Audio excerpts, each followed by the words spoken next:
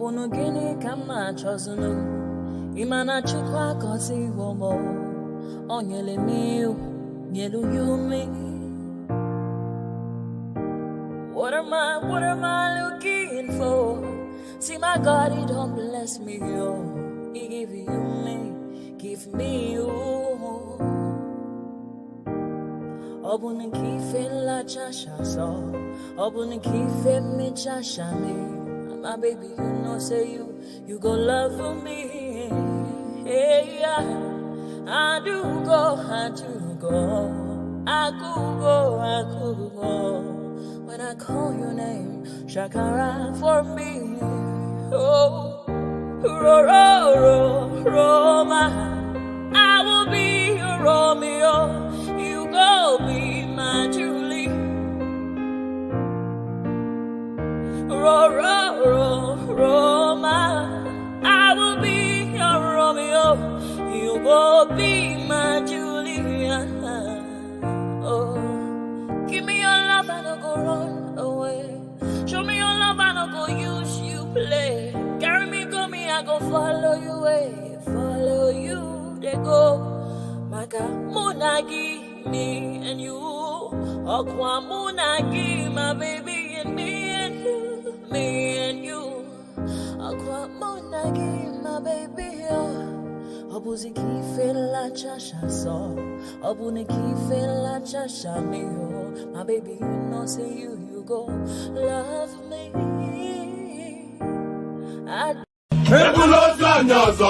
Okay now. To pese between my bed. I see. I see Panamata don't wait forget me. Okay. Papa you look at him. I'm not kidding. Mama say na wa me to go kwa. Akana nwa mu jelumba owe butike akanilu ne butilo wanne mu ata me wanke ya diba kwa ya jomba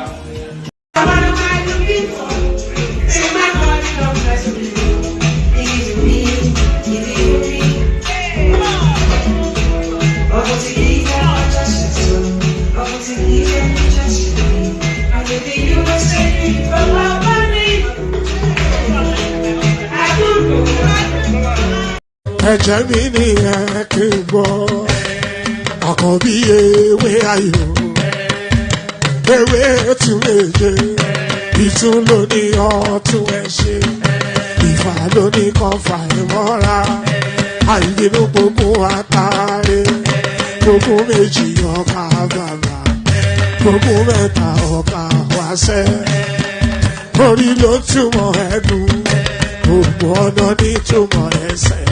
Akọni ìmọ̀ tú ìmọ̀ ọjọ́, ìmọ̀ èmi ni wọn kì í dálẹ̀. Wọ́n bá lọ mẹ́lẹ́mọ́, wọ́n á fi jó ẹlẹ́mọ́. Akọni wọ́n bá lọ bèbèrè, wọ́n á fi jó ẹrùkù. Bọ́wọ́ wọn bá tẹ̀lé, wọ́n á fi jó aláre. Àwọn mẹ́tẹ̀ẹ̀ta parapọ̀. Wọ́n wá jọ ń pẹ́ mọ́, ẹ̀ẹ́mọ́ olóko jẹ.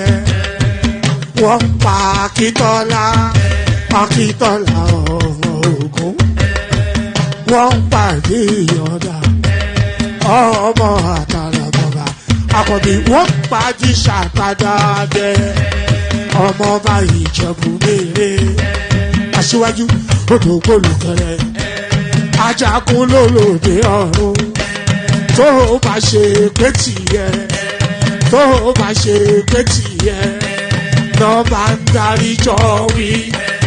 Àgbèrò ni kò ń gbọ́wọ́, ọ̀gọ́ ti ṣìgìdì bá gbé, àgétì ló máa ń gbé, àyàn ti ìlàyàn ewúrẹ́.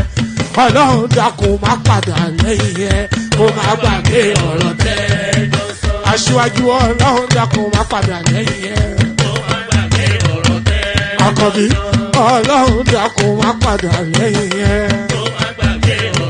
Ọkọ̀ olúrẹ̀lẹ̀ Ọlọ́run dákun má padà lẹ́yìn ẹ̀. The way things are going right now, I think it's time for us to release all the powers. Release all the powers. Yeah. I think we should first of all give them a hint of Abido Shaker. Okay. The country now right now. I think it's time to shaking things up. What do you think about Abido Shaker? It's a spiritual. You know that we're no more collecting rights from transformer. We're taking live directed from high tension. 2024. Watch out. And I will let you know and they clear you what we're going to use to end all this mess. I'm a warlord. I'm a Daboski. Baose. Epidemic. Pandemic. Pandemonium. Catastrophe. Cataclysm. Ufonia. Ayandaba, ayandaba, ayandaba, ayandaba. Ayandaba, ayandaba, ayandaba, ayandaba. Ayandaba, ayandaba, ayandaba, ayandaba. Ayandaba, ayandaba, ayandaba, ayandaba. Subramia, baby subramia, Soko sunu baby subramia, Soko sunu baby subramia, Soko sunu baby subramia, Ejembo, Anamana, Ejembe, Anamana, Wanamejembo, Anamu, Karatuba dodiri chukuma tukutuba dodiri ndimo, Eguma Karatuba dodiri chukuma tukutuba dodiri ndimo, Obodo jisike nubo seruna, Oyibo, It is everyone, befere, Ayandaba, ayandaba, ayandaba, ayandaba, Ayandaba, ayandaba, ayandaba, ayandaba.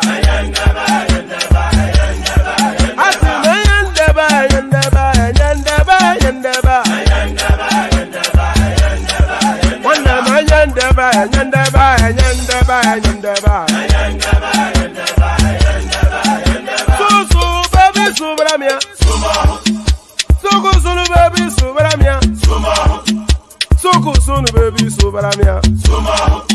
Soko sunu baby subramia. Ladies and gentlemen, sometimes you just have to act like you are drunk, like you are crazy. Confuse your enemies, confuse them. Oboda say yeah we mo.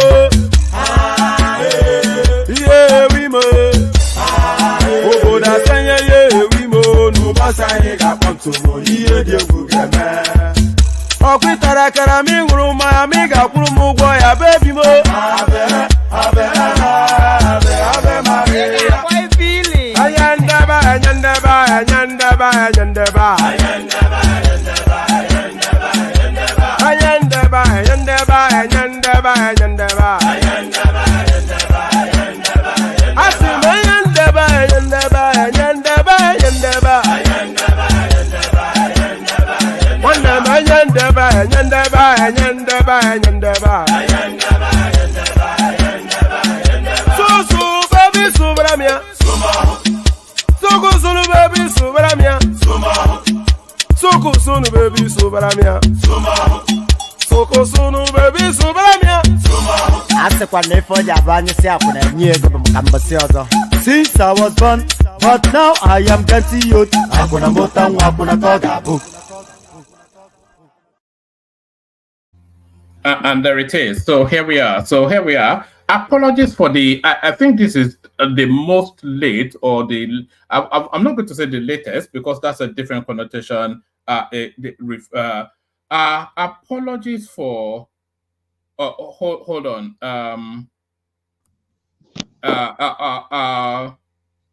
For Black. I'm back. Yeah, I know you're back, but probably on the wrong stream. Let me send you to where you want to be. What happened? Are you not here for Kaizo? I thought you were here for Yeah, Kaizo. I was wondering why he stopped streaming.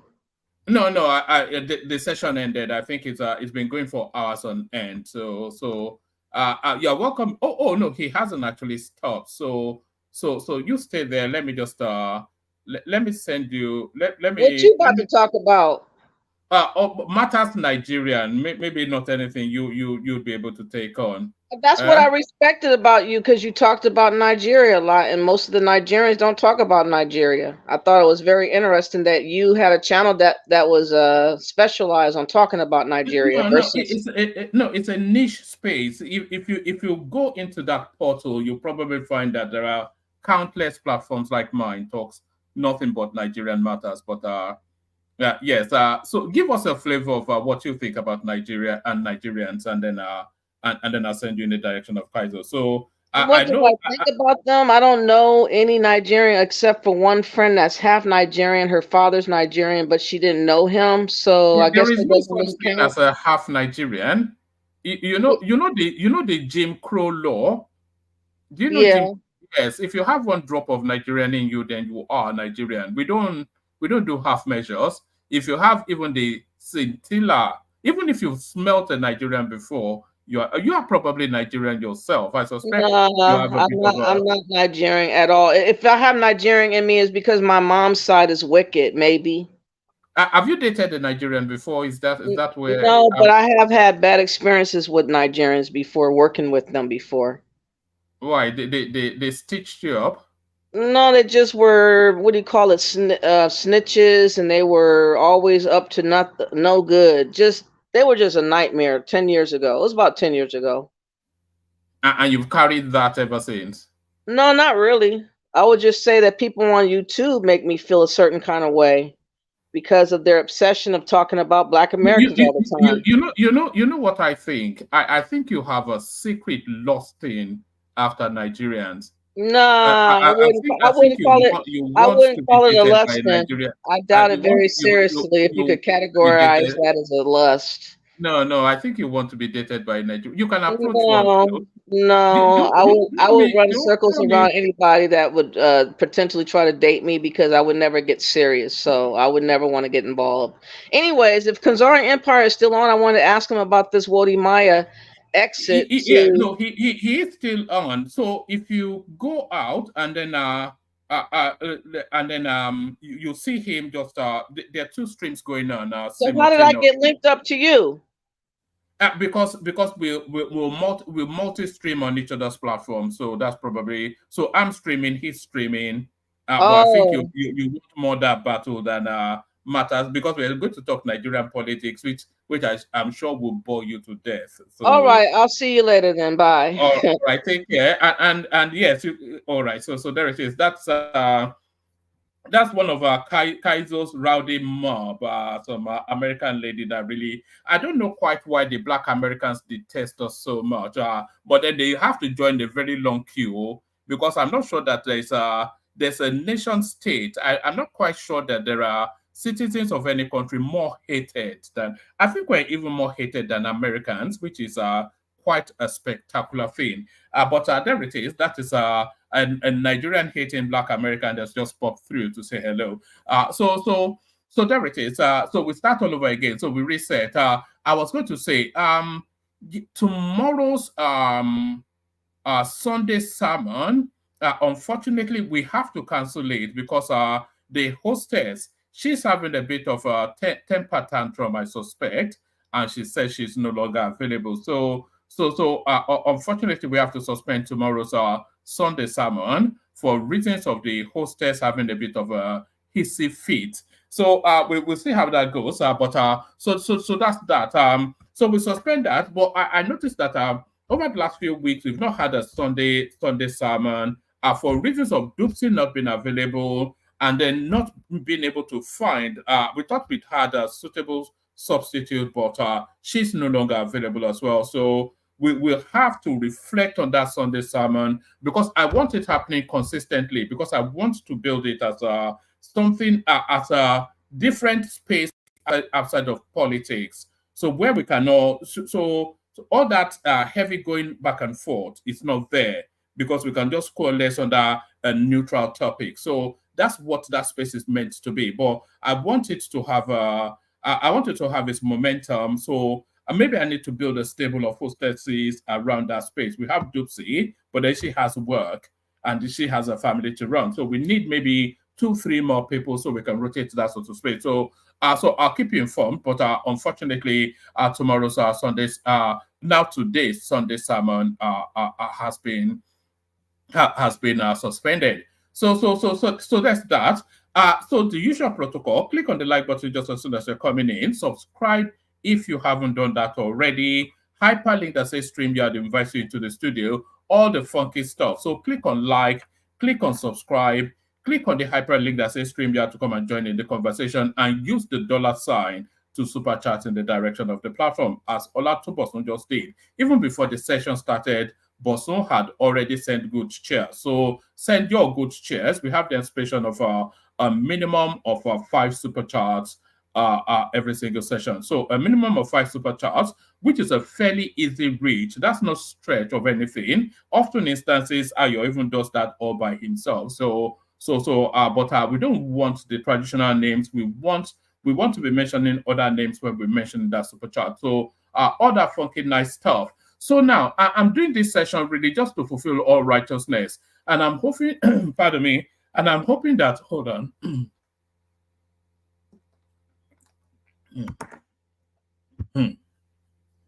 So I'm doing this session just to fulfill all righteousness, and I'm hoping that one of the co-hosts will be available fairly shortly, so I can just quickly I just wanted to open the space so that people can have conversations. You know how people like to converge and then have those conversations. But we'll do like about 2 hours or so, and then hopefully within that time span, somebody pops up to take on the session. So we do I'm going to play you a series of video clips as well. So I'm going to be interchanging readouts with video clips. So we do it that way. So let's do it that way. Enough of my mumbling and rambling. So let's kick it off with this one. Fuel subsidy goes to rich. That is why we asked Nigerian government to remove it. So this is IMF now.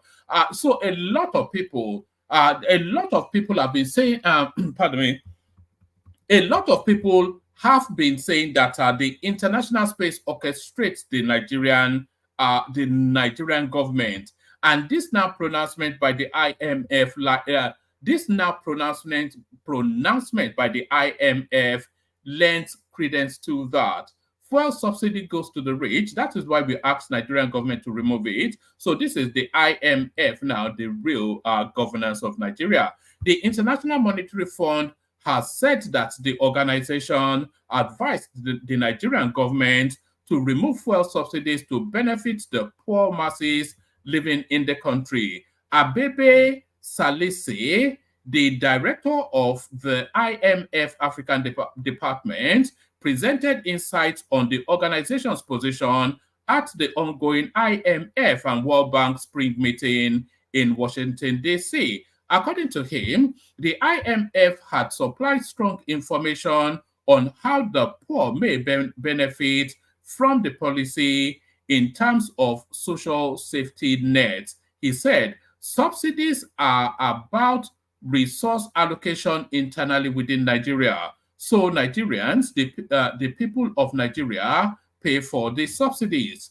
And what's the reason why we counsel against such generalized subsidy is very simple. It tends to be highly regressive, meaning the benefits of such, I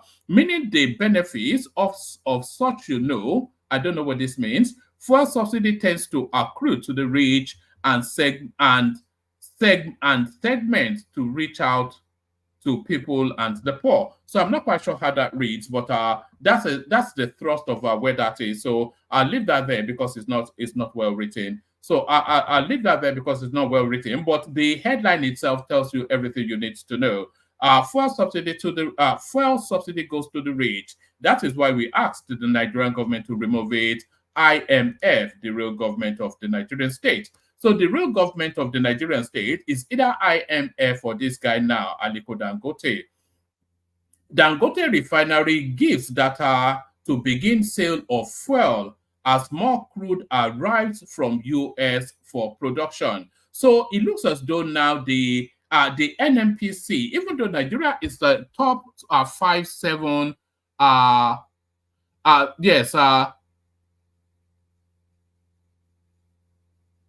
Yeah, so even though Nigeria is amongst the top 5-7 oil exporting countries in the world, we cannot still satiate just our own domestic needs. Dangote Refinery gives dates to begin sale of fuel as more crude arrives from the United States for production. Right, Dangote Petroleum Refinery is gearing up to commence the sale of petrol after successfully launching diesel. A report by Bloomberg stated that the plant has been shipping crude oil in recent weeks from the United States of America to ramp up production. So Nigeria is now an oil importing. Can you imagine that? Nigeria is now a crude importing country. The report added that the plant is readying 2 units to enable gasoline petrol output, which will transform the fuel market in Nigeria, West Africa, and beyond. Alan Gelder, Vice President of Refining Chemicals and Oil Markets at the consultancy firm Wood Mackenzie, are quoted in the report as saying, Dangote is going to influence Atlantic Basin gasoline markets this summer and for the rest of the year. When the RFCC comes online, so I'm not quite sure what the RFCC, they use a lot of these acronyms on the assumption that you know what they're talking about. Is there any super tax keeping Boston Super Tax Company? When the RFCC comes online, that will really shake things up because it will alter the West Africa gasoline supply balance, referring to a residue fluid, so technical stuff, but essentially the headline tells it all. Dangote Refinery gives dates to begin sale of fuel as more crude oil arrives from the United States. So is there anything else that we need to glean from this? It says federal government gives new instructions on oil sales. Correspondents also earlier reported that the federal government announced that indigenous refineries can now buy crude oil in naira or dollar. So I think we've already covered that one in a different session. So let me take you on to this one. Wike Makinde, other G5 members celebrate in Abuja after PDP's NEC meeting. So that celebration, of course, is to suggest that things went their way. Following the conclusion of the People's Democratic Party PDP's National Executive Committee committee meeting in Abuja, FCT Minister Yemisi Wike, Governor Seyi Makinde of Oyo State, and other members of the G5 group were seen jubilating in celebration.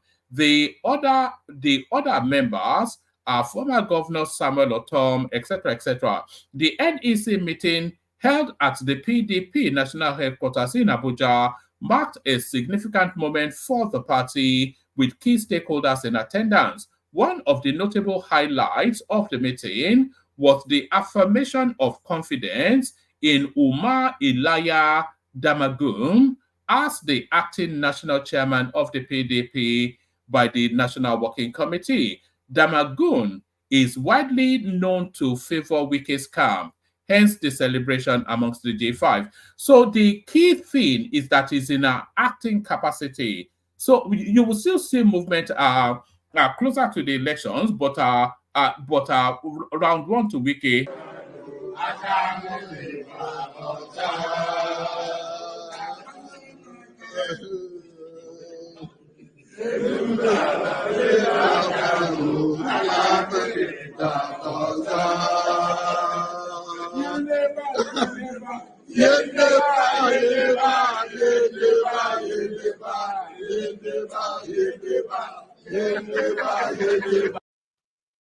Oh, all right. So that's the politics of it. Then it looks as though Wike's stranglehold on the PDP still holds very firm. Let me take you to this last readout. So this is one that we have been looking forward to for quite a good while now. Malami Sirika under scrutiny as EFCC probes former ministers over multi-billion naira fraud. So if there is one name that Nigerians have been waiting for the EFCC to make, to take a position on, that name is Abubakar Malami, because there are three. If you want to know where all the money went under the Buhari administration, you need not look any further than four names. Godwin Emefiele, Abubakar Malami, Issa Fantua, and that other one that was the DSS man that Oshibajo sacked. Between those four people, 60% of the looting, and we're talking endless. There was a time that Bayo Onanuga tweeted that as Jim Obazie was doing the investigations into the country's books, they were finding $6, $7, $8 billion with individuals, different individuals, $6, $7, $8 billion. And they were asking themselves that was the country selling the oil and paying the proceeds directly to these people? Some of these people control wealth that the world will come to an end before they're able to finish spending it. One of them, for the future, the Malami loot will replace the Abacha loot as the narrative that Nigerians rail and rile about. Malami Sirika under scrutiny as EFCC probes former ministers over multi-billion naira fraud. So let's see what this has to offer. The Economic and Financial Crimes Commission, the FCC, has shifted its focus towards former ministers who served in the administration of former President Muhammadu Buhari, with allegations of multi-billion naira fraud hanging over their heads. According to the report, amongst those under scrutiny are close allies such as former Minister of Aviation Hidi Sirika and former Minister of Justice and Attorney General of the Federation Abubakar Malami. Both Sirika and Malami, prominent figures during Buhari's tenure, face allegations ranging from distributing lavish gifts to illegally auctioning seized assets. Right, multiple petitions against him compounds Malami's case since his exit from office. The petitions include accusation of distributing expensive car gifts to supporters. So I'm not quite sure how that is quite an accusation. If he has the funds, he can do anything with his own money. But is this stolen money is more of a thing. So I think we may have somebody that will come and take over soon. So that guarantees then the session. Multiple petitions against him compounds Malami's case since his exit from office. The petitions include accusation of distributing expensive car gifts to supporters. We all know when that played out. Remember when Buhari was inviting them to step down if they wanted to run for office? Abubakar Malami, he romanced with the possibility of running as the Yobe State governor, but there was one particular $500 million Paris deal that he was running with with that guy Nedumoko. That deal was near completion, and he needed to steal that final $500 million. So he gave up his ambition to be Yobe State governor to attempt to steal that $500 million. But then he went and married Buhari's daughter to pack his immunity there. So very convoluted something that Abubakar Malami did. But during the period that he was nursing and romancing the idea of becoming Yobe State governor, he bought a fleet of exotic cars and gave it to all of the stakeholders within Yobe State to lubricate his ambition. So that is what this allegation is about. Multiple petitions against him compound Malami's case since his exit from office. The petitions include accusations of distributing expensive car gifts to supporters, illegally auctioning seized crude oil vessels, and mismanagement of recovered assets. So what they were doing under remember, Abubakar Malami took EFCC from an independent standalone agency to become a satellite, an agency within the Ministry of Justice, etc. So he took them in and brought them under their wings. And then he sent Ibrahim Bawa to be attacking everybody's asset and seizing it. And then he was just selling them and pocketing the money. He did it in open glare, by the way. If that guy is not in a cell next to Emefiele, then Tinubu is not doing anything about corruption. Multiple petitions against him compound Malami's case since his exit from office. The petitions include accusations of distributing expensive car gifts to supporters, illegally auctioning seized crude oil vessels, and mismanagement of recovered assets. Similarly, Sirika is facing allegations of spending exorbitant amounts on projects like logo design and procurement of fire trucks during his tenure as a Minister of Aviation. His younger brother, Abubakar Ahmad Sirika, was recently arrested over allegations of conspiracy, abuse of office, and diversion of public funds related to aviation contracts. Following ongoing investigation, the EFCC is reportedly preparing to charge former Minister of Humanitarian Affairs, etc., Sadia Farouk, along others. So, I mean, it's an inevitability that this will, because they stole so much and they did it in open glare. So it's almost an inevitability that these people will be picked up. Let me send the link again. Anybody that wants to jump in, jump in. Let me play you a couple of video clips, play the Kegite music, and then we'll see how the session evolves. All right, let me take you to this one first. So this is the Vice President Kashim Shettima doing OB to the naysayers against the Nigerian state. So this one, I think Shettima is actually directing this one to Rational Mind. This government headed by President Tinubu is poised to redefine the meaning and concept of modern leadership. I have worked closely with him. I have seen his soul. Honestly, the president's obsession is to live in a place of glory. His obsession is to transform this country, is to catapult this nation to a higher pedestal. Beyond that, it's not about primitive capital accumulation. No, it's not about money. He has the money. But he wants to leave a legacy of qualitative leadership. Because the hope of the black man, the hope of Africa, rests on this nation. Not on tiny Seychelles with a population of 1.4 million, no. Not even on Ghana, I'm sorry, or Sierra Leone with 4.5 million people, or Liberia, no. This is why the hope of the black man rests. And we have to make things work. And by the grace of God, with your support, I want to assure you that President Bola Ahmed Tinubu is one of you. He understands the ecosystem you are operating in. He empathizes with you. And all these submissions, I will make copies and oblige him with a copy each.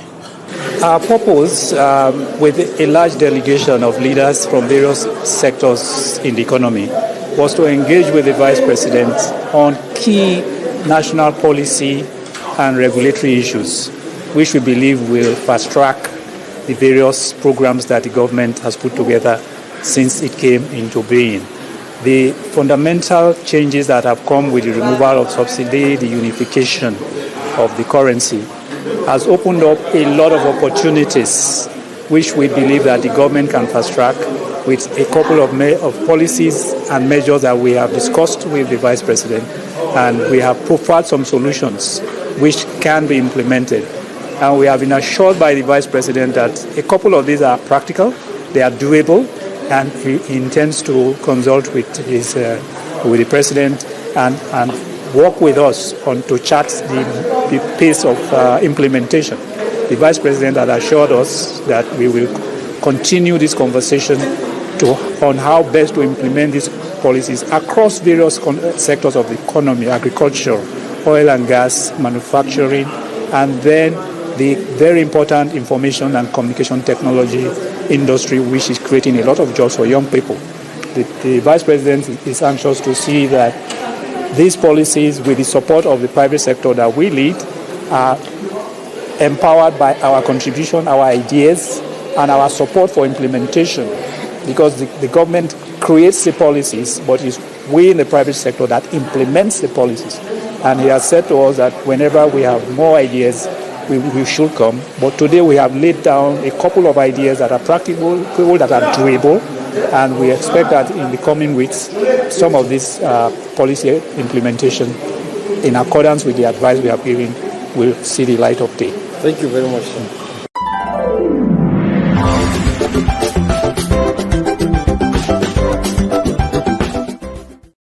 So there is no equivocating it that the country is turning a corner, and much to the chagrin of the naysayers who would not want the country to turn a corner because it doesn't serve their political. The naira is continuing to gain strength. Yes, and by the way, there was the dollar fighting back over the last couple of days, but that is quite natural because this is a free. You remember what Yemi Cardoso said at the IMF spring meetings?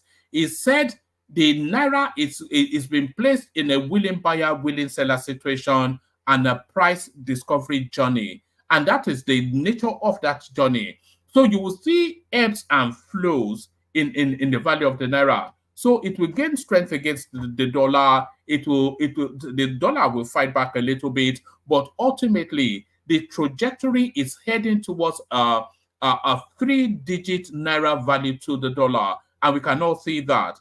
And that is the true value of the Nigerian currency, not anything that has ever obtained before in the history of that country. This is the first time in the history of the 70 whatever odd years that Nigeria is now. This is the first time in the history of that country that we're discovering the actual true value of that currency. And that tells us then the actual true value and strength of that economy. So all this skittish movement, all these very, very sharp ebb and flows is one, the bad economy that Buhari left behind. So that had to be tackled and stabilized. Confidence has to be returned into the Nigerian space, and then all of the monies floating about has to be swept up. Policy has to be put in place to streamline how things should work, and all of that is accountable for the skittishness that we've been seeing in the constant ebb and flow of the value of the currency. But those policies are starting to kick in. The country has cleared its debt to the verifiable people owed and all of that. So you are seeing the settling now. Oil is stabilizing. The Middle East is about to be to implode again, which will be a real fillip to the Nigerian economy. Sad for them, but maybe good news for us. We saw it when the Iraq war happened, and we had that oil boom. So a lot of things looking up, and all of that calculates into the value of the naira that you're seeing now. And Cardoso, he categorically, emphatically told us that that currency is not being defended.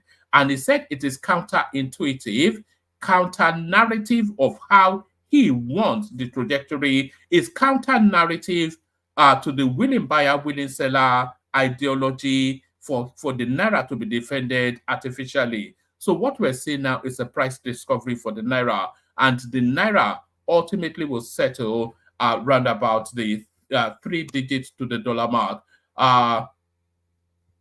To the 3 digits to the dollar mark. So that's that. So essentially, this is what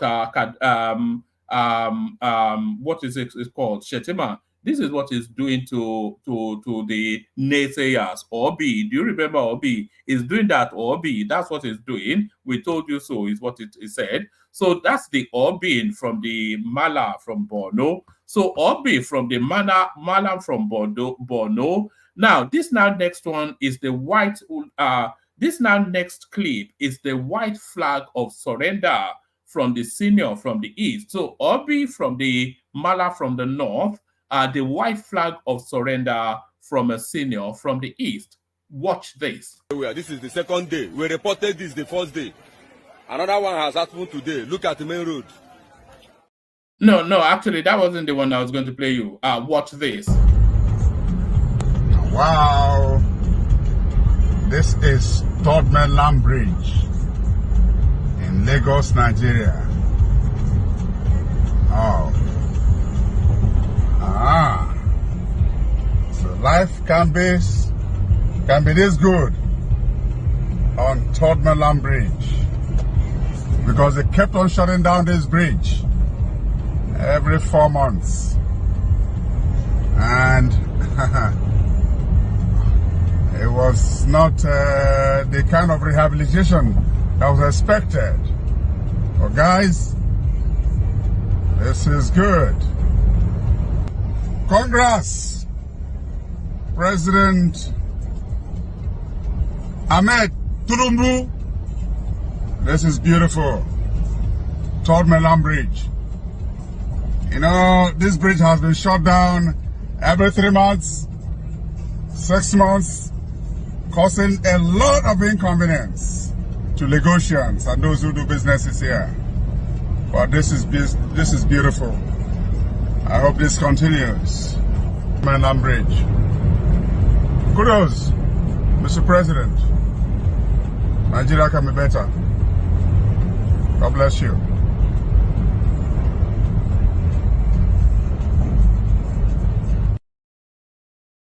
So there it is right there, the white flag of surrender from the East. So that is a notable and respected Okrika, sort of a guy, gentleman, and a hard-boiled obedient. And what did he start with? He said, so life can be this good. I can play you it again. No, that is a senior member of the inner caucus of the echelon of the Obi space, telling you that, oh, so life can be this good. So a new Nigeria is possible, and that new Nigeria, it's not me saying it, though, it's Kenayo Akonayo telling you, Kanayo Akonayo. He's telling you that that new Nigeria is already here. So the white flag of surrender from the obedient space. So the white flag of surrender from the obedient space. Now, there's this hypothesis of governance that Obasanjo had always championed, and he calls it carrot and stick. So you whip them with the one hand, and then you cuddle them with the next, and then the learning taken quickly. And that carrot and stick it works best when you exemplify with one person. So you exemplify with one person, and the example has now been made with Bobrisky. But what follows after that? Well, the example has been made with Bobrisky, but what follows after that? Watch this. Just coming from a birthday party, and guess what? Everybody was afraid to spray. Hey. But I guess we have to learn how to spray. Don't throw money around. Just, do a class and dignity. But everybody was afraid, including me. But it was fun. All right. So that is Abike Dabiri-Arewa, of course, the diaspora woman who's telling you now the wind of change, speaking through the societal, the high society spaces within Nigeria. And I also saw a clip of one of these e-money Kobana sort of person. He was dancing and he was using his phone to send alert to the singer. So those era of people throwing the Naira note in the air, disrespecting the sovereignty of the country, long gone. Abike Dabiri-Arewa, she said it was still fun, no, but they're not born and well to throw Naira around. So the wind of change, but that wind of change, we were given the assurance that it was sweeping through Abia State with all manners of fantastical whatever attributed to Alex Otti. But does Alex Otti want to take ownership of these? All of these fantastical things that we hear about Alex Otti, but does Alex Otti want to take ownership of this? Watch this. This is the second day. We reported this the first day. Another one has happened today. Look at the main road. Look at the main road. Look at people's property.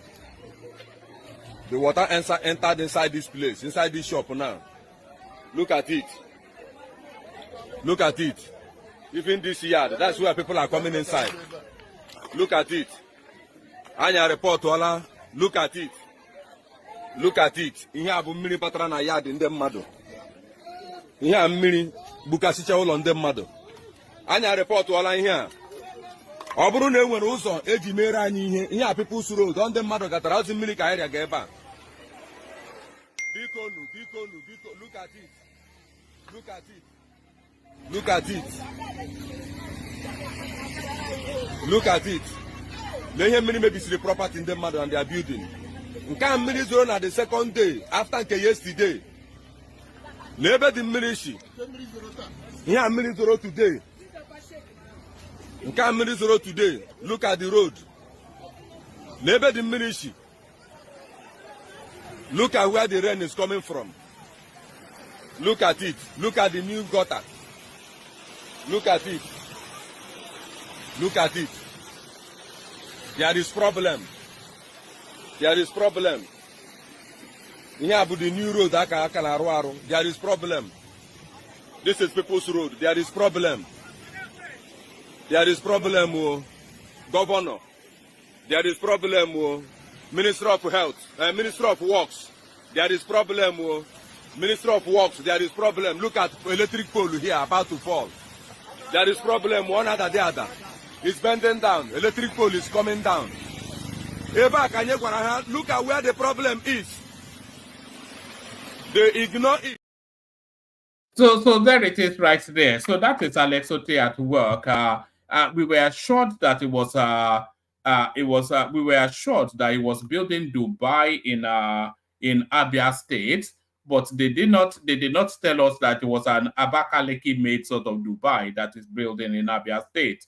So the Okrikification of Abia State, they've turned it into an Okrikatin. All these are nonsensical fantasticals that we've been hearing. We all knew it was Sakamaji, of course. 24-hour electricity, but then we saw the clip. They told us that no electricity for 3 days. It's building all these fantastical things. It's just the bog standard from the 80s sort of constructions that we've always had. They just put a bit of a layer of tarmac on sand, and as soon as the first petal of rain falls on it, it washes away. You know, this is it. And we're saying, what's it, David Umahi is telling them that concrete is the way to follow, but these looters are, Alex Otte, a prime example, they are more interested in the theft of resources than anything else. So there it is. Okrika, about Dubai Okrika made is what is building for them in Abia State. Let me play you the next clip. No, that's not. No, let me play you the next clip. But for this next and final clip, I shall invite you to sing along. This is an auspicious occasion for a friend of mine and yours. So I invite you all to sing along and wish him the best as he carries on this journey of nation building. So girdle your loins and clear your throat and get ready to sing along. Happy birthday to you. Happy birthday to you. Happy birthday to you. Hooray! Hooray! Thank you very much.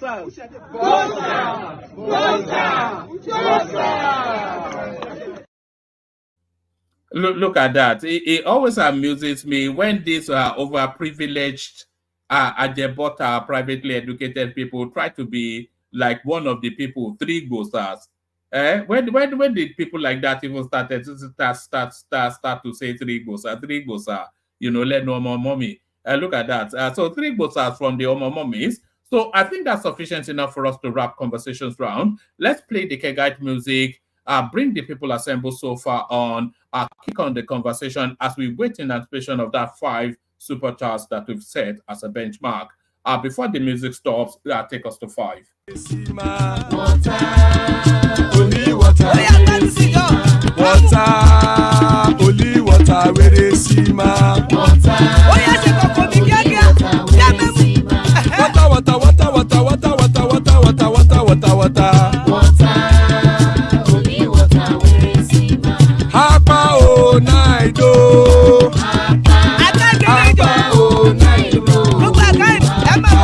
Hapa you don't come o.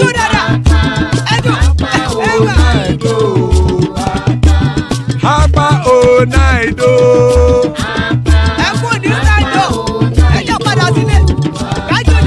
Oro kẹ̀kẹ́ ẹlẹ́mùrè o. Ilé sọ́díyà kẹ̀kẹ́ ẹlẹ́mùrè o. Bobby Master kẹ̀kẹ́ ẹlẹ́mùrè o. Chief Failati kẹ̀kẹ́ ẹlẹ́mùrè o. Eruku lẹ̀lẹ̀ ẹlẹ́mùdé. Eruku lẹ̀lẹ̀ ẹgbẹ́ ẹlẹ́mùdódò jàre o. Eruku lẹ̀lẹ̀ Ghana ti dé ẹgbẹ́ bọ́dì o. Ọmọ ẹlẹ́yẹ ẹyẹ o ó dìlé o. Olúyẹ̀lá ẹyẹ o ó dìlé o. Petrol sọ́dámẹ̀ ẹyẹ o ó dìlé o. Petrol sódùkẹ́ ẹyẹ rẹ̀ ó dìlé o. Ẹlẹ́kọ̀ ọ̀run mú ìní o.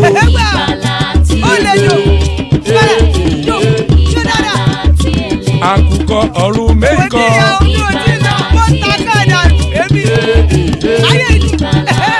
Ikú kò ní ríwà gbéṣe o.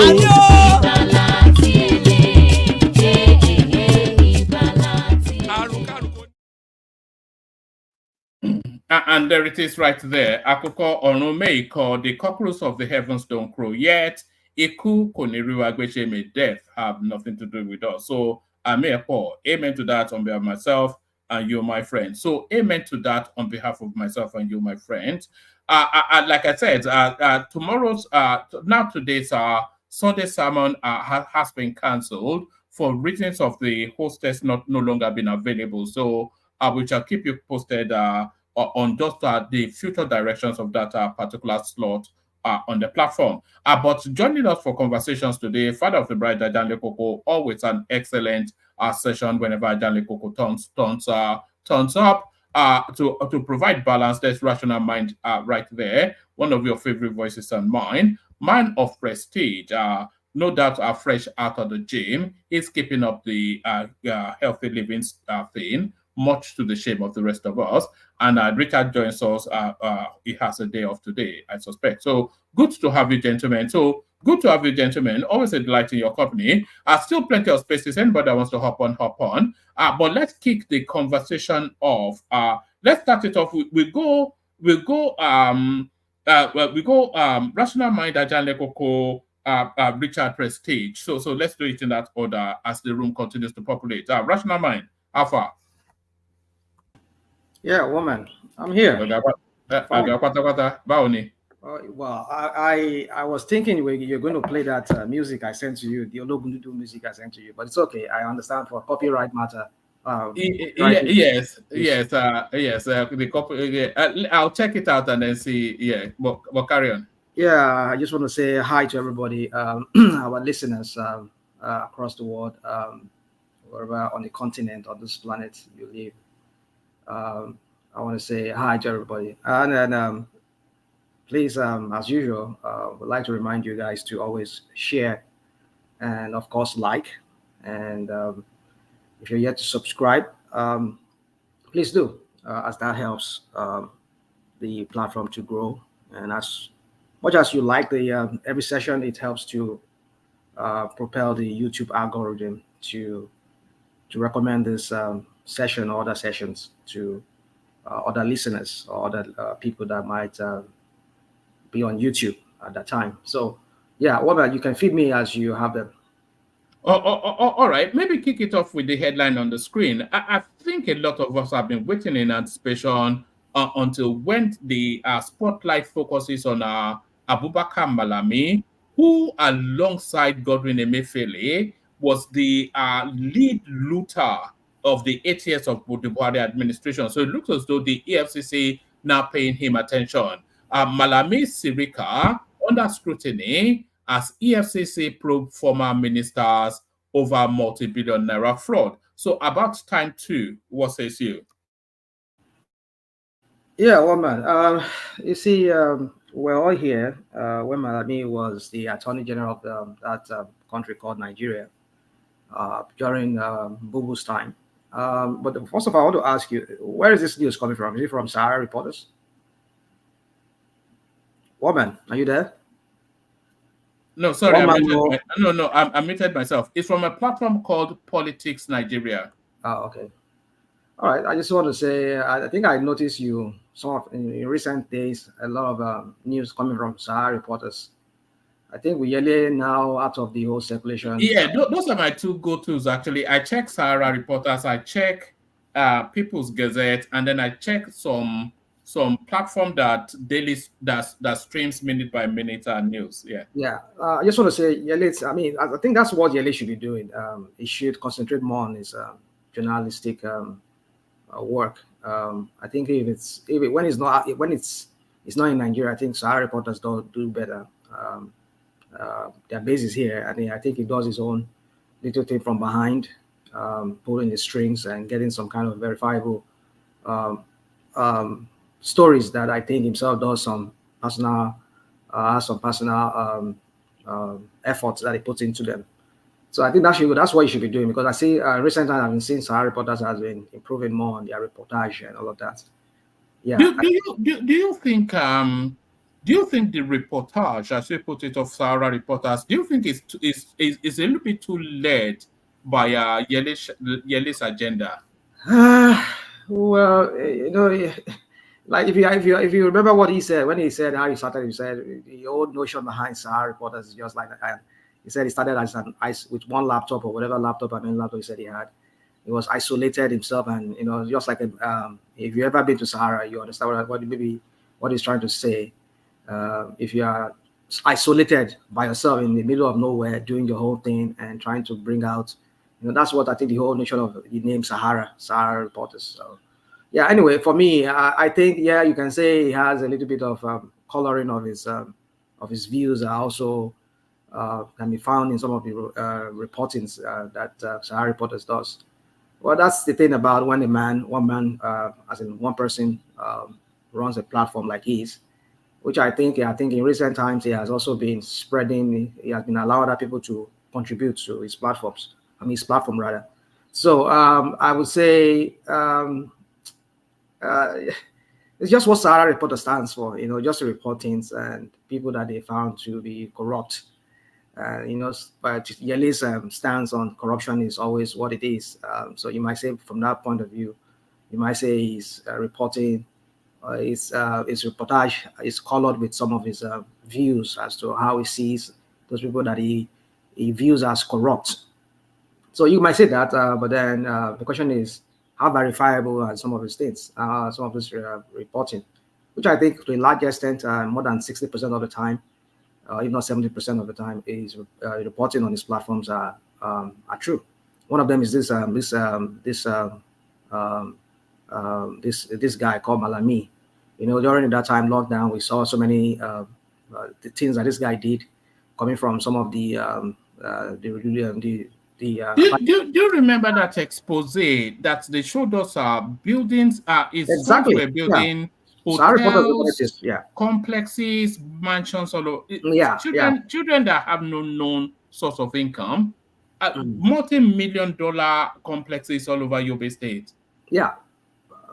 Or maybe Yobe State. I don't know if it's Yobe State, but one of those states that Malami was said to have building estates and hotels and all of that belongs to him. I think it was when Yele was still proactive that time. Maybe usually, I think I've heard him say he sent some of the prosecuting that EFCC does at that time. Some of them were even from what Sahara Reporters have reported on. So no doubt it's like EFCC also, they kind of get some of the evidence to prosecute cases from what Sahara Reporters has. So for me, what I'm just trying to say is I'm not surprised if this guy is being investigated. But the thing is this, I'm trying to look about EFCC is this, do they even have the resources? Because if you look at when this guy said, again, I want to go back to this guy, what's his name, Obi, say you will not close down shop and start chasing criminals. I can kind of understand to some extent why he said that, because it costs a lot to prosecute this. You know how much they pay some of these lawyers to prosecute this some of these cases. So this yeah, but what would you rather have them do? You see, woman. Well, if we start criticizing them, or they will come here and start calling themselves Olori Bruku. You know, you see, when I say Tinubu is not, I don't think the guy is serious. But then people will say how long? I mean, just there for 9 months, or what I mean. At least I don't know. I'm surprised he didn't even bring that report. I mean, don't even bring that news up. That their preparation being made for his celebration of his 1 year in office. And I was asking the question, Kilo celebrate, what is there? What is the achievement? It's all this, but this propaganda that some of us come here and they churn out on. Is that what you are celebrating here? So forget, let me not go digress. So my point is this, is that, I forgot what I want to say now. But so anyways, so talking about this Malami issue, I wanted to say something, but I forgot what I want to say, because when I digress a lot like that, I tend to say many things. So you see, Malami, I was saying, do they have the money to prosecute all these cases? That's the case, because you know how much they pay some of these lawyers. Just one lawyer to go and represent the FCC. Some of these lawyers, some of them could be independent lawyers that are not even part of the Ministry of Justice or the Ministry of Justice. So they have to pay them, and if they are within them, even within they do also all kind of shenanigans in that Ministry of Justice. Some of them, they have law firm of their own that they practice, and they get contracts through Ministry of Justice, the Attorney General, just to give to their own law firm and prosecute cases. And they kind of, like some needless prosecution that they do, all because they just want to make money out of it. Like we saw during Babubu time, even this one that is there too, Latif is also doing, like this Yele case, there's no point in prosecuting it. When each time when those lawyers go to court, you know how much you pay them? You know how much the taxpayers' money had to go for that? So what I'm trying to say with EFCC is this: do they even have the resources? Because look at, there's so many cases that they have. Are you saying we should let Abubakar Malami go? No, I'm not saying that. That's not what I'm saying. Yeah. So what should happen? He should be prosecuted if he's found guilty. Right. Let him go. Let him face the music. But you see, the thing is this: like I was saying, is that I don't think Tinubu is serious about corruption. It's just like what they do every time. Like even we saw the idiot or the other one that calls himself a vice president that comes here and was saying that. No. What indicates that he's not serious about corruption? What was yeah? Woman. The way they're going about the whole corruption it's just a media trial they're doing. How can you tell me that a former governor who enjoyed immunity now at the current moment he does not enjoy any immunity, and they're trying to arrest this idiot and they could not get him? Is that a government that is serious? Do you know how we made this escape? Come on. That's the point. That's no. It's a failure of the leadership. Hold on. Why? You see, let me not go. I don't want to be too agitated. No. Because there has to be some sort of it doesn't have to be right, but it has to cohere things that you say. Yeah, what is coherent here? You're talking about? There has to be some coherency in what you're saying. You are saying it's not fighting corruption. It's going after what's it called? Yahaya Bello, the head of the youth wing of his campaign. He's going after Abubakar Malami, a senior functionary and an in-law to Buhari. He's going after Hidi Sirika, a cousin to Aisha Buhari. He's going after Godwin Emefiele. He's sent Jim Obaze into the financial systems to identify all the stolen money. So what is it not doing? Wait a minute, one man, can I interject? Who is he? Can you tell me who is he? I think I know what you're talking about. I want to hear from you. Who is who? Who you say somebody's going after this. So who is the person? He? The government. The government. Oh, I thought it was talking about Tinubu going after them. I say, yeah, is it not Tinubu that points the direction of the government? So is Tinubu part of the judiciary system? Is that not three-four branch of government? What kind of system are we practicing? Why would I come here and tell him and tell people that Biden is going after all these people? It don't make sense. You're in a developed country, an educated man. You shouldn't be using the word he, like the president is going after people. I can use the word he, because if you look under previous administrations, the administration will point the direction of how they want things to happen. This is the problem. This is the problem with Nigeria. But the now presidency has no right doing all this. But now things have been done properly, and you're still barely. But I'm talking about you using the word he, like you're talking about Tinubu. Yes, because that is how the Nigerian state runs. That's how the Nigerian state runs. Everything in that country is Tinubu. I mean, this is the word you're using. Being an educated man, they like to. If Nigeria lay here today, Mr. Tinubu. One man, can I say something? Go on, please. Oh, thank you for the opportunity. Good evening, everybody. What the language he is going after them is appropriate. That is his administration. Either we like it or not, this is his administration. He could have chosen to look on the way I see government democracy work. I'm in America, so that's America. I'm also in America. America cannot tell us everything to do. You know, you can't tell me that Biden. They have democracy in China. They have democracy elsewhere, and it's working for them. Is Biden going? This is the way Trump? we do our own. Is Biden the one going after Trump? Give me that. But it is Biden's administration. It is Biden's administration. Because if you look at everybody going after him, there are people in the Democratic Party. They met, and this is what they want to do to stop him. That's their mission. It is Biden's administration. It's the judicial part that is going after him. It's not Biden. No. It is Biden's administration. Anyway, how we want to look at it, it is Biden's administration. I'm not going to argue with everything is to winch and to stop him. In America, you claim to be educated. I cannot do that. But I am highly educated for your information. It is Biden's administration. You know that. Everybody knows that. You're wrong, Prestige, because if either Trump or the Republicans were in government, they would not be going after Trump with the same energy. So it is so it is the administration that of Joe Biden. Yeah. At the same administration of Joe Biden, why are they not prosecuting under Biden? Mr. Nee, they chose to look elsewhere, and we all know the Biden family is corrupt. We know that. Why did they take Biden to court? Why are they prosecuting this? Who took him to court? Who took him to court? It is because an independent. No. It is because the Republican Congress went after them. Anyway, initially they already clear Hunter Biden. I just want to tell you how. You still have that Nigerian mentality. No, it's not a Nigerian mentality. Yeah, I'm proud of my Nigerian mentality for your information. I'm very proud of it. What you want in America? I mean, look at the California where you live, San Diego, Los Angeles. Don't you see all of them? They become rags on the street, homeless people. We don't have that in Nigeria. We don't have that in Nigeria. It's okay. Crime everywhere. Crime everywhere. All right, Richard. You are going in a different. It's Richard, not Niye. Okay. I don't know. People will come here and they'll think everything is working here. What is working here? Immigrants are the one making it for them. Can we? Back to you, Rational Mind. You see, one man, man of prestige, I understand what you're driving at. In a sane society, there is how do they say the separation of like we have the judicial. I can't even think straight right now. The separation of responsibility in a government. Separation of powers. Yeah. Oh, just separation of power. That's the word. I think that's the word in political science. Now, the judiciary is different from the executive and vice versa, like that, and the legislative too. They all have their autonomy of their own.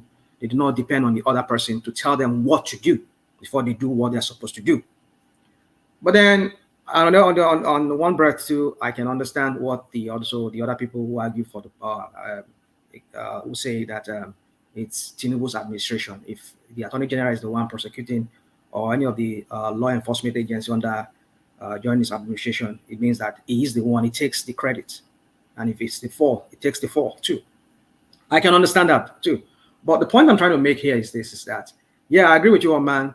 The administration would sometimes, that's the Nigerian kind of Nigerian way, kind of democracy. The administration tells the agency the direction of their policy, which normally that's how it's supposed to be. In a more developed and advanced democracy, they do not have to wait for the executive to tell them how to prosecute, who to prosecute, who not to prosecute, what way, because they know it's a norm, or it's It's something that they should be done in any system, that people should be prosecuted to made to face the law if they are found to have committed anything against the law. So trying to like make it look like it's Tinubu, whatever. Well, it's up to, I understand everybody's point. But my point is this, is that why I'm pinning everything on Tinubu, like I said, is that you have one of your minister, not just one, several of them, who were caught in the scandal, and they just swept that under the carpet.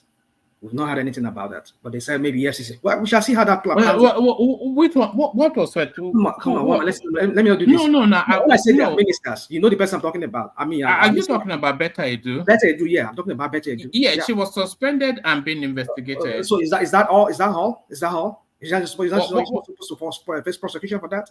For moving money to personal account? That's criminal. That's criminality. She was suspended and she's being investigated. You see, that's what we're saying. It's when you have double standard. How do you expect? No. Hold on. Did you hear what I said? She was suspended and she's being investigated to establish the facts. And that's what we're going to do. To establish the facts of the matter. Yeah. What is there to establish it? Come on, let's see. Okay, so they should just jail her without any investigation or any due process. That's not what I'm saying. I'm telling you the same Nigerian way, the one that we had, all the noise that the one that was there, the idiot that was there before, Bubu, all the 8 years that he did you not prosecute former NSA, Dansuki? Where did Dansuki was?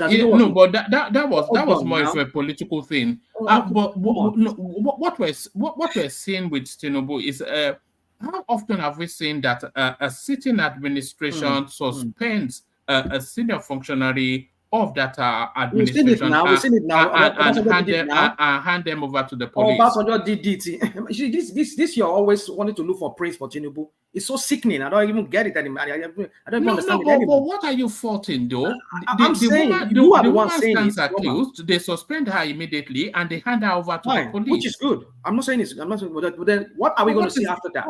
Yes. So why don't we wait till after that? We should wait then. All right, we should wait. Okay, are you saying due process should not go through? They should just jail her, suspend her, due process, right? And due process, and then they don't give me this due process thing when it's convenient for you. You talk about due process, and I'm asking you. No. Don't. You are strawmanning. Answer the question because you are doing the same thing. You are doing the same thing. No, answer the question frontally. Are you saying due process should not be observed? Are you saying that? I've not said this process should not be observed. Okay. I'm trying to insinuate that. No, I'm asking you. I meant saying that. No, because what you seem to be suggesting is they should suspend her and jail her immediately. Or what? I don't understand. What man? You see, I've noticed something here on this platform, which I understand when people do that. When some of us say certain things, just because we don't see eye on eye with some other people on what they say. They tend to want to spin things and say things or read more meaning beyond what even was said.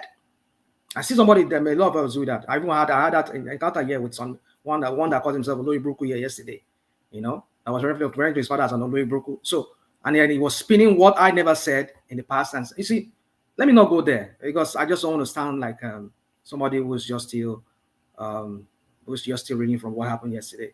About him, land on me. If not that, I'm not that kind of a person. But let's just leave that. Just out of respect for you and some of the people on this platform, that was why I just don't want to go back berserk on him yesterday. But let's just leave that. But my point is this: that let's not read more meaning beyond what I've said. What I'm just saying is that we want to see that these people are really, they are really sincere about fighting corruption. Because at the end of the day, what we see play out. It's different from what the old gra they start at the beginning. I'm giving an example of Bubu. All the gra what we knew about. What I knew him back then in the 80s, in 84, 85 when he was there with the Diagon, with Junior Diagon. And I was thinking that was what the idiot was coming to do. He came up without the gra anti-corruption, whatever. He came and he jailed so many people. This former PDP man, what's his name from the East? What's his name? This guy in jail, they took him to jail. So many people were being sent to jail. I mean, I was finding out that this guy was going to do something. At the end of the day, what happened to all the cases? All the cases, they just went down. Dazuki was in jail on Bimo. He was having 2 kids, or how many kids he had with his wife. I mean, you start wondering, are these people really serious about fighting corruption? And under him, we saw the worst steps of corruption under him that even Tinubu today is finding out. And you're telling me that these people are ready to fight corruption. It's not the same thing we're going to see with it. Well, we shall see. It's too early for us to see. When with Abaso runs, he say it's too early. He said, after all, it's not just 1 year. It's not up to 1 year there. We shall see. My point is this one, man. We just want to see sincerity. Let me really go on this Malami matter. We want to see sincerity. Let me ask you a question. So, the attempt to arrest the former governor of Kogi State. Yahaya Bello. Yeah, Bello. Hold on, Ajale Koko. Tonero, stay there because you've been in a couple of times, but I've not yet heard your voice. So stay there. I'll come to you after Rational Mind. Carry on, Ajale Koko. So, and the subsequent declaration of him as a wanted fugitive, you don't see it as a fight against corruption, and the firing of that lady who is under investigation, the former minister of Beta Edu, who is under investigation. You don't see it as a fight against corruption. And the one in the pipeline now that one man is just bringing to us, what do you call that guy, the former justice minister? Malami. Malami, and former aviation. You don't see it as a fight against. They want to carry Malami. Yeah. So this is their party former leadership that are corrupt, that they are prosecuting now. So you don't see it as a fight against corruption? Rational Mind, answer that question. Sorry, I was talking. I didn't know I was muted. Sorry, I was trying to multitask here, trying to text somebody. Anyway, so yeah, but you see, I think I don't know why I have to repeat myself on this, and I think I don't know, maybe you were away from your system, from your device. I said it already. It's a good thing. I said that if they want to prosecute these people, but the point is this: is that we've seen the pattern with the Nigerian security agencies, especially with this corrupt APC that has been there, that they do not conclude most of. In fact, 80% of the cases, 100% of the cases, only maybe 30% of them they prosecute to. Not say the other ones they don't. Okay, you see, don't get me started. Don't get me ignited on this whole corruption. We have somebody who is a Senate president there. We have so many of them in the house there. Even by Dabia Mila, all of them, they have issues. And maybe EFCC is not even on their case, or maybe some of them they have their case. Their case just went cold. It's in a cold room in the EFCC guard room or whatever it is in their files. And you're telling me here that these people are serious. And this same person is now a Senate president. We have somebody who is that was a former president, former governor, who was caught on camera. Now an idiot was telling us that it was doctored. A former leader of the country was telling us it's a doc under him. He was saying it's doctored. That it was AI or whatever they use to. You see, so what am I? I'm not saying that if Malami is arrested, Sirika is arrested, that it's a bad thing. But prosecute these people, prosecute them well. Do you know how many? Do you know how many cases that has been jeopardized? The EFCC case that they could win in that they could win in court. But some of them, those one are not under Tinubu now. Hold on. I'm telling you about the rot that is in the system. Let us wait for all this one that is happening under Tinubu. Okay, we should wait, Abi. Yeah, I'm waiting on you. I'm waiting. Hold on. Look, those cases handled by the past administration, it has gone with them. This one under Tinubu, let us wait for the outcome before we start to pick holes and start to criticize. But in your own case now, you don't even want to wait at all to see it, to see the process at all. Let's wait for the prosecution and let's see how it will I mean, how do we end it before we start to analyze and say, oh, you see the way they failed, you know? So let us wait now. We have nothing. Baba Jane Koko. Yes. May God bless you. You asked a question. He couldn't even provide an attempt, not even providing an answer. An attempt. Now, we can easily sit down on our couches in our living room and criticize people. Let me tell you how difficult it is. Nigeria is made up of different ethnic groups, and everybody wants to maintain, nobody wants to bend their position. Now, Adia Shadia something, former Minister of Material Affairs under Buhari was arrested. I'm telling you that no other politician has that liver to go after that woman. Why? Now, we're talking of APC today. APC is made up of 3 different political parties.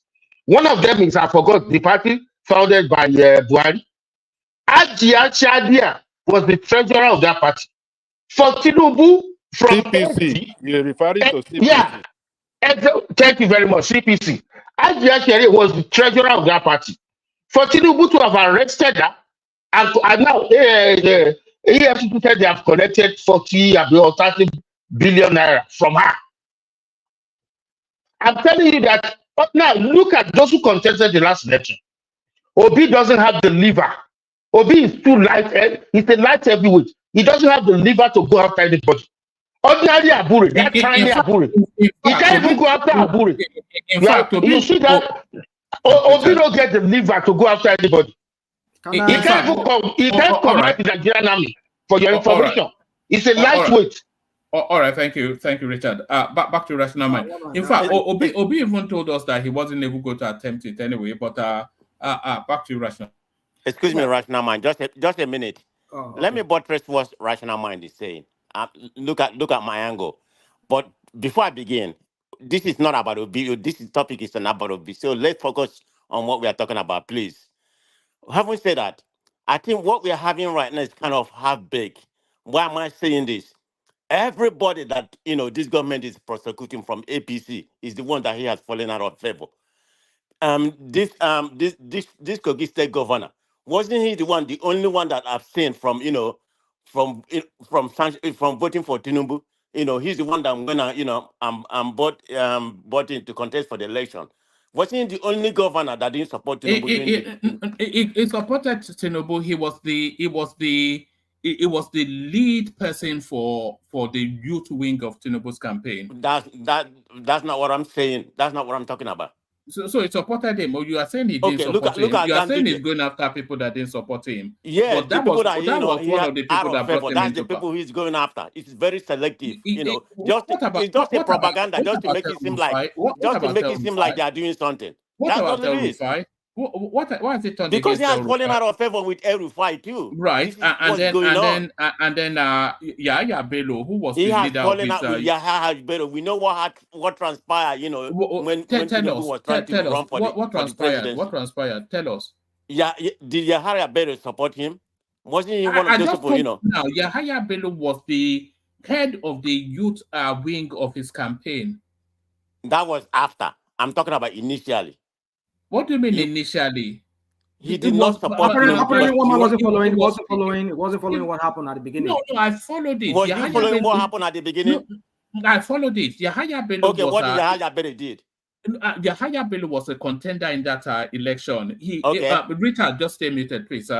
Yahya Bello was a contender in that election. In fact, he was campaigning on the strength of but before then, one man. Everybody withdraw. Everybody supported to move. Withdraw the ambition, except Yahya Bello.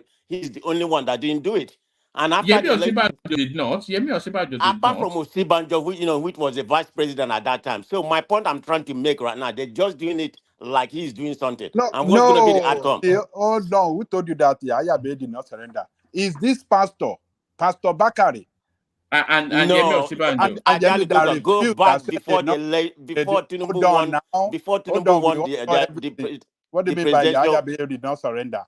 He did not surrender. He's the only governor. What are you talking about? Go back. I'm not arguing with you. Just find out and come back. We talk about this, whether I'm right or wrong. So what does that mean? So the point I'm trying to buttress, I'm on the side of rational mind to a certain extent. That is being Hold on. selective. They are doing this. Do you know when they are? Do you know Let when? me finish now. They are doing all this to make it sound like they are doing something. Do you know when nothing is going to come out started of this it? investigation? Do you know when they started You're making it investigating like this Tinubu guy? is doing what nobody has ever Hold done. on now. Just stop carrying this propaganda. This is the problem with you guys. Okay, we guys. Now, if you don't know, you don't know. Say you don't know. It doesn't make sense. Hold on. If you say you don't know, say you don't know. No, hold on. Okay, what does it want to say? Let's hear you. Okay, hold on. How about Malami? Hold on. You see, this anti-corruption investigation against this guy has started like 3 or 2 years ago. While why you're giving it credit to him? Hold on, Ajale Koko. Just as early as yesterday, we played a clip of Dino Melaye submitting petitions to the ICPC, the EFCC, the American Embassy, everybody detailing this guy's corruption. They were chasing him all the way through Buhari's administration, and the case now perfected and now at the prosecution phase. It was because of the immunity power that he had then. That's why they could not prosecute him. But now that he's out of office, they started chasing him to get him prosecuted, and he's running. Right, that's my point. I have no What problem. I'm telling you, hold on. I have no problem about what they're doing. Hold on. This is not because what you are insinuating is that it's a witch hunt against. No. I didn't say that. So what are you trying to say? That was exactly what you are saying. Exactly what you said now. What I'm saying, everybody that has committed crime, they are not going after everybody. Gandhi, they are not going after. They are going after the people that are falling out of favor. Dumping all of them have committed crime. Man of prestige. These people will confuse you. They will ask you some questions. The point I'm trying to make, I'm not here to support anybody. Okay, make your point. Okay, my point is that most of these people has committed crime, all of them.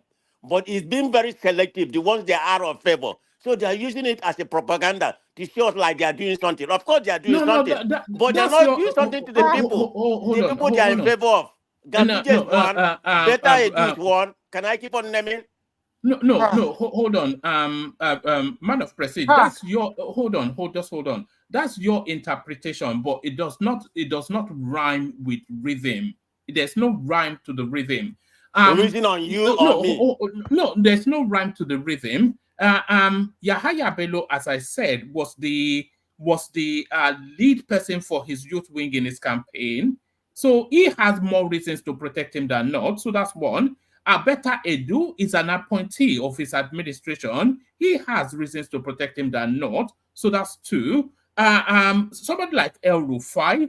El Rufai is 20% of what made Tinubu president. So he has reasons to coset him than not. So there's no rhyme to the rhythm that you're beating. No, I think you're misunderstanding me. I said all of them committed crime per se. They are alleged. But what I'm saying, everything is being pivoted towards the one that has run out of favor with him. So let's be real on that. How do you know that? It's a fact. You see it. You see? How do you know? No. Tell me. Hold on. You are being mischievous about your reasoning. Hold on. Tell me how you know that.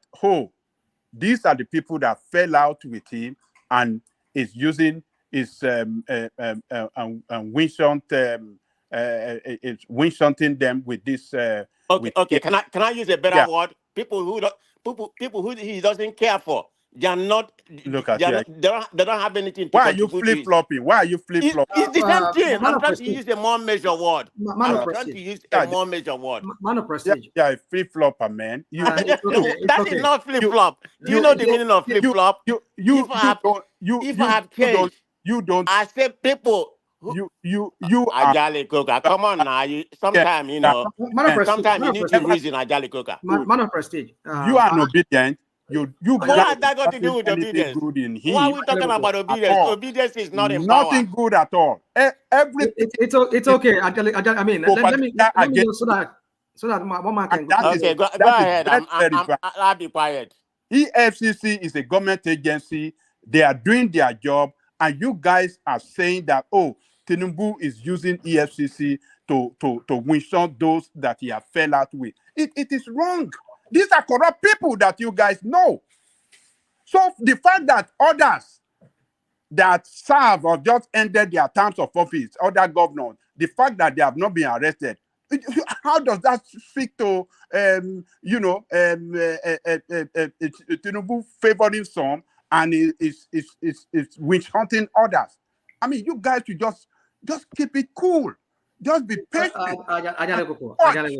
Yeah, you see, we so much ask questions. This is not the way to criticize. You are not criticizing.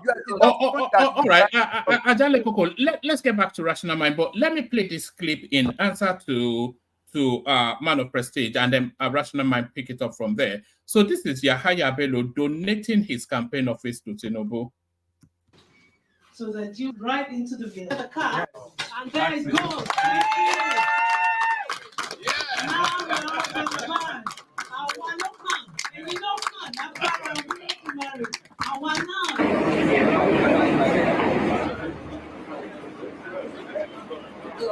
So there it is right there. So like I said, there's no rhyme to the rhythm, but back to you, Rational Mind. You see, woman, I understand something here. Sometimes we ask, we grill ourselves here to the point that some of us will just lose our train of thought.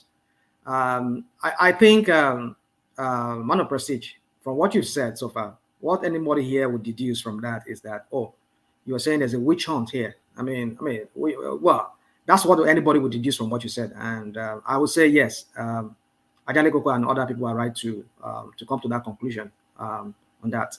And that's a fact too. That's a fact from what you said, that there's some form of selective justice here that we're seeing playing out in this matter of the EFCC prosecuting some of the people who in the past may have offended Tinubu.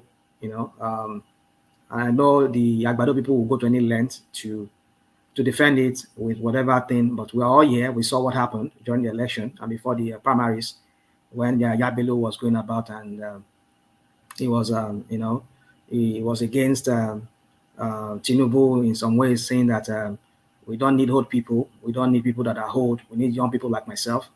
And he was saying that even at the convention when they were trying to elect their flag bearer, and we saw how he was saying when other people were stepping down, he says no, he's not going to step down, and he has what it takes to defeat whoever. We saw all of that, and the position he put forward against Tinubu's candidacy. And not until when, after the election, we saw how he found out that Tinubu is like Tinubu is coming. So you better talk to your head and go join the bandwagon. And then we saw when he was like, I don't even know what his own wala was with Naira money. I mean, the exchange of. I mean, there's a video online. I could give it to you, one man, where El-Rufai was saying about the northern governors taking their stance, and they said, except our brother Yahaya Bello, who was the one. So they said they've endorsed Tinubu, they've endorsed that power should go to the south, but except for one. That's what I'll go and dig that video and give it to you. Except one person. And then that was what El-Rufai said in that meeting when they were saying they were endorsing the power should go to the south.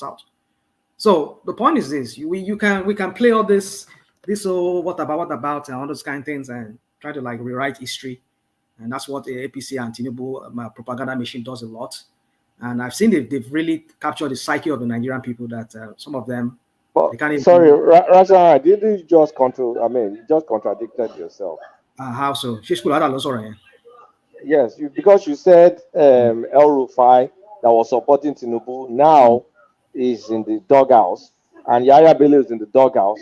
So doesn't that show someone without any, that's not showing any favoritism, including person that supported him and the person you claim did not support him? So you just contradicted yourself, but carry on anyway. I don't know what this contradiction is called. Can you just tell me where is that contradiction from what I just said now? You just hear yourself what you just said now. So what is it that is No, you are saying it's hold on. You are saying he's witch hunting, but the people that he's actually going after are people that were in his inner caucus in the course of the election. We just saw the clip of Yahaya Bello donating his structures to Tinubu's campaign. We know the role that that El Rufai played.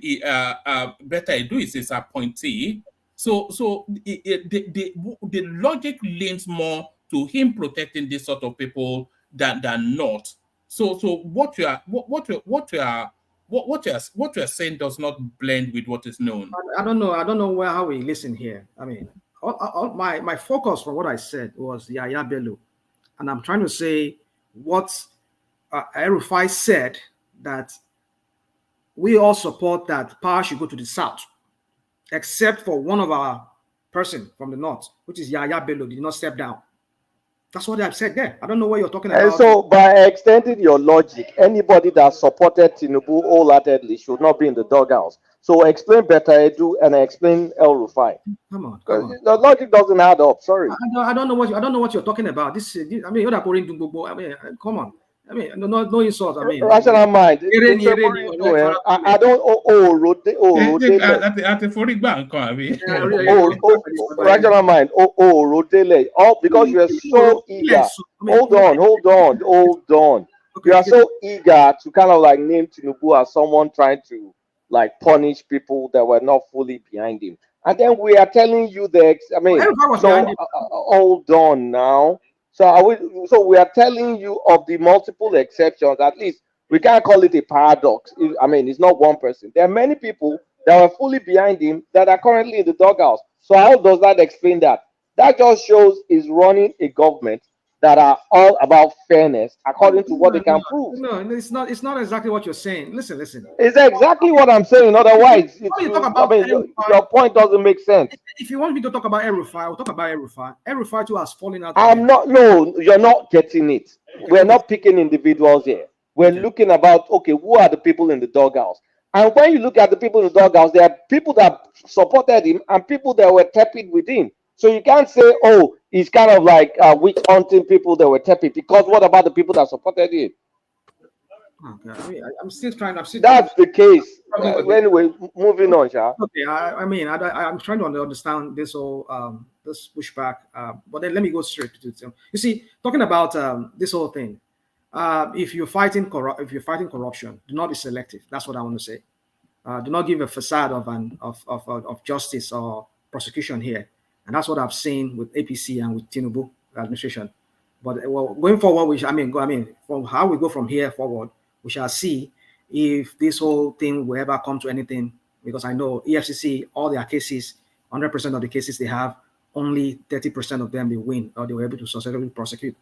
You see that some bad eggs among them, or even they themselves, or wherever the power that be, they frustrate the whole prosecution, and they just make it to come to nullity. So the thing I'm just trying to say here, guys, is that I'd love to see prosecuted.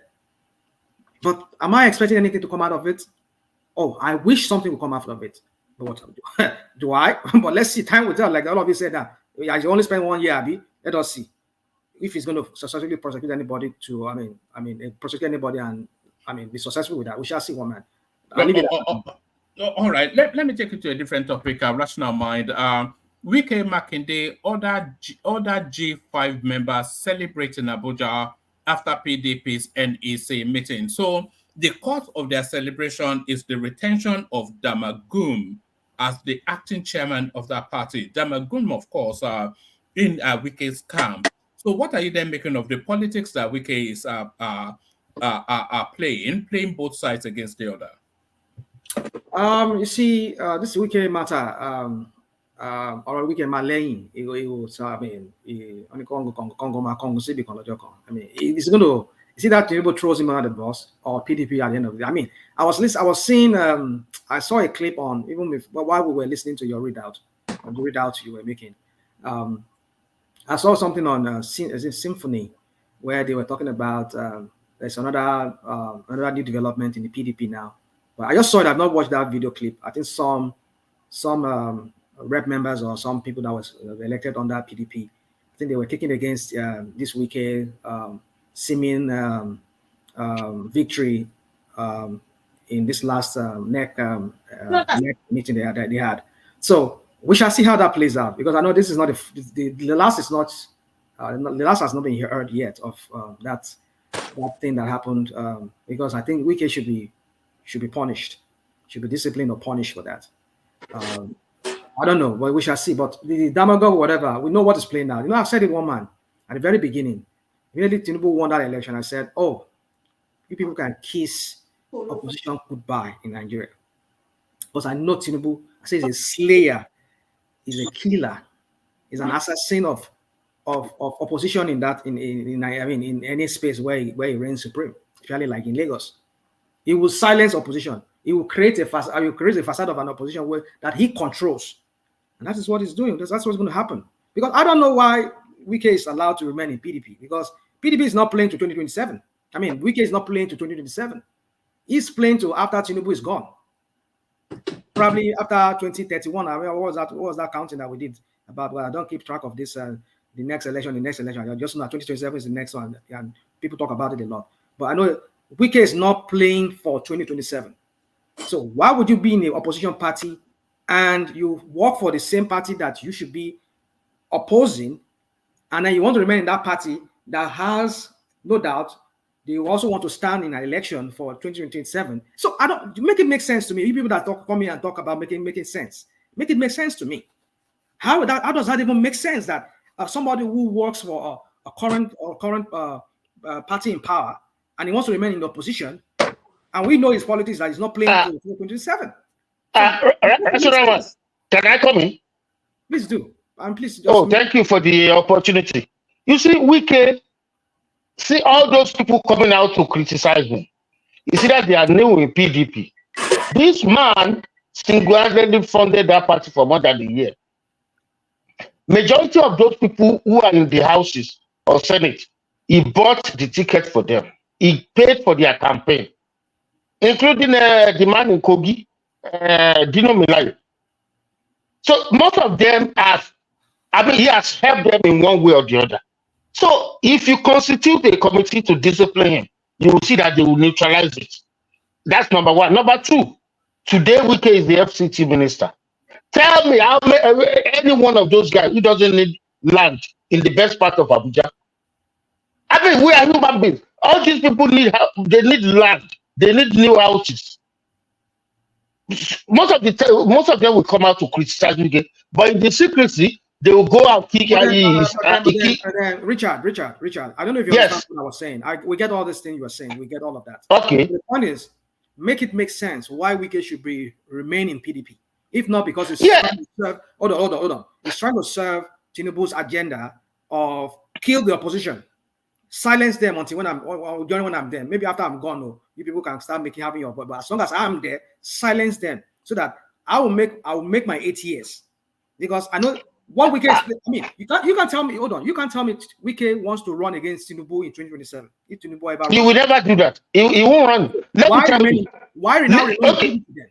It's a member of PDP. It's a card-carrying member, and it's a financier of PDP. Let me tell you this: most of these people that are making noise in PDP, ask them how much are they contributing, including Atiku. Atiku only spend money when he's contesting. Wike doesn't. I mean, money doesn't matter to Wike. He spend money. He's one of the financiers of the party, not just by mouth. That's number one. Number two, I was in Nigeria when Baba Obasanjo was the president. If you say Tinubu is silencing opposition, that is nothing to what the Obasanjo did. Whenever Obasanjo is coming to Ogun State to campaign, he will bring Pa Abraham Adesonya's daughter. You understand? Who is the daughter of Abraham Adesanya and Oijebuman? He will say, hey, even though they belong to a different party, but guess what? This is Abraham Adesonya's daughter. We are both in Abuja. So what do you want? At the same time, when he's going to Osun, Bola will go with him by force. And he will say, he's also in our party, and they're telling you guys that they are in AD.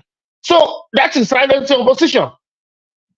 I mean, in as much as you are not using security forces to intimidate them. Mr. Richard. That is politics. That's the game of politics. Yeah, that's the nasty politics they play in Nigeria, and that's the politics. What is nasty about that? No, it is. You see, that's why somebody was saying that. You are not using military to pursue them around. It's okay. You see, you see. Exactly. That's not abuse of office. If you are using police or military to pursue them, that's abuse of office. No, that's not what we're saying here, Mr. Richard. My point is this: is that I don't see the use of Wiki, if not because it's been sent there as a mole to frustrate PDP in 2027 again. Because I don't understand. I don't get it why it will be there. That's why I said it's either. Hold on, it's either. Okay, well, we want to say no. I wanted to see if you could get it. Because PDP has two options. They have the option of 2027 and they have the option of 2031. So they have to make that decision as a party, which is the most realistic option to assault. And Wike is inviting them to assault 2031 and let Tinubu be for 8 years. But Atiku Abubakar, because of his age and time running out, he wants to assault 2027. So the party now, they know Atiku is a serial loser. They know that Atiku is not for the party. But so they need to make that decision then. Do they want to put all their chips with Atiku and go again in 2027 heavily, only to lose, or bite their time, let Tinubu play out, and then launch frontally at 2031? So that's the decision being made. Yes. But let me ask you one man. Why would a serious opposition party make that kind of permutation? You are yielding the next election to your opposition. I mean, does that make even sense in a logical? It is near impossible to it doesn't really matter. You don't have to go that route at this time. I don't know why. The way some of you are reason, but I don't know. You're rationalizing, thinking that is the right thing. Yeah, that's because what Nigeria has condemned themselves to that kind of politics. That's what I'm saying. And it's so sad when I hear people like this have to come here and spin some narrative like this. I know that's how Nigerian politics. So we wonder here why we do not grow, why we are not we're economically backward in every ramification. Either politically we're backward, economically we're backward, socially we're backward. Talk about it. Even militarily we're backward. When we don't have institutions that really function in the way they should function. Some criminals, they hijack the system and they just compromise every other part of the system just because of this to work for their own advantage. So is it to anybody's benefit that Tinubu will have to contest for second time again? I don't know. I don't think so. If you ask me. Wait, so you don't want him to contest for second term, or what is your? If he ever contests, let him be defeated. If he has not performed this first time that we're seeing, that I'm already seeing as a failure. That's not up to you. That's up to Nigerians. And wait now. As a commentator, to talk about it, so that whoever is and do not be surprised if PDP endorses Tinubu for a second term. So that's what I'm saying. That's why Wike is sent there. That the other guy was their chairman, because himself is romancing. He's romancing APC. We know what the shenanigans the guy has been doing behind the scene. That he has been reported.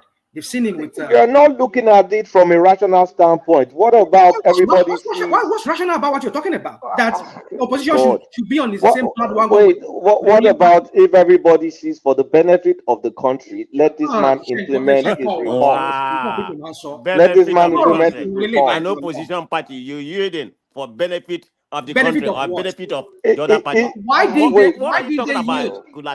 they yield in 2015 to Jonathan? Why didn't they support him? Oh my God. Because the country was going wayward. It was going. So Jonathan, just stop it, okay? Your narrative doesn't even make sense. 9 years back. Where are we today compared to 9 years ago? Because it was. Do you understand what the trajectory means? The trajectory was pointing downwards. So changing leadership doesn't change that trajectory. It just continued that negative trajectory. You people just come here. And then wait now, and wait at the two top political parties now have identified a person that they think is reforms. Where is the trajectory right now? Oh my God! And spin. Let him learn. You know, he's been a lot. just okay. You sit down. Don't spin with me.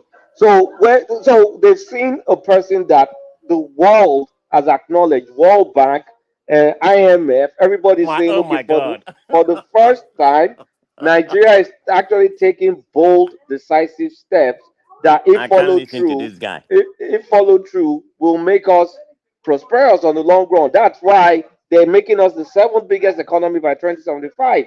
That they probably factored this. So don't be surprised if PDP just hands up and says, okay, I think this is the man for the job. And then maybe Peter Obi goes and does the nonsense again. So that's what I see. I'm just Well, here. I'm yeah, just here it's okay. laughing, okay? Kulata, you're It's funny. You're a it's very okay. funny guy.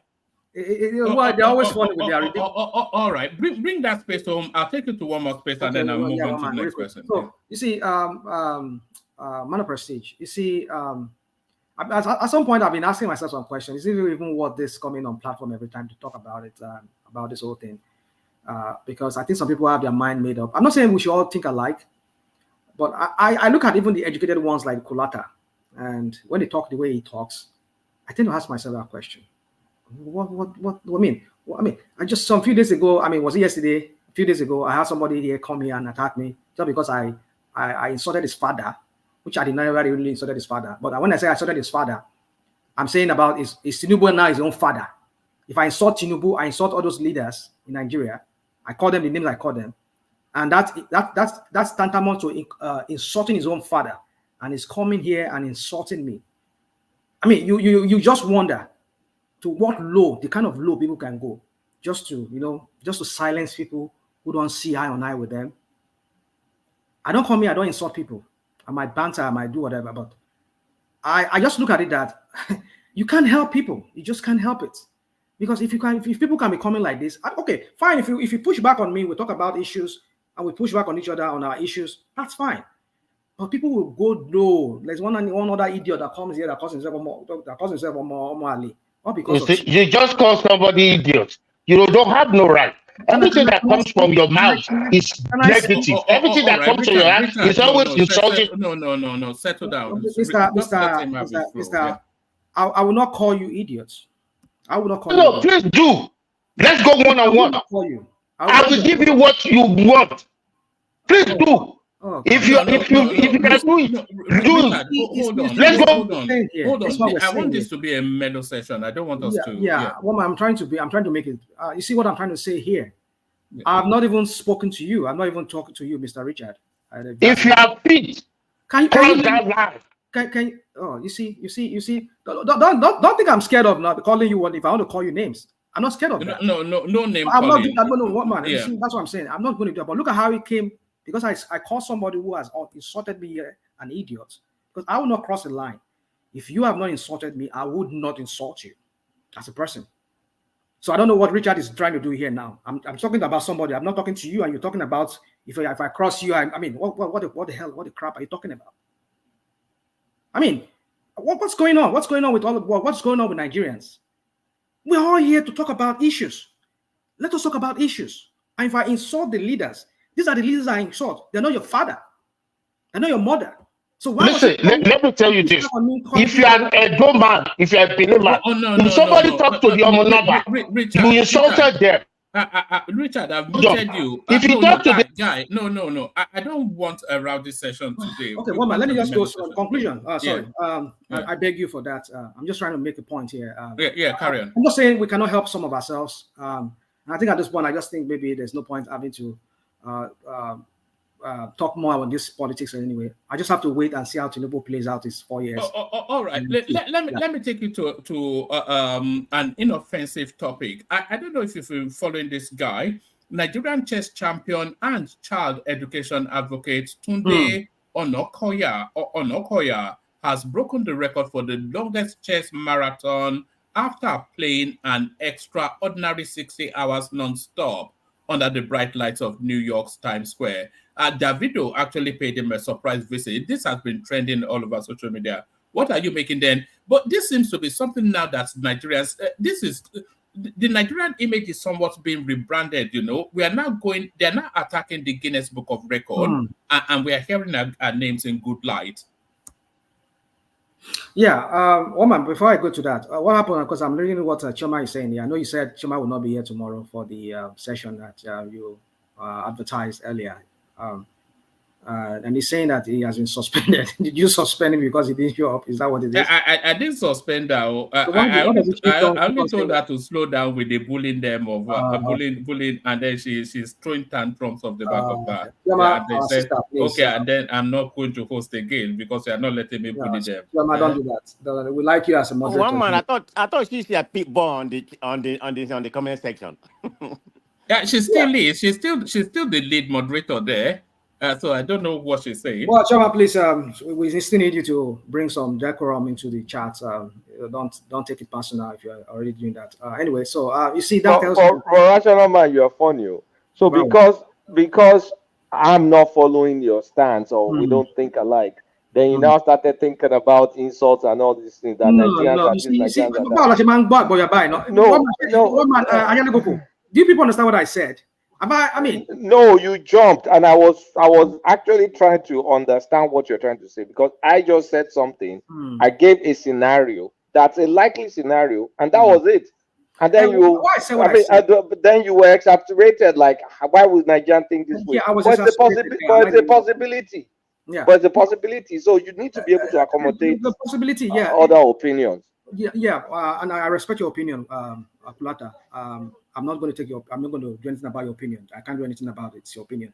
But what I'm trying to say is this: that it's like you use the word exasperate. I'm really indeed exasperated about it because I just feel like how more can we move that country forward if the kind of crop of leaders we're having, like the one that is there right now, is the one that we wish to continue, and we expect to see a huge turnaround, a 180-degree turnaround, turning from the current misery that we find in that country. If it's the same people who are still wishing to continue, I don't know how to help us anymore. Because some of us come here without reforms of Tinubu, like the woman was reading earlier, talking about reforms. What reform are you talking about? When even the so-called voodoo economy that they're practicing right now with the what's it called? I mean, I'm even glad you're here yourself. With the sudden, I think major newspaper around the world are reporting Naira as the best performing. Even Nairametrics, I saw it a while ago, was saying Naira is the best performing currency. On what basis? On what economic basis is that a country that is not producing anything? And you're telling me that suddenly the Naira is finding? I mean, I've never seen any currency perform the way the Naira has performed. Sorry, what do you mean that? What do you mean by a country that is not producing anything? What are you producing, woman? What are you producing? We're an extraction economy now, similar to Dubai and most of a good 70% of the economies in the world, they're extraction economies. Come on, let's just stop this. Dogo Churenchi, explain to me, what are you extracting? But rational mind. What are you extracting now? No, is it that you don't understand forex? So if there's a distortion in the market, and we correct that distortion, and of course the correction of the distortion is a certain percentage increase or decrease. So can't that make it the best performing economy? You tell me what increased in our demand for dollar that made it go sky high from less than 1,000 to 1,800. Tell me how much more. I mean, because you're trying to use simpleton economics to explain it, and it's not a simpleton matter. There's more than balance of trade that affects the FX. There's your interest rate. There's inflation. There's so many factors that affect this. And if there's a distortion and you correct the distortion, of course, the rate will quickly come down. So it's fully justified to say Naira was the best performing currency in the past month. So just say you don't understand it unless someone explains it to you. And I admit that yes, it is. But so all this kill and or whatever you're saying doesn't make sense. Hold on. I'm just the point I'm trying to make with what I just said is that it's a mirage. It's not going to last. Because I don't see the indices that shows that these are the things that this Naira is backed on. Because when we ask him now, the other day they were asking him at the economic forum, whatever it was here in America, I don't know where it was. They were asking him, are you using your current reserve to back the Naira? I said no. That's what he said. So how come if you're not backing it up with your reserve, and there's no known Even your quota that the OPEC is giving you, you are not even meeting up your quota because of what is going on in Niger Delta area there. And what else? Your country is not producing. Your farm. Okay, I think this is an educational point. Wait. Okay. Let me explain something. Wait, no, I need to explain something to you because you're just going way off. Okay. It is not just trade alone that brings in dollars into the economy, right? Even me sending dollar to Nigeria is part of sending dollars. Is part of the dollars that enter the economy. Okay. People that buy Nigerian debt is part of the dollar that enters the economy. So it's not just by trade. So stop this. This is not JSS2 economics for crying out loud. Economics. So if tell me anything I said that is wrong. No, I'm not saying what you're saying is wrong, but I'm just saying that you are being clever by half. I'm not being clever by half. Just ask what are the factors. You are ignoring that other things. We just talked about correction of market distortions, right? We talked about that. Now we are also told in economics that your production sometimes determines how much you earn, because if you sell whatever you sell to the external that is just one aspect of it. You spoke now. Is what you sell. When people buy our stuff and we get hard currency like any other country like Vietnam, they have a huge reserve of they don't have oil, but they produce commodities, they produce stuff for America, Canada, and some other Western countries. China does the same thing, but let's just use Vietnam and maybe Indonesia. They have huge reserve of dollars, going hundreds of billions of dollars. How did they make it? It's because they sell goods to the world. But what are we selling? Even what we sell, which is our crude oil. And that's why I'm asking one man to explain to me, what is that extraction you're talking about? That we know, you can quantify that, we know that is, you can see that, okay, titanium or extracting titanium, this amount of titanium that was sold. That Look, one mind, rational mind, whether you produce carpet or you produce shirts, part of your production too, which you export to earn foreign exchange, is gas, is oil, is columbite, iron, bauxite, gold. Is bond, is our bonds, is our FX inflow. It is you and I. It's very so simple. Many things. Let's stop this simply thing economics. You've been on this platform for years now. You should understand some of what we talk about. It's not just simple. I buy oil and gas and that. Let me ask you a question. Hold on, rational mind. Let me ask you a question. Okay, go on, please. Rational, Kulata, let me ask you a question. Okay, you made some statement. We know there's different factors that's making Naira appreciate. There's no doubt about it. But at least 50% of what's making Naira appreciate has to be the defending of Naira. So give me, give me this analogy. Hold on, let me land. I'm making a point. As of March, I've not made my point yet. As of March 18th of this year, go and look at it. That was the day Naira started appreciating. And that was when our reserves start depleting. Right now, it has depleted to 6.4. Is that coincidence? Did you listen to Cardoso at the I listened to him. Why would I believe what he said? Just because Cardoso said it. Let's do elementary. I listened to Bloomberg, which is an independence. Baba, let's do elementary maths. How much is CBN giving BDCs? Is it per How week? much is who? CBN giving BDCs in dollars. I think it's $10,000. $10,000 sometimes $25,000. How many BDCs do we have now? Less than maybe like 1,000 something. Like 1,000 something. So you just do simple arithmetic. Let's just say we have 2,000 BDCs. You give them $10,000 each, either per week or per whatever. Yeah, I see where you're going. Do the calculation, calculate the number of days, and tell me if that equates to the billions of dollars we're talking about. You guys just go and open your mouth anyhow, and embarrass yourself. But I'm talking about the money. So do you think? Wait. Do you think wait now? Do you think about 50% of Naira appreciation? Do you think the sole purpose of foreign reserves is to kind of like do a managed float? When you have debt obligations and other obligations that you have to pay, where do you get the money from? Don't you think we have to pay for stuff?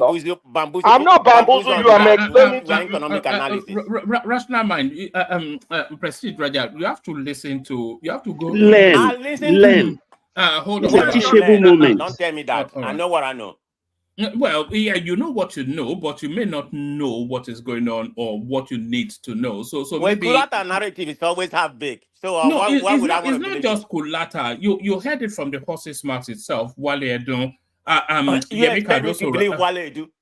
No, He's a member of this government. He has to propaganda anything to make it look good. no, I no, will no, say no. it's So lying. I But you actually can't meant get me to believe Cardoso. what Oh he say God. All 100%. right. No, I Okay. Let's don't. just forget. Let's just forget Let it. him stew. Let him stew But in his Wama, let me ask you a propaganda. question. Let me ask you guys a question. So, is it lie that our foreign reserve is depleting? Yes, Rational Mind, I'll send you a clip of Yemi Cardoso at the IMF talking about I think I listened to it, but then I'm saying make it make sense. yes, there are several things that he explained. He explained one that the country was clearing its debts, and he said it was necessary for the country to clear its debt for the international space to rebuild confidence in the economy. So that's one. And then it was telling us also that it's the normal course of the ebb and flow of business that there will be depletion and there will be an increase. It told us in the course of that that that even in the course of that conversation, it gone up again by $600 million. So it's the ebb and flow it's an ongoing enterprise now. So it's the normal ebb and flow of the business of it and clearing debt, rebuilding confidence, etc. But what is Which is said good, that which is good, which is good well, to clear the debt but what build he confidence. said Okay. what he said that is pivotal, and because when he's speaking at the IMF, is actually speaking to international finance The and bringing world. and more to it the Nigerian financial sector. What he said, because he wanted to give us absolute clarity that it is a willing buyer, seller price discovery. And I held on to that phrase because what that means is he has thrown the naira up in the air and is inviting it to land on its value. And that will be the discovery of it. And he said it is counterintuitive to have that as a ideological thrust and then defend it. So do you not see the inherent contradiction in that? Yeah, I mean, it's just your obedience, man. It's unbelievable. They're just, I mean, you know, the CBN, just do the simple math. If CBN is giving it BDC $10,000, you see the number of days. Calculate the $10,000 by the number of BDCs and tell me how that equates the billions of dollars that they used to pay debt. And everybody's saying, no, you just need to. I mean, come on now. Let's Hold on. I don't know if you heard what manufacturers of Nigeria said. Manufacturers Association of Nigeria, that it was reported in the daily in one of the newspaper a few days ago. I remember. I think I still have it from. I mean, I will check look for it. I'll send it to you, woman. They said that CBN said that some of the backlog that the manufacturer of Nigeria was asking for, they were owing them, that they cleared it. That CBN said they cleared is a lie. They said that. So no, CBN said those that could be verified, they've cleared it. Those that looked dubious, they are not interested. Okay. All right. So, all right. You see, I just want to pause at this point because I don't want to go on this. Like some people say, we just argue blindlessly. That's now why they argue blindly. You said what? Now you they argue blindly. I'm not arguing blindly. I'm giving you facts. I think we should give Rational Mind and I'm not even defending you, Rational Mind, but I think we should give Rational Mind a window of respite. He has his views and he has the right to hold them and express them. I would defend his right to say it, but he shouldn't use abusive words. No, everybody weighs against him anytime Don't say I'm arguing blindly or anything. I don't like it.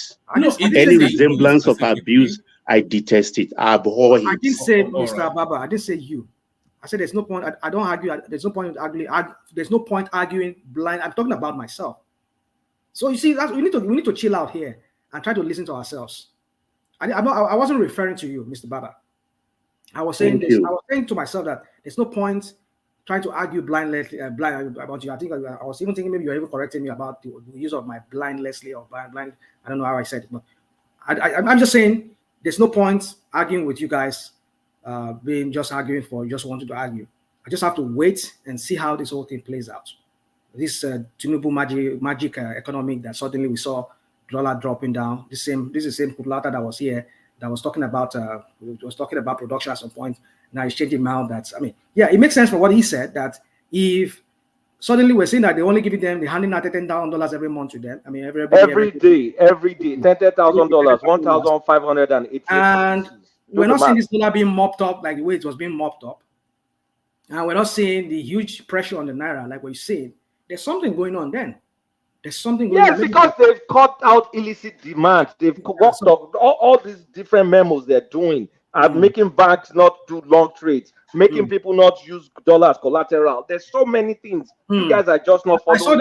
I saw that too. That they've implemented so many policies on. There's so many policies. And what do you think the impact of those policies would be? Rational, like Kolata said, they said they've stopped the banks from edging the naira. They've stopped them from using it as collateral. The dollar rather to hold. They have stopped them from stockpiling dollars. So if they stop them from stockpiling dollars, what does that do? It pumps it back into the market. Some weeks, I mean, some months ago, we said it that Tinubu's approach to this whole dollar crisis should be multi-pronged. It should be multi-dimensional approach. And that's what we are seeing. That's what I mean. Some of them is what I'm seeing. The only thing for me, is that there's this something I've always had about them. There's this cynicism I've always had. I'm cynic.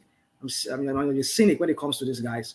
And I'm just going to, like I said, there's no point arguing. I mean, I argue just arguing for the sake of wanting to argue.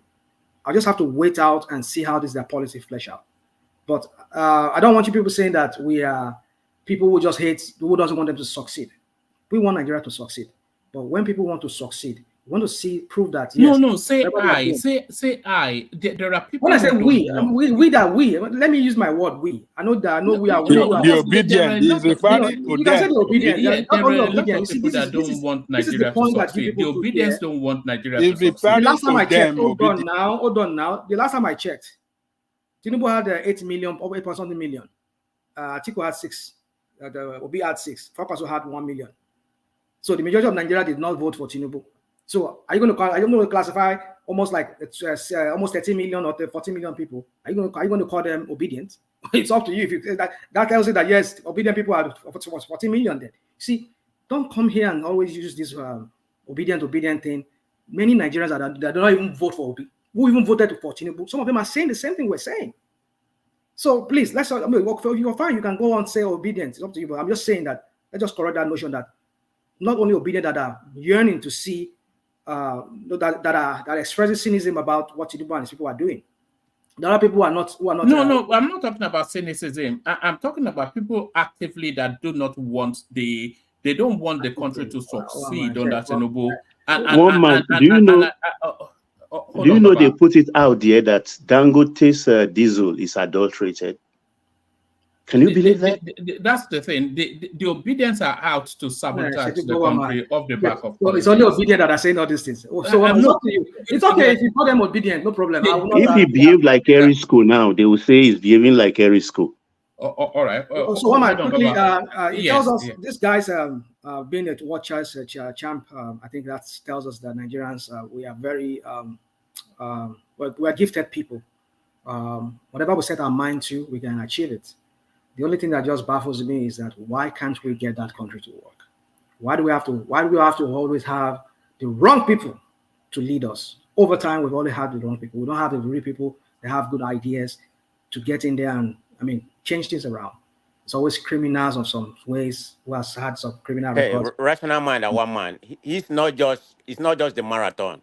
He's winning. He's beating everybody. So that's on a different dimension. Yeah, the guy's just too good.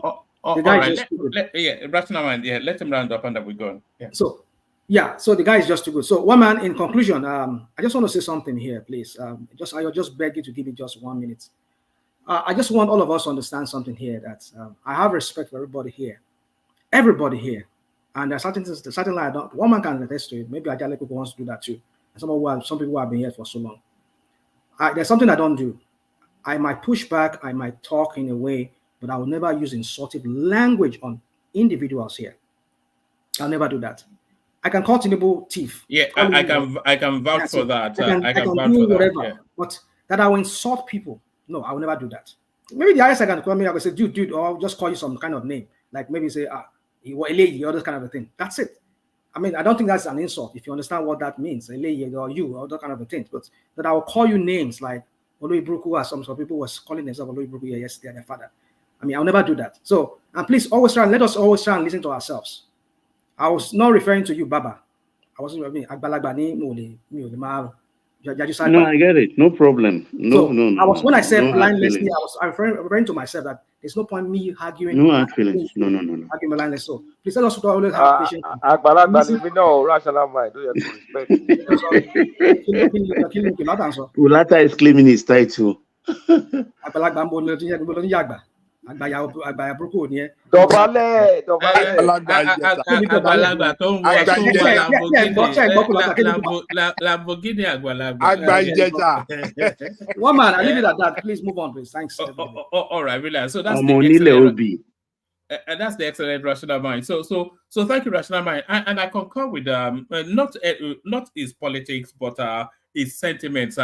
The one thing, and I've known him long enough to be able to say this, the one thing I can vouch for is that rational mind is a gentleman.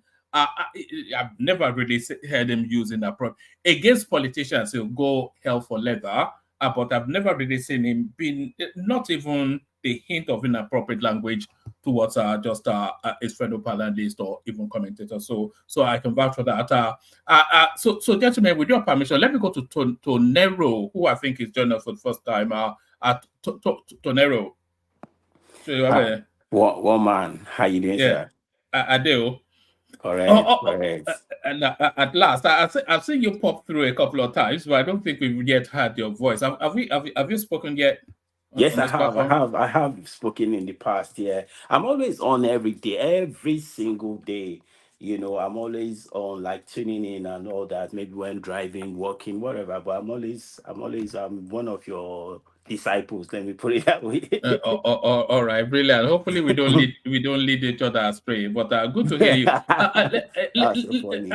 I'll kick off the 8-minute monologue from you. So you just free flow either to the conversation ongoing or anything you especially want to speak to. Good to have you. All right, yeah, same here. So first, I let me just say this. I would just want to say you are very lucky to have some very highly intelligent people on this panel, and that goes from Kolata to Baba to Adewale to this other guy. Oh God, what's this guy's name? This American actor. If you're going to name names, you have to name all of them. Everybody who is not. I think you're talking about. Is it Prince Daddy? You're talking about. Prince Daddy. Of course, Ajale Koko, the father of the bride himself. You know. You know, I mean, because honestly, everybody here is a superstar. I tell you that for nothing. Every single member of the panel a superstar. I swear to God, but one man, if not for these people, probably someone like me probably won't be tuning in anymore. Because with all due respect, this rational mind guy, I swear to God, is the most irrational mind I've ever listened to in my life. With all due respect, I just are not an insult, right? But God of mercy, his guy, he hardly gets his facts right. And he's always rambling from pillar to post, it's just unbelievable. Why? It's not about being obedient or being agbado or whatever. There's this guy that calls in from Nigeria, some young chap like that, Igbo guy. He's an obedient guy, strong obedient. Can you please remind me his name? Oh, Vivo. Ekene. No, not Ekene, not the trader guy. No, the Vivo. other, he's more Playtown. Playtown, thank you. Playtown. He's obedient, but he's rational. Do you understand? He comes with fact. Even the Ekene, even as much as we want to call him Alaba economist and all that, but he still talks sense sometimes. Do you understand? So it's not even about where your political leaning is. It's about coming with fact. This you were talking about better I do. He's just running from pillar to post. You do not. So Tinubu should just go and lock her up without the report coming out, without EFCC submitting their report. He's done his best by first and foremost removing her and handling. He has the power to suppress everything if he wanted to. He could have, turned the, like Buhari, the days of Buhari. Buhari would turn the blind eye and deaf ear. Who is going to hold him? But this guy is trying his best. Please give him a chance. You don't have to like him. The truth of the matter is this: rational mind. If you live 1,000 years in true lifetime, you can never be as great as this guy. That's the truth. If you see greatness, acknowledge greatness. Simple. Come on now. Your,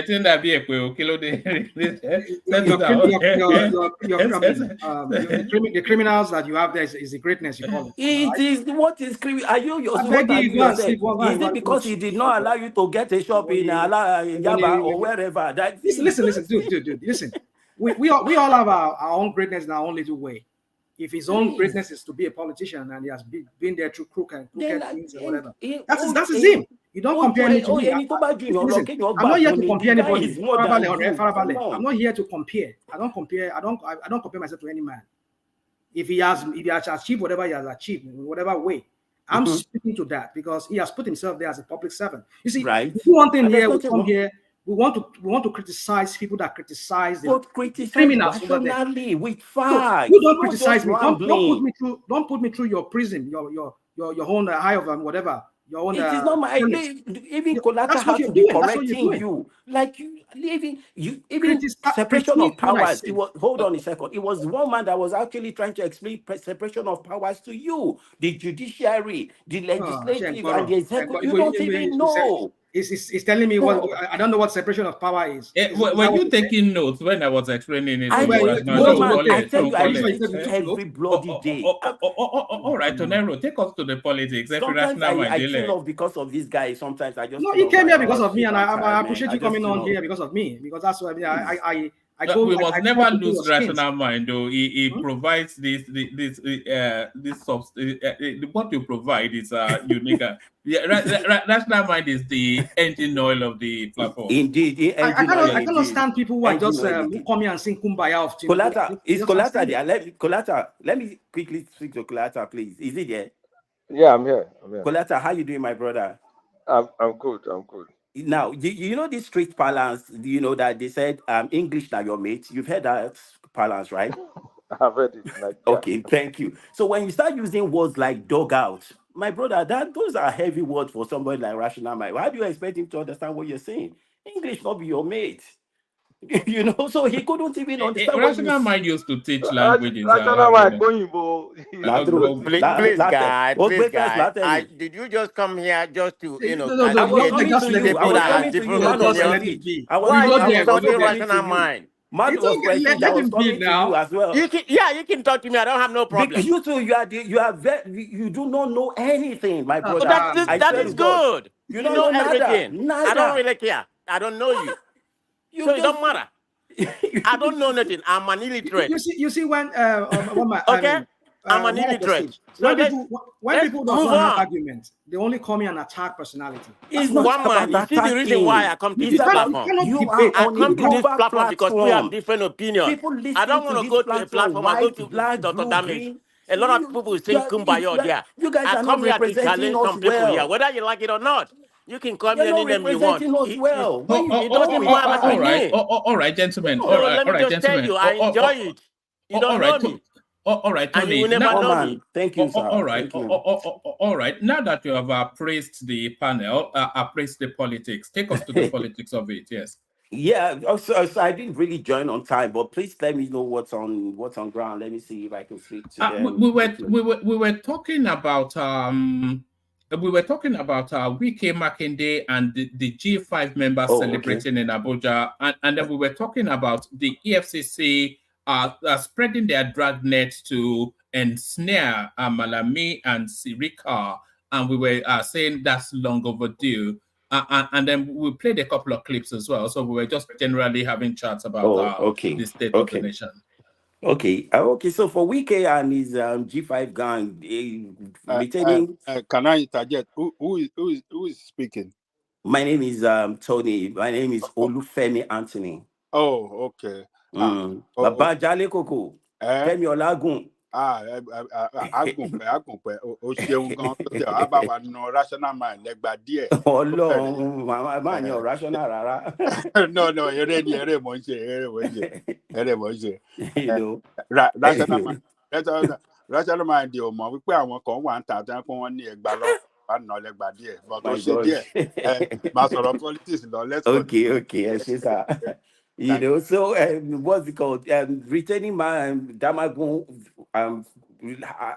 there right now, it's a win for Wiki and his gang. So, you know, they can dance, you know, they can continue to dance. And I keep wondering why people that are not PDP members are crying that why is this still in PDP? What's your business? You are not be there. Why are you bothered about what's going on in PDP? Anyways, allow the guy. The guy has not resigned. He never said he's not a PDP member. Yeah, he's serving in an APC government, but he's still a PDP member.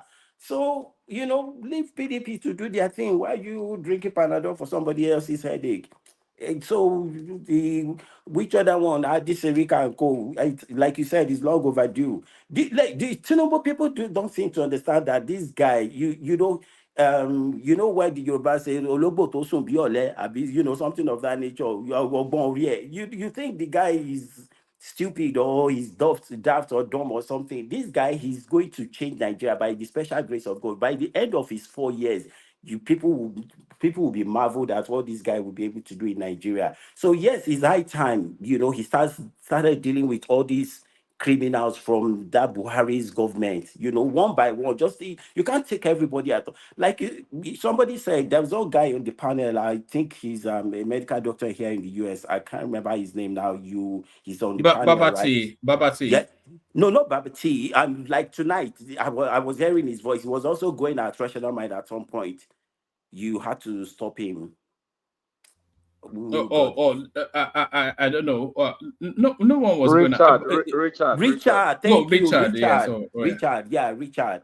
Yeah, you know. So yeah, I heard him. You know, he was. Oh God, I forget what I wanted to say about him. But anyways, you know, it's just high time he dealt with these people. That's the truth. You know, he would, you know, surely deal with them. It's just a matter of time. Like, okay, so now I remember what I wanted to say. You said, Obi, and I listened to that interview myself, Obi, when they asked him, you know, during the campaign period, he said he's not interested in going after anybody. That it's a waste of time. But he knows because he doesn't have what it takes to go after these people. This is the first time, one of the very first time we are having a president that doesn't have a godfather in Nigeria. He doesn't have so when you do not have a godfather, you have what it takes to go after anybody. But if you have a godfather, who are you? Is it not what your godfather says that you do? So and by the way, Tony, what you said is factually the case.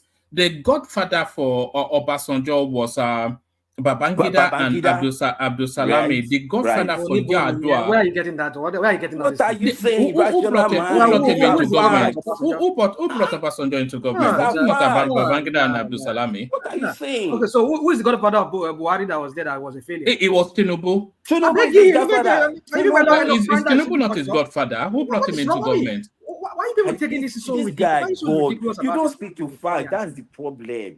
Who is Tinubu that came out to say Toban Shemi could the president? Didn't Tinubu say that? Oshela Koko Olule. Oshele Keji Olule. Come here and just twist things. Like, what is wrong with you people? No, Tinubu, hold on. Tinubu, Tony is right. Tinubu is the first president in this particular republic that is president without a godfather. He's a godfather. They treated him the way they treated him in the case of Oshomole and what are you saying? I have not people in your guys in looking for validation. You would twist history. You would twist the same people that will be calling Obasanjo. The court has validated him. What validation just come here and speak to matters rather than just. He doesn't need your validation. What shall I mind? You don't have looking for validation. That's what you're looking for. Do you have validity to validate him? Look at one shame people not. Come on, let's move forward. I beg. Come on. Obasanjo has a godfather. Of course. They brought him out from prison. And they brought him out. So what? From And so okay. what? So if they had left him there, wouldn't he have died there? They brought him out and said, And they made him president. It was You need to see his Babangida. picture when he came out from prison. Hold on. Even Colonel Hamza, he told us that when Abacha died, they went to consult Babangida, and he charted the pathway and said, you have to give it to a Southwesterner, but give it to a former military man. Give it to my boss. Where is that written down? Go and listen to Colonel Hamza's when it's tapes convenient now. for you, you will believe Colonel Hamza. Mustafa when he says certain things, but when he says certain things that are not, you will not believe him. You see, you people just use a selective picking what to believe and what not to believe. I mean, this is the same you guys that were talking about. Mustafa when he was saying certain things here about some corrupt leaders, and you people say it's a lie. You can't believe okay, that. tell us who is Tinubu's godfather. Please tell us. Well, it's up to you. I mean, I'm not disputing. I'm not here to come and tell you Tinubu has a godfather. He doesn't have a godfather. But tell us now. This is what about? If you do not know, say I don't know. Simple. Nobody. All right, Tony. Tinubu having a godfather. He doesn't want to. You might be the one man, real quick. Yeah. He doesn't want a godfather, but he wants to be a godfather to that people, like one in Lagos, right? And you come here and you're telling me about godfather, not godfather. Is it that you want what we to call Afobaje? Sorry, guys. You said he wants to, but he already is the godfather. What are you talking about? I didn't say he want to be. I said he is. That's what I said. You said he wants to. You just have a mind of what you want to listen to. I don't get it. Nothing got last man standing. Exactly. Thank you. What does last that mean? man standing. So what does that mean? What does that mean? So what I'm saying? Let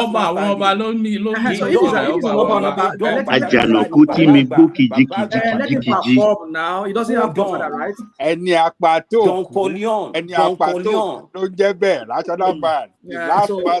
him perform now. He doesn't have any godfather now. Stop hating. Stop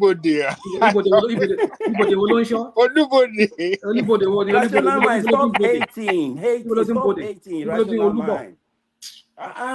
Don't hate the player, hate the game. All right, Tony, take us back to the politics. But rational mind is quite a spectacular thing. I think you are even more derided than I am on this platform, which is it's quite a novelty. I'm a bit jealous now. I wanted all the hate for myself. Don't share my hate with me now. You're cutting into my hate now. Let them all hate me. I don't want anybody sharing my hate with me. But Tony, take us to one more headline, and then I'll move the conversation on. First, subsidy goes to the rich. That is why we asked the Nigerian government to remove it. This is the IMF. So there's always been that thing that a lot of people feel that the Nigerian state is the hands of Esau, the voice of Jacob, or however that phrase. It's essentially being puppeted by the Western space. So here is now the Western space now telling us that one of the seminal policy stance of the Nigerian state is actually their orchestration. So who owns the land? Who rules us? Who made that statement? The IMF. Who spoke on the behalf of IMF? Do you know? It was some East African sounding name like that. Abebe Selassie, the director of the IMF African. This was at the spring summit, the spring meeting. The truth of the matter is this: either IMF or no IMF, what's it called? That regime was not sustainable any longer. That's the truth. Do you understand? I mean, how can you be borrowing money to be doing subsidy, and the subsidy is not even getting to the people that it's actually supposed to get to? So that's it's not even for me. IMF might have had an input into it, but I don't think that was the main thrust of the matter itself. There was no way that regime could have been sustainable. No way. And so for example, what's his name now? Tinubu himself, of course, even though he wasn't in government, but somehow he was still in government because he had people in government, so he knew what was going on. So he had already determined in his mind that he was going to stop that regime. So it's not, for me, I don't want to believe so much it was IMF that orchestrated it. They might have suggested, they might have brought it up and all that, but it was a regime that wasn't going to go that had, according to your word, let me use your word, wasn't fit for purpose any longer at some point. So yeah, so that I don't believe that like that about the IMF story there. Maybe I should start copywriting some of my little I know, cliches. right? A lot of you people are nicking it. Thank you, Tony. So that's Tony Tonero, he likes to be called. Another discovery by the One Man Platform. Stay with us, Tony. Let's move the conversation on, just to not to keep voices waiting for too long. Let's go to Prestige to have his 8-minute monologue. We were going to go to Richard, but I think it dropped. A man of prestige, Oba of San Diego. Yeah, thank you very much. Let me begin my comment to it. It's very ironic that somebody who don't even have any kind of pedigree in this platform will come to this platform to share his opinion, which is very good. But to castigate people who don't share his opinion, and making them sound like they don't belong in this platform. So that should be a shame on that person. I know his name, but I'm not going to mention it. But the listeners are stakeholders too, not just the panelists. But having said that, I come to this platform because of different view. Of course, there's more agbados here. There's no doubt about it, and I enjoy it.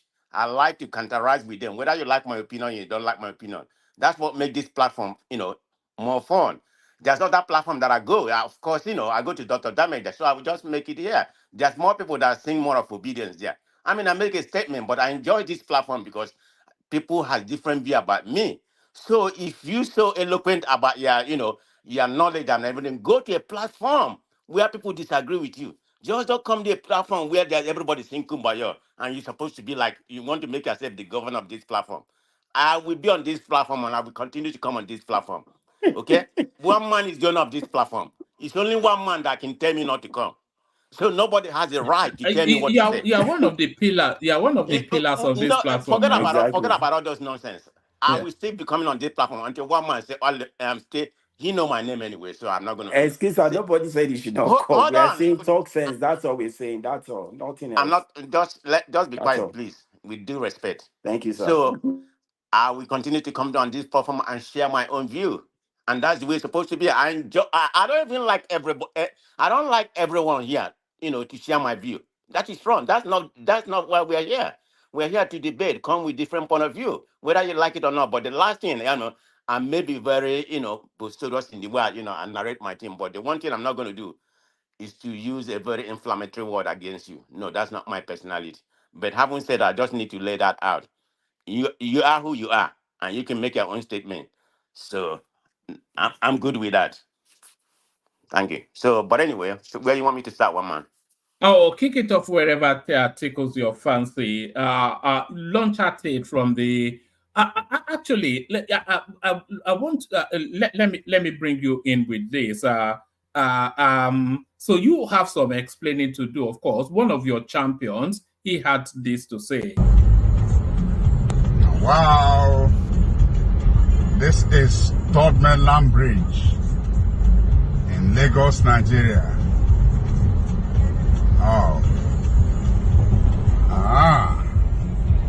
So life can be this good on Third Mainland Bridge because they kept on shutting down this bridge every 4 months. And it was not the kind of rehabilitation that was expected. But guys, this is good. Congrats, President Ahmed Tinubu. This is beautiful. Third Mainland Bridge. This bridge has been shut down every 3 months, 6 months, causing a lot of inconvenience to Lagosians and those who do businesses here. But this is beautiful. I hope this continues. Mainland Bridge. Kudos, Mr. President. Nigeria can be better. God bless you.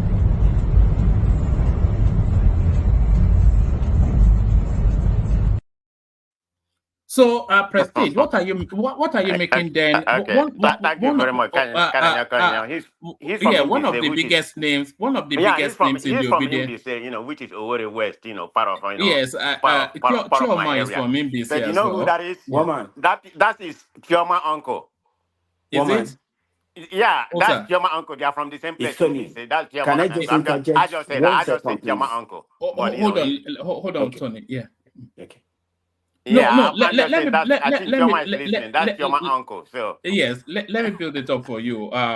So what are you making of one of the seminal obedient names, one of the marquee obedient names, waving the white flag of surrender? A new Nigeria is possible. He's telling us that the new Nigeria is already here. okay. Well, I mean, you just stating what you saw. I mean, being that it has been taking a long time for that bridge to be completed, and it's good that it's completed. So there's nothing wrong. I don't see any kind of waving white flag in that regard. He just commenting driving. I think he has a house in Lagos, and he transact business in Lagos, regardless that he's from Mumbai or whatever. So I don't really the way you read it, but in my own opinion, all this when we come to this platform, somebody construct like Gotha, we are praising him. I'm not saying this is Gotha. I mean, this is what expected of the government. I don't see I don't see why we should come here. Maybe because of the place that I live. This is a common narrative. I've never seen whereby we are living, they construct a bridge, we come and start praising him. This is our tax money. So I don't see what's commendable about that achievement. Sorry, can It's not I anything. Go can I ahead. interject briefly? Yeah. I'm going to tell you the reason this is a big deal. The reason It's this is not a to me. big deal. Wait, hold on. The reason this is a big deal is because Governor Alex Oti borrowed money to construct roads. Out of them, 2 roads he rained once, and 2 of the roads have already perished. So when you see a road constructed to modern standard, and then you have this your obedient propaganda that Alex Oti is kind of like laying the bricks to heaven, and you see the road he built, and just 1 rain fell, 1 single rain, and But 2 of those roads are gone. that video does not show that it's from Abana. I'm making Where? a comparative. I'm You comparing. cannot be making comparison when there's no evidence. Wait, There's no evidence now. You cannot be saying there's this. evidence. I sent one man the video of the Alex Oti roads. I don't The know one if he played. The one he played. The one he played is Tinubu standard third mainland. No. He road. played it. The one you're talking about. Hear my narrative first. Okay. What Tinubu did and Dave Umahi, that's kind of like world-class construction. They're hardly getting their flowers, apart from this is Kanayo guy, right? That's just Kanayo that couldn't hide anymore. The person that they are hyping up and propping up, Alex Oti, the road he constructed got washed out with a single rain. 2 of those roads got washed out. So that's why I'm saying if you see people kind of like hailing, it's because of the poor standard that other people have set, and those other people are the ones getting hyped. It doesn't make any sense. Kulata. The point I'm asking you is this. That video you're talking about, one man played a video of a washed road earlier that looks like somewhere in the east. Yeah, that's Alex Oti. That's Abia State. Hold on now from the That's video. the guy that the obedient are hyping now, as the next thing is sliced bread. What I'm saying is this. They spoke Igbo. Fine. There are several other states in that eastern part that they spoke Igbo. But he never said it was somewhere in Abia State. So how do you know it was in Abia? It was in Abia State. There are 2 videos. I can look for the second video. It was in Abia State. No, And they mentioned Alex Oti's name in the video. Oh, mentioned Alex Oti? Yes. Man of Prestige, you were here. Did you see that video? Did you hear me? Man of Prestige doesn't even understand Igbo. You people in order to justify this your Tinubu, whatever. like okay? I mean, it's a good thing that that bridge is being repaired and renovated as the case may be. But the point is this: this is what I'm saying here. The mediocrity that we celebrate in that country. The mediocrity we celebrate in that country is just appalling. Just because people who will put there, and not that they bend this road. It's a landmark bridge, a global icon. It's an iconic. It's an iconic. We It's have an the Golden Gate. African We have the Golden Gate iconic. Bridge. We have everything here. I mean, what are you talking about? We have several bridges here in Pacific Northwest. I mean, we don't see. You see, this. You see, that's why I said our psyche. Rational mind, you started again. We have. How old is America? How old is Nigeria? How old? Guys. Do you understand? How old is America? How old is Nigeria? How old is America? So what does are age you have to talking do here? about? How old is Dubai? Let's not skip the How old is Dubai? How old Nigerian? How old is Dubai? Let me ask him a question. Anyway, how old is Dubai? I just how old is Dubai now? Ask me the question. How old is Dubai? Was I the person that gave Dubai independence? You can tell me about how old is America. Just hold on. Because we were talking about America, that's why. So we Rational mind, have you seen Dubai recently after the rain? I'm coming to that. Did you see the flooding? Yes. Save all of that for the after hours. Hold on, Rational Mind. Have that interjection, Tony, and then Prestige take the floor back. All right, thank you. So I just want to bring out 2 points from this video that you just showed from Kanayo, right? So that's an obedient but constructive. He brought something constructive, right? Yeah, he was. When you see something good, say it. It won't kill you. You're not going to die. Kanayo was never an obedient. That's it. That, of course, is an obedient. What are you talking about? He was never an obedient. Where was he an obedient? Rational mind. Rational mind. He was an obedience. I don't know. Do you live under the rock? He is or whatever. Okay. Yeah. But he's saying something. He saw something good and he's commenting. That's how it should be. Let's build the nation. It's not about crying and whining, and that's by the side. But one man, I just want to say, is this that bridge from what what's his name now? The minister has done. Is it not an indictment on Babatunde Fashola himself? What do you think? How to expand on? Because yes, it is. It is. I agree with Tony. Every time. And do you understand? He was minister for whatever works and housing or whatever for how many years? He couldn't do that bridge to that standard, and he's from Lagos. Yeah, and an engineer came and did it. Fashola built to Babatunde Fashola himself. Honestly, no. I'm sure Can you guys hear me? Fashola was under Barry, so he was also doing other projects, like for example, Second Niger Bridge, the Lagos-Ibadan Expressway, and also a lot of projects in the north. So many. Fashola did a lot of work, like a lot of federal government work. But they shut down this bridge during his time as well. So many times they were shutting down the bridge. Yeah, he couldn't have done everything in Nigeria, but he did a lot. So we can't really indict him. He did a lot. Fashola did a lot. As a minister, he did a lot. I hope Umahi would do something close to Asia. Yeah. All right. Okay. Let me continue. Let me take off. I think Umahi is already surpassing Fashola. But exactly. Far. So let's Prestige carry on. Prestige. Okay. Yeah. I'm not saying the bridge, the third mainland bridge. Whenever it was started, like it was stated, they have closed it so many times.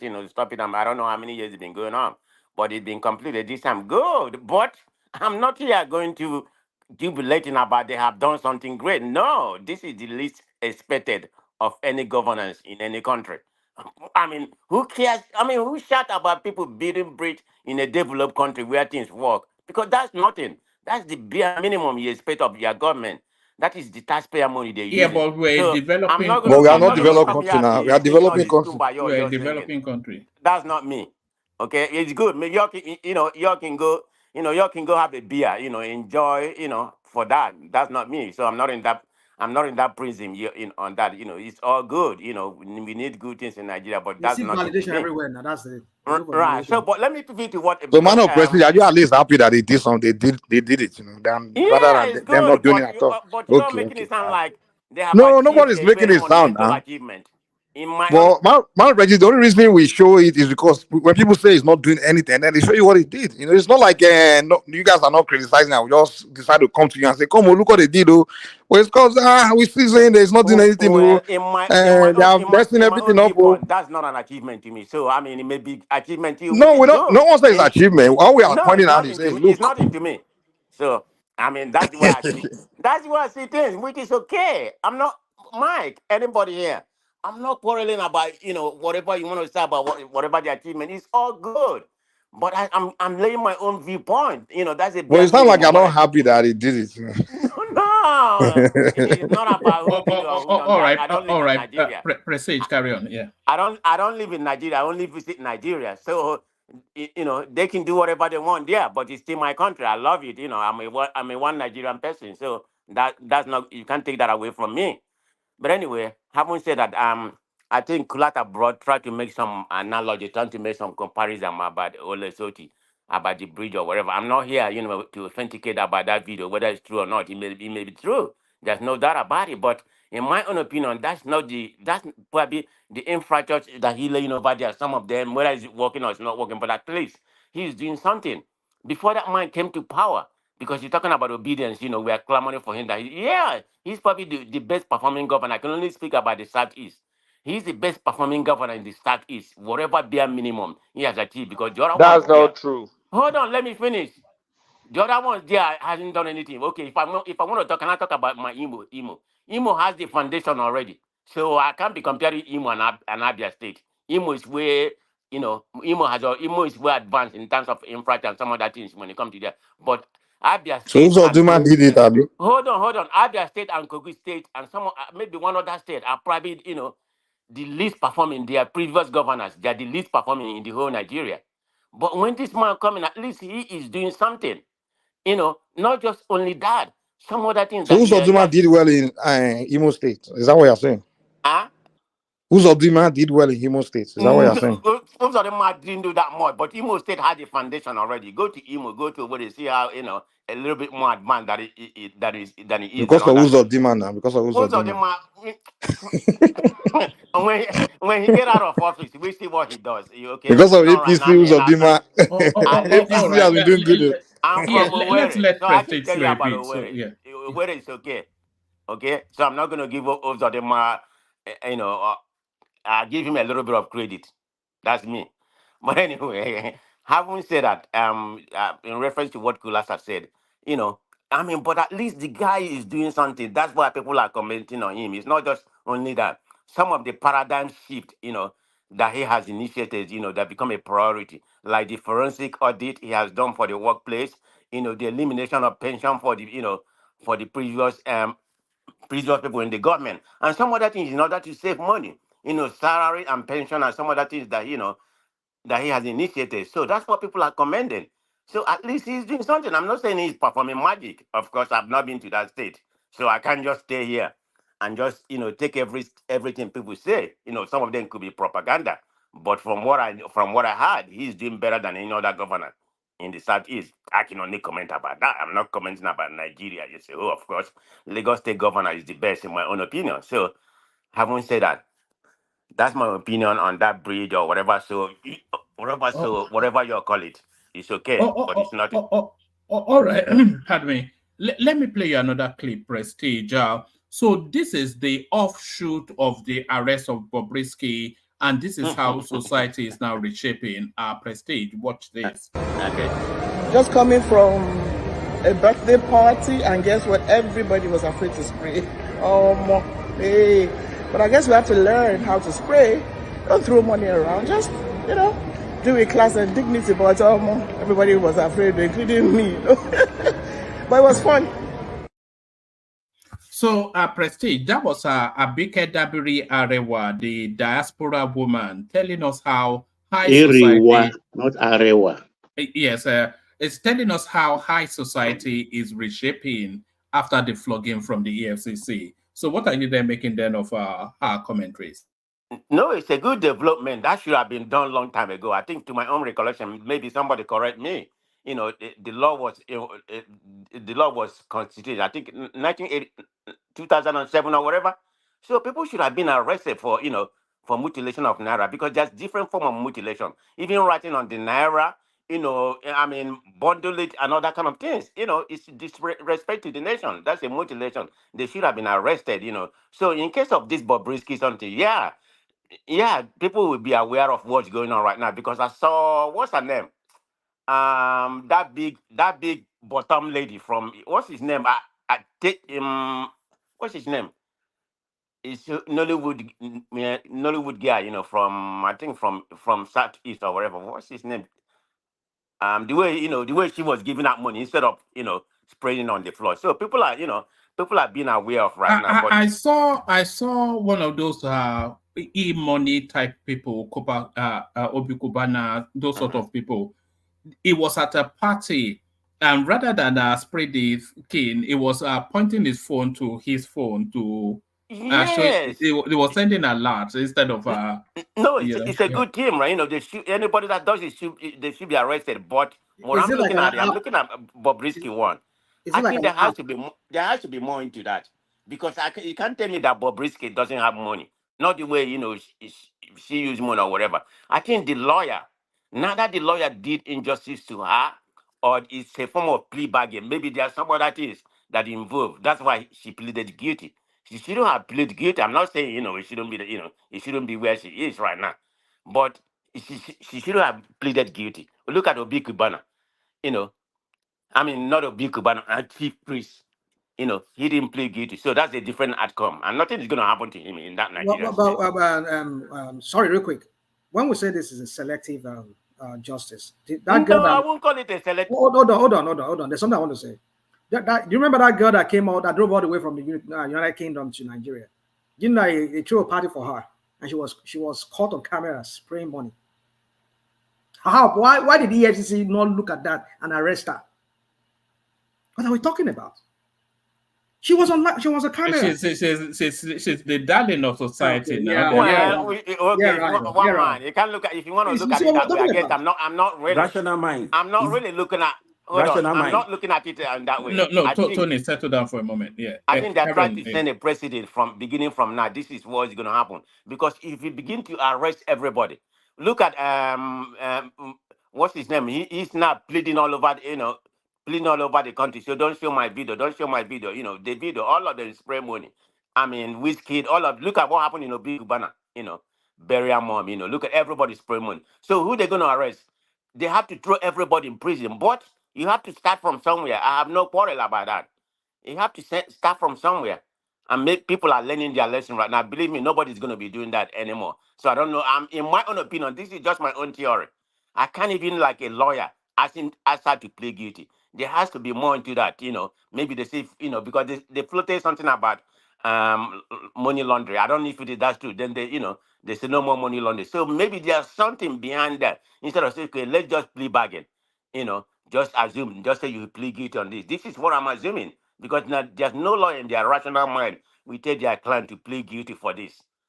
So, but it's a good development. I'm not, I mean, of course, and I'm not a fan of her. But if that would make it for everybody to listen, even Chief Prince, if they lock him up or whatever, good. If that would make people to listen, it's all good for the whole country because that's not supposed to happen. So, one man, I completely agree with you with this video that you just played. It's an awareness. Beware how you denigrate the country money. It's not a good thing. It's against the law, period. All right. Let me take you to one more space, Prestige, and then I'll go on from you to Kulata Ajanlekoko Dembaba. Sorry, can they go before me? I need to do something. Sorry. All right. Then Ajanlekoko before you. I know you like to go to bed early. This space, Prestige, Malami Sirika under scrutiny as EFCC probes former ministers over multi-billion naira fraud. So no sacred cows in the Tinubu administration is what we're saying. Are you applauding the government for that? Not not the way you portray the whole thing. It's kind of a half-baked story. I hope they arrested all of them. It doesn't matter who it is. I mean, what has happened with Rocho Okorocha? What has happened to the investors? This is why I'm very skeptical when it comes to Nigerian something. Rotate Okorocha happened more than a year ago or whatever, and there's nothing right now happened. The other governor from Enugu, they invited him when he was trying to run away. I think they invited him again, but nothing. I'm just mentioning the one that I know. Of course, there's many more. There's no outcome. But anyway, having said that, let's continue because I see where you're going on this. That Tinubu is doing a good job or whatever. I still reinstate what I said before. Let's see what's going to be the outcome of this, and see what's going to be the outcome of some of the people that I think that are in good time with him. So let's see what's gonna happen. And I mean, we know what's happening. I already mentioned at least 2 names. People gonna come here and say, "Where is you?" One man. It's not just like people. So let me mention your name. You're gonna come here and said it's still under investigation. I mean, this woman, better do, they just said, this is the money she, it should have been in jail right now, or at least EFCC invited her and questioned her and put her in jail. Maybe she can bear herself. Then they can investigate. I'm talking about, the way the jungle justice happened in Nigeria. I'm not saying that's the proper thing to do in a safe country. But the way they're doing everybody, they should have invited her or arrested her, then bear her before they continue the investigation. She's But on bail. She was arrested or invited when to was she EFCC arrested? office immediately. I didn't see that. But anyway, if you say She that, was Baba, invited. They don't arrest just like that unless you are stubborn. So she's okay. on bail actually. Okay, but I mean, there's no outcome yet. But I guess justice takes a long time. Even in Nigeria, it takes a very longer time. But having said that, I'm just looking at this in my own prism. I mean, I may be wrong. I'm just saying the people they are really, after right now is the people that don't support the government indirectly, whether they're APC or not APC, or well, let me say the people they don't have a good cordial relationship with. Let me use more reasonable word. That's the way I see the justice in Nigeria, and I can give you good examples. I mean the APC chairman. I mean Ganduje. Didn't he come out in the public and said, "My Baba said, I'm with you. I'm going to support you." I mean, why not say? Go and answer to what happened, we suspend you. That's the proper thing to do. But I won't say that. I hope they investigate. Let's see what's going to be the outcome because I'm not going to prejudge about what's going to happen. But everything in Nigeria until actually implemented, not when they say it. I don't, until it actually happen. I'm one of the most skeptical people when it comes to Nigeria, and I'm one of the most person that would like Nigeria to succeed. So let me leave it that way, one man. Thank you. All right, brilliant, excellent. So that's the majestic Oba of San Diego. So that's him, man of Prestige. So thank you, Prestige. Let's go on from you to Ajanle Koko. Yeah, see if he's ready. Ajanle Koko. What's up, one man? Yes, Nigeria matter. So, Ajanle Koko, of course, you recall how Kenya comes here often, straining at the neck, busting a blood vessel to eulogize about Alex Oti. That is a human capital development and all of this sort of that is done this, that, and the other. That is but I wonder because when somebody sent me this clip, I immediately forwarded it to Ekene. But Ajanle Koko, that eulogy that we hear about Alex Oti, the 24-hour electricity, how he has already in less than a year surpassed what the achievements of Dubai. In actual fact and on the ground, this is what it looks like. This is the second day. We reported this the first day. Another one has happened today. Look at the main road. Look at the main road. Look at people's property. The water entered inside this place, inside this shop now. Look at it. Look at it. Even this yard, that's where people are coming inside. Look at it. Anya report wala. Look at it. Look at it. Ihe abu mmiri patara na yard ndị mmadụ. Ihe a mmiri bukasicha ụlọ ndị mmadụ. Anya report wala ihe a. Ọ bụrụ na e nwere ụzọ eji mere anyị ihe a People's Road, ndị mmadụ gatara ozi mmiri ka ahịrịa ga ebe a. So there it is, Ajanle Koko, Alex Oti Otigbe on handicap. Where did he mention Oti name there now? What did he mention? I stopped it at 20 seconds. It's a 2-minute clip. Do you want the fullness of it? It's okay. I mean, if I can play it in full. Yeah. No, it's okay. It's okay. I'm just wondering just to see where it says Oti because, like I said, he mentioned Oti name. Yes. Otigbe on handicap, as I said, Ajanle Koko. Yeah. Greetings to our listeners around the world. Click on the like button. Share and subscribe if you haven't done so. You see, I want to hear from them what they are going to say on this road collapse, or how do I describe it?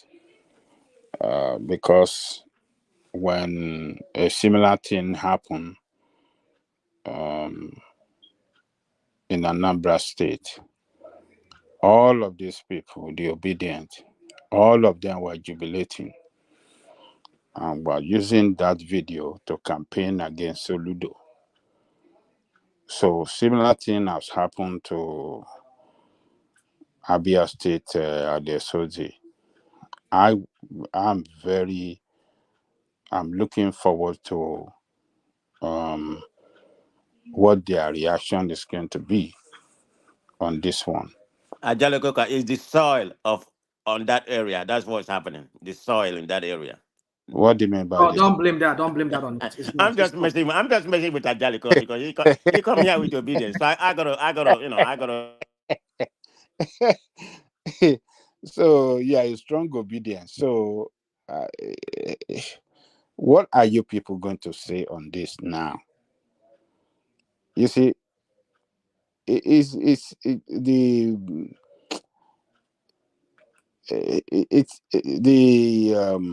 I think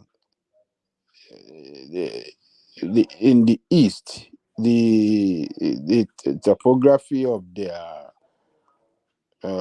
soil is not that too good, and that is what they have to study very well. Those contractors that are giving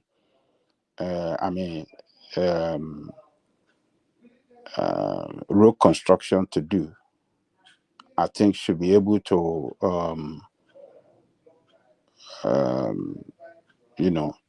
check the soil well and know what is good for them to build on it and how to build on it, and what can stand the test of time. Hold on, Ajaliko. That has not happened in Imo. So why are you gonna put it on the soil? You're making an excuse for them.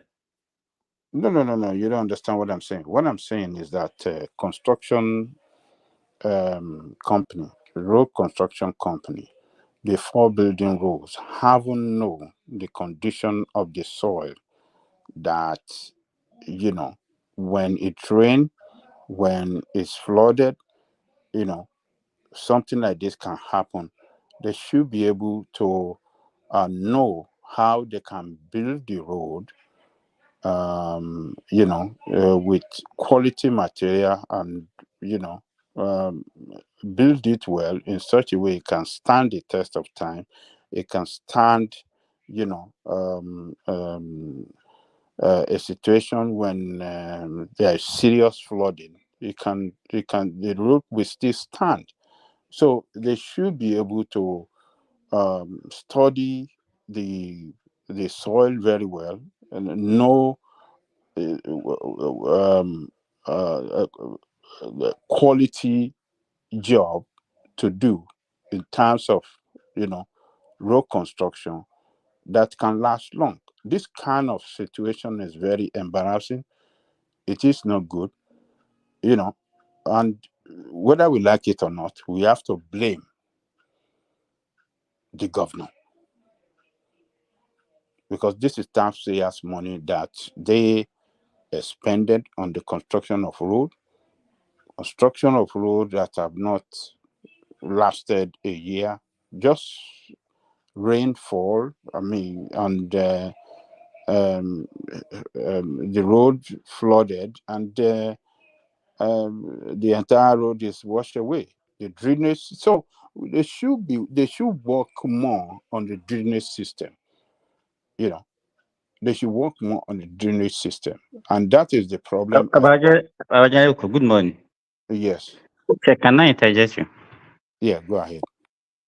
Oh, okay. Don't you think that maybe because he was in a hurry to score some key political? No, believe me, because not quite 3 months to 4 months. For the obedient to jump up and down. I come Exactly. on this, Not quite 3 months. To Lablas, ridiculous. I mean, so now, because let me ask you a question. If you know how long does it take to construct a road? You have to map up your plan. There are so many things that you have if you want to construct a quality road. But if you are in a hurry, within 2 months, you are saying that you have already started road, you have finished it. This is what you will see. This is the kind of thing that you get. But where you can see rational mind trying to defend is the one that is presenting himself to be like a saint on this platform, trying to condemn everybody. But when it comes to this kind of thing, okay, you can imagine that if this kind of thing happen in Lagos, you will see how rational mind will be screaming all over the place now. You understand? He's now defending. Oh, can you see? Did they mention Abia State in the clip? But if he's in another space, he will not even ask questions. He will just Really? jump at it Really? as I condemning it. Yes. Really? You Okay. understand? So let me tell you, it's a known fact that the soil in the eastern part of Nigeria is very, very, prone to erosion. You understand? We had a governor in Ebonyi State who constructed quality road, and up till now, those roads are still facing they are still standing, even years after. You understand? The same thing that Obi did in Anambra, that or the erosion washed away everything, is the same thing that this same Alex Oti that you obedient are praising. And you can see the double standard that we are talking about now. Because it's coming from their own space, they will not condemn it. They will now be rationalizing that, hey, is it true that it is happening in that space? Everything that I've been saying about this guy is not actually true. Even the electricity, we have seen video that people are saying there is no electricity in Abia State. They were just, and they will now be blaming some people for propaganda. Who is the cheap propagandist here? So you can continue, Mr. Babajare Kuku. Thank you. Yeah, Go ahead, but yeah. Really quick, I know you have to. You see, you have a point that sometimes we defend him defensible. Sometimes I will agree with you on that. I've never said that the Labour Party does not have their own propaganda, or even the Obedient don't have their own propaganda. But one thing about me is that I try to make sure of everything very well before I jump on it. So if I ask the question, is that from Abia State? Because we've seen many videos, because coming from an Agbado person, Kulata, it begs the question, like, can we trust this thing? Could it Is be it that the one that was it the one that generated the video? Farabale now?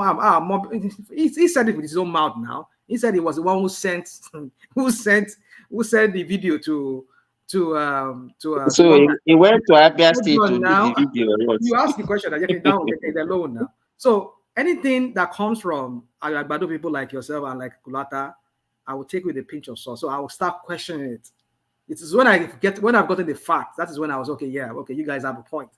But for right now, if as long as I can't prove that video to be from Abia State, it's very hard for me to just say, okay, it's start condemning it. But if really it's from Abia State, it's condemnable. There's no any excuse whatsoever, like what Adadi Koko said. Taxpayers' money is being wasted. What kind of leaders are we having? So that's the question. I will jump on it. But don't come here and start painting the whole thing like, oh, I try to excuse. I don't excuse anybody. If it's OB, I will. Even so, if this road was in Lagos State, would you ask for the verification, the videographer, the name of the street, and all of this thing? Would you ask for it, or would you immediately leave, as you often do? If it's from Lagos State, I will know if it's from Lagos State. There's a way I will know if it's from Lagos State. I will know because Lagos. Okay, let me know. I go on this tangent of having to do this. What about? But the thing is that if it's from Lagos State, I will still ask some of the question. You see, there's a way I probe things to understand, but the thing is this: coming from Kulata, I mean, you see, I could give you many. You see, woman, I don't. Let me just allow Jalogo to continue. Let me just leave it at that. Okay, so like I was saying, we have to blame the governor because this is taxpayers' money being wasted, and now to fix that road, they have to spend ×3, or if not ×4 of what they spend for the construction of this road have been washed away. So because the drainage system is not there, it's not good, and that is number one, and the most important aspect, part of road construction. when you do road and you don't do the drainage system when it's rain and flooded, the road might compromise, easily to the flood. So I think they should concentrate more on building a very strong drainage system that can take in the rain and the flood, and instead of um, uh, uh, flooding the entire road and the entire area and wash out the road.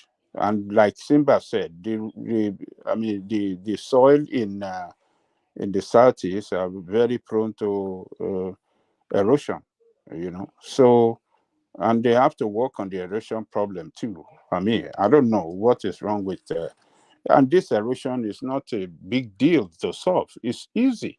It's not too difficult. It's not too difficult, but we have leaders that all they care for is how much they can make than how much they can put into work.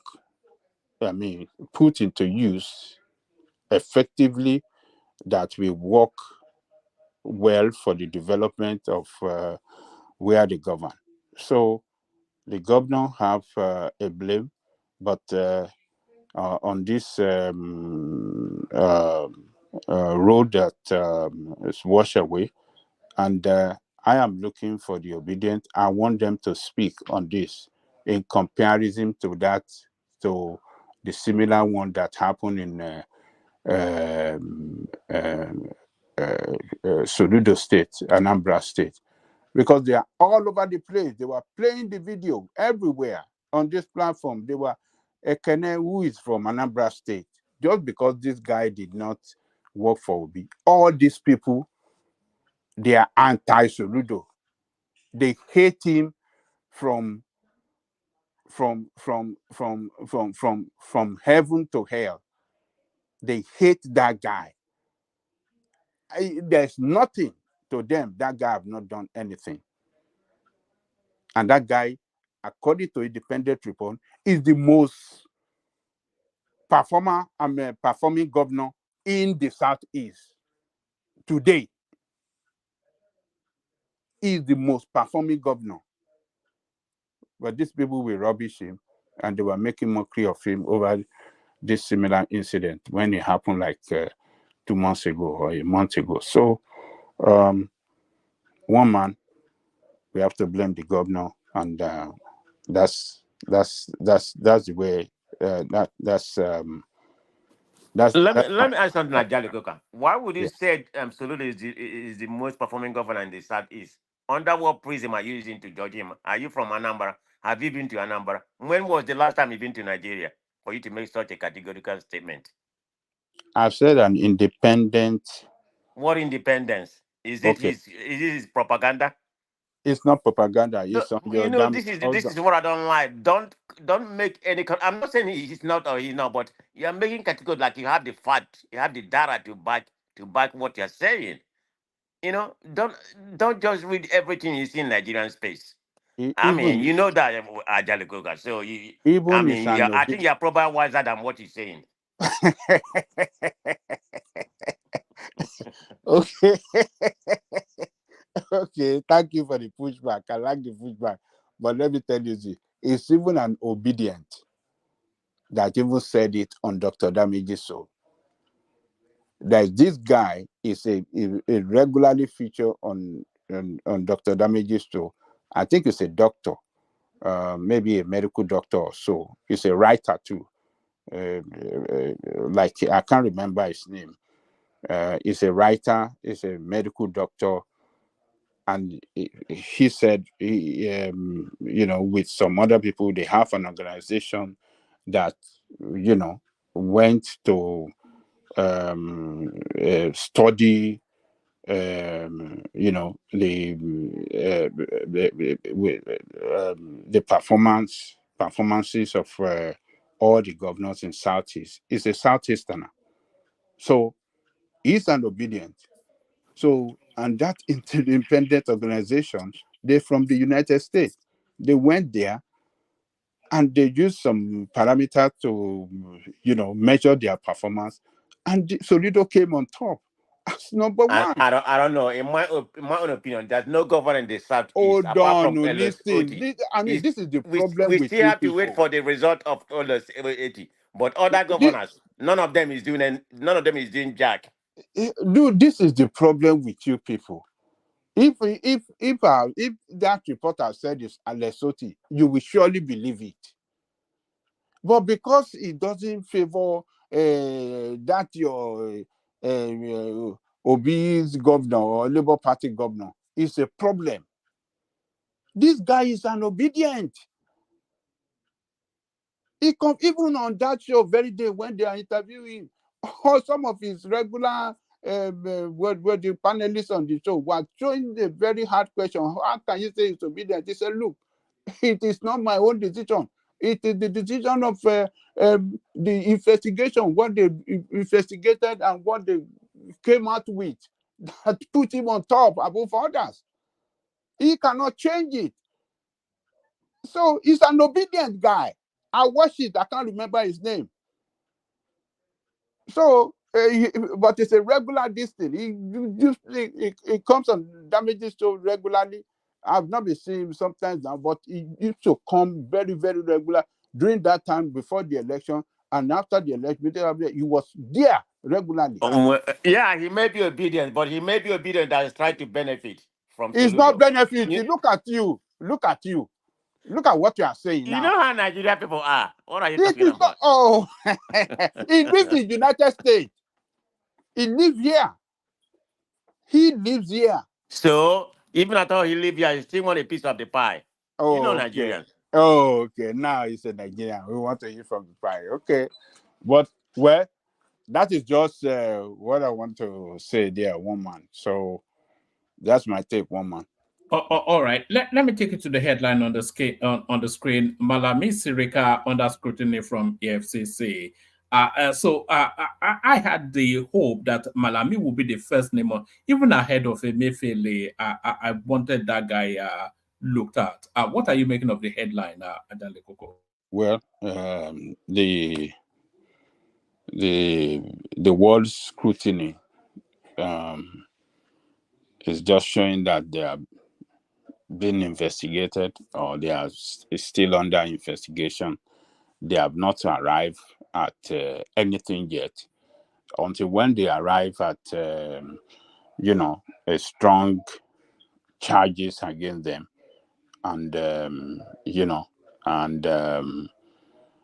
and they reported to us that yes, this is what is going on, and that is when we will know they are really. But now the way it is with the statement, the headline is just showing they're under investigation, and when somebody is under investigation that is yet to be concluded, we cannot say anything on it. But but these two guys, I mean, when they were in government, we all suspected that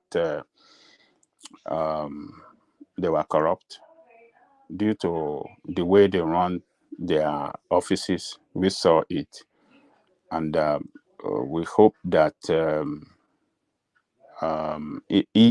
EFCC will do a very diligent job in the areas of their investigation, get their facts right, and prosecute them when necessary, so that we can start to send message to even those one in the position of power, those one that are serving with the president now, Tinubu, that look, the similar fate await you if you run your offices with corrupt practices. Yes, this similar fate await you. So that is the way we can start to sanitize our society and particularly those in the position of leadership, political office holders. So this is the president. What I'm saying, what I'm interested in is for the president not to interfere. Look, let me tell you, these guys can do their job well if they are given all the resources well to do their job, and there's no political interference, particularly from the president. If political interference is not from the president, and if their mechanism, if a mechanism is put in place to even watch, to supervise what EFCC is doing themselves, there must be a control measure, checking on EFCC on how they are doing their job. So people to head EFCC and the Attorney General must be people that are, people that are not corrupt, and people that are competent. People that are competent. But for these two guys that are there now, I don't have any doubt on them, on their, their competency. The man in charge of what do you call it? Attorney General is a competent,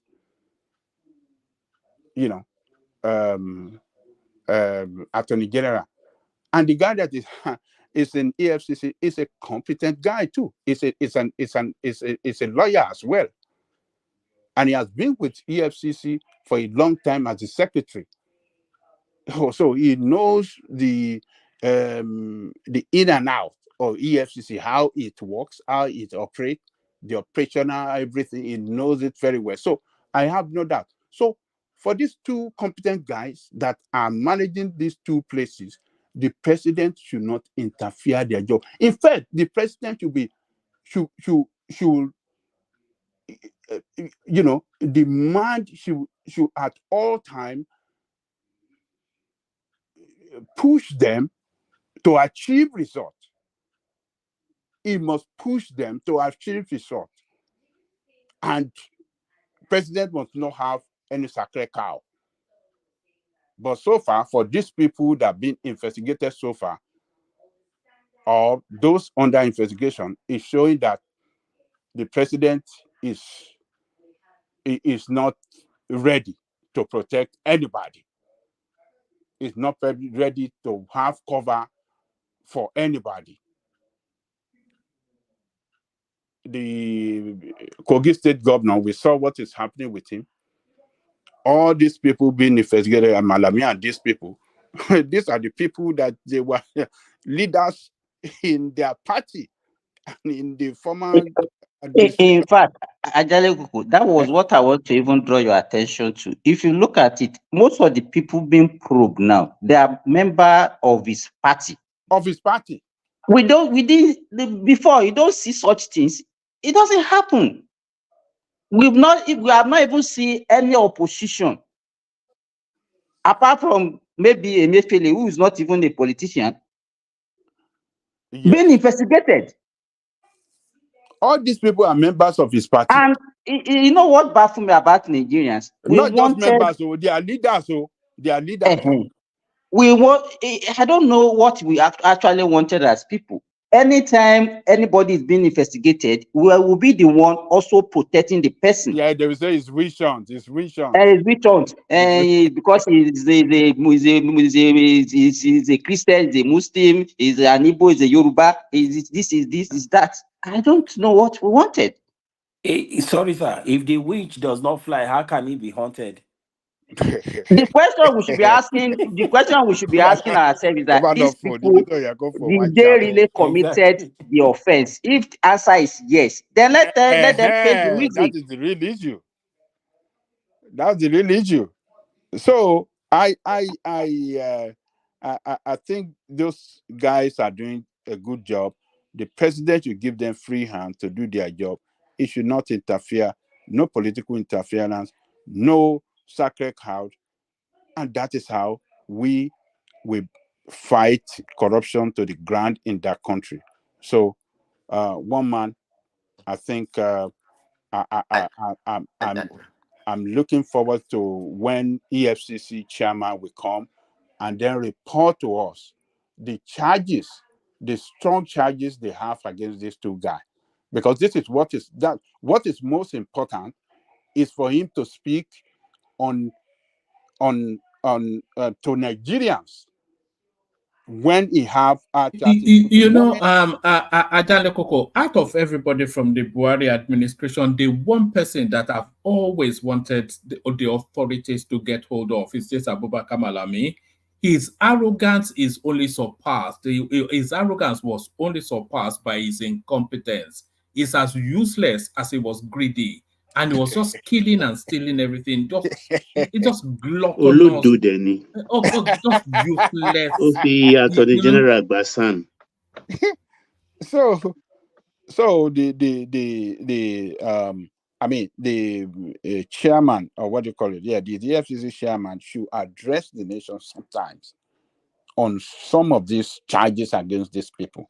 He should be able to report to us, particularly when is launching is the moment is launching is filing the lawsuit against them with all its facts and evidences against them. It should make a public address to Nigerian people for us to know why this person is being taken to court through prosecution. It should tell us. And that is when we can see, transparency and accountability in the running of the state. So that all of us can be aware that, this guy is being profiled. Because when there is when they don't address us, speculation will be jumping from pillar to pole, and some people will want to say it's with something. Is people they fell out with somebody that did not step down for Tinubu. That's why it's going against what do you call it? Yaya Bello. He didn't step down, whereas he stepped down. So the chairman of the EFCC should report to us, periodically on some, important cases like this. So that's my take. One man. All right, brilliant, excellent. So Adele Koko, it's very early where I am, so let me bail out as the conversation carries on still, acknowledging the super chatters Olatubosun right there. The same names traditionally mentioned. Ayo, of course, we'll mention him, and we do Lato Rich, there he is right there. That's Nioma, who has now joined the Super Chat gang. Play Soma, who used to Super Chat a lot back in the days. He's now back with it as well. He does it twice. That's Tope O right there. So showing some sisterhood solidarity to Chioma, who is on strike. And that is Michael Babs right there. So the Super Chat space still open. I'll hand over to Mike. Acknowledge Mike. All right, so that's Mike. Yeah, so yes, I hand over to Mike as the conversation carries on. You are allowed to super chat at Mike as well. So I think he allows for that as well. So if you want to do that to Mike, I'll do it with Mike as well. So thank everyone. I'll see you tomorrow. The conversation carries on. Mike has still not spoken. Kolata needed a moment. I'm not sure if we still have him. And Niyoma, he's been quiet. I'm not sure if he's still there. Baba, certainly everybody wants to hear from. Simba, of course, who likes to keep you company. And Prestige, who has decided to spend the night with us. So plenty of conversations still to be had. You guide it through. Mike, over to you. One man. Yeah, I'm I here. don't think Mike is there. He unmuted, but I'm not sure if his connection is yeah. Okay, let me carry on until Mike indicated to me. Yeah, I think he's going to reconnect in a moment. Ajale Koko, do you want to go to the No, let somebody else speak. I just want to say, I think Baba is there. Let him speak. This man of prestige, I think you have to change his name. He's not a man of. He's not been acting It's not at all prestigious, is It's it? not the best. It's man of rascality. We'll change it to man of rascality. Man of Equataism. Well, man, that's what makes their platform very. That's what makes their platform very enjoyable. Everybody has their the way they narrate their something. I mean, Man of maybe the way my rascality voice come, the way my from voice San come across, Diego. people think I'm like that, but that's not me. But hey, it is what it is. I can't change who I am. But anyway. So you Don't can worry. go to Baba. Change Don't the worry. We next love time you is just the way man of you are. rascality. Eh?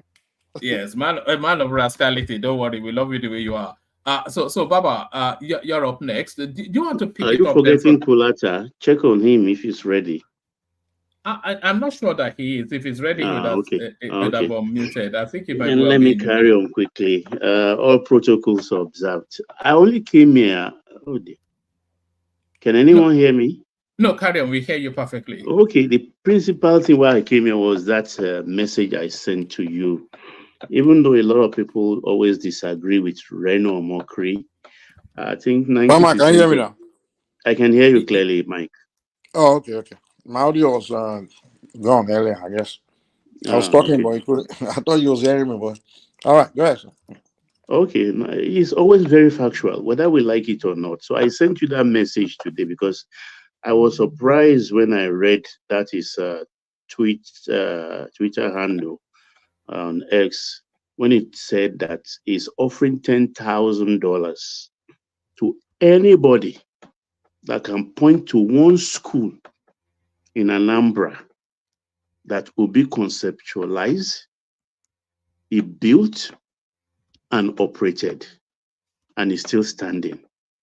He offered $10,000, and it's not. Before he offered that, I mean, that guy is meticulous, very factual. And I came because I thought Ekene will be on board today, so that he can help us unravel that. Because I hear him talking eloquently about the achievements of what Obi did during his time in education. And here we are, somebody saying, look, if you show me only one school, I'll give you $10,000. So you see, when it comes to national issues or national political issues, I don't like people. Baba, do you want me to play the clip that you're Please referencing? do. It's very important to me because I don't like propaganda. All right. So it was Reno appearing on Ashewo Kibalo's. Let me play you a snippet from there. Okay. Best candidates in terms of education, this man is the least educationally qualified. Waziri Atiku has a master's in international relations from Anglia University. Bola Tinubu has a first-class degree from Chicago State University.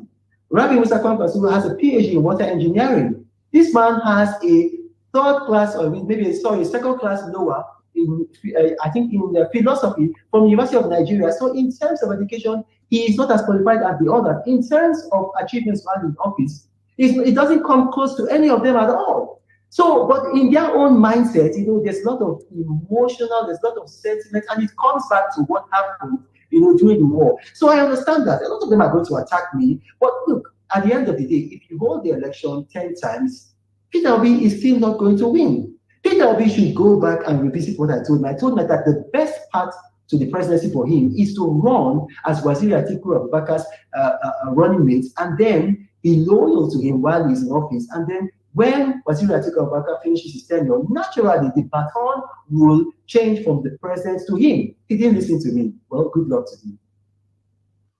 How can you say the best candidate? The best president Nigeria never had. I mean, Peter Obi is somebody that I know. It is ridiculous for you to say that Peter Obi is not the best president Nigeria ever had. That's what the supporters. That's what the supporters of Peter Obi will think. That they think that out of all those candidates, they think he was the best man for the job at the time. Let me address that, please. Let me address that. The only way you can judge somebody's future is by somebody's past. And if you look at Peter Obi in Anambra State, I mean, he was asked. Now, this is not me when I'm talking. He was asked his singular stellar achievement in Anambra, and he mentioned the brewery that he put in Anambra, and that brewery is a loss-making brewery. Now, today, I'm speaking to Isheyu Okubaloye. I'm going to tell Nigerians, and especially obedience, I'm giving a challenge. I will give any obedient $10,000. If you want, I can produce the money in cash. I will give any obedient $10,000 if they can name one school that Peter Obi started, completed, and commissioned while he was governor. One school. So how can you say that a man like Rabbi Musa Kwankwaso, who built 2 state universities, That's done it for me, man. Thank you. Who built over 140 schools? Okay. Baba, can I come in before you continue? If you Yeah, don't go mind? ahead, man of Just a prestige. minute. Okay. Yeah.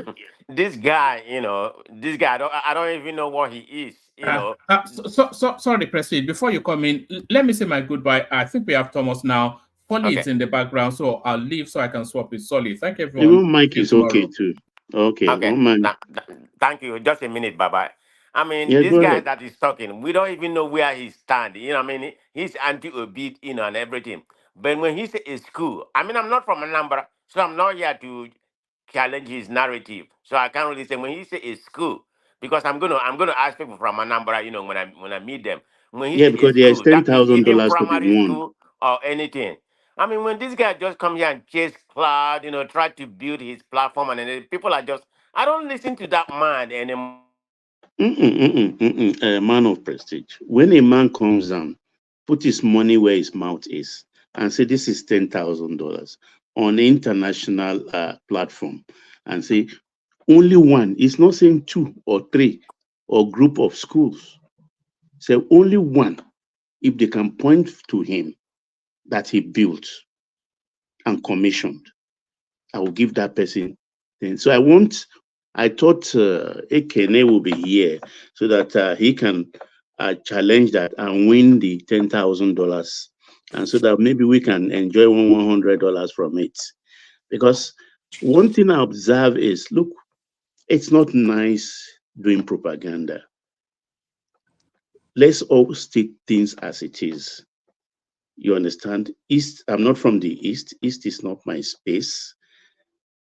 But then when you come to talk about your own East eloquently, and you are not talking on the side of facts, that is not nice. What's the reason for doing that? Just to make the other state feel inferior, or to shut them down? I don't think a man will come and offer $10,000 for nothing. And I'm yet to see, because I'm following that, I'm yet to see one person that will quote an address and place for him and say this thing. I know people don't like him, particularly the Easterners, but most of the things he says are 90% correct. Very factual. Very, very factual. So having said that, Baba, yes, sir. sorry, sir. It would have been nice if what's his name, Ekene was here so that he can win that Yeah, 10,000 to go and add it to his business in exactly. Alaba. That was why I brought it to one man's notice. Unfortunately, he's not here. Maybe if he's listening in the background, let him go pick up that $10,000. Exactly. So let me go to the Shehu Malami. But what should we do if in the next 1 week or some few days we don't hear no challenge from the obedient? What should that tell us? You know the conclusion now. You know the conclusion. By tomorrow, I think they should be able to respond. Tomorrow, exactly. Their fact. Exactly. If they fail to respond, I think I didn't read one. Like the one you quoted, where I said the guy on the Dr. Damage's platform he quoted some data too about education, and the percentages I'm hearing, I'm just saying, can this be true? I've not fact checked those ones, but I will do. Did you watch and that come guy back. too, Baba? Say again. Did you watch that guy on the? No, I did not watch, but Omokri came up with something which really is different from what we hear from that space. So I'm a little bit shocked. I've not checked. I will check it out and come back to the platform to report. So let me go to Shehu Malami. There is an issue there because I've always been like Attorney General to the Federation, also Minister of Justice. Why are those two offices in the hands of one man? But when I look at all over the world, mostly, I think that is the practice, even though it is dangerous. But other countries actually have a mechanism to mitigate against any abuse of that kind of two offices in one man's hand. But the EFCC, when he was there, Malami I'm talking about now, he has eyes for the kind of money they are seizing from people. And he kind of cornered them and said, look, you can't prosecute people. It is that prosecution of the people you are investigating is situated in my office, that we should be the prosecutor and not you. I think that's in drag for some time, but being a minister, I think he won that argument, and that was why he was able to chop a lot of money, because he brought everything under his armpit. Even the things, properties they seize, he says, but to an extent, I think you cannot be an investigator and be the same prosecutor in your case. This is where I'm coming from. So he may be right in his own interpretation of procedure that, okay, you investigate, give us a file, and let us do the prosecution. But then that will slow the wheel of justice down considerably also. But if it is the right thing, I don't see why we should not follow it, because EFCC as a body too have not been winning a lot of their cases because they always rush to courts, and they don't own their lawyer. They engage senior lawyers as private prosecutors. I don't know how that has been working for them. So we have to rejig that ministry and with their relationship with EFCC.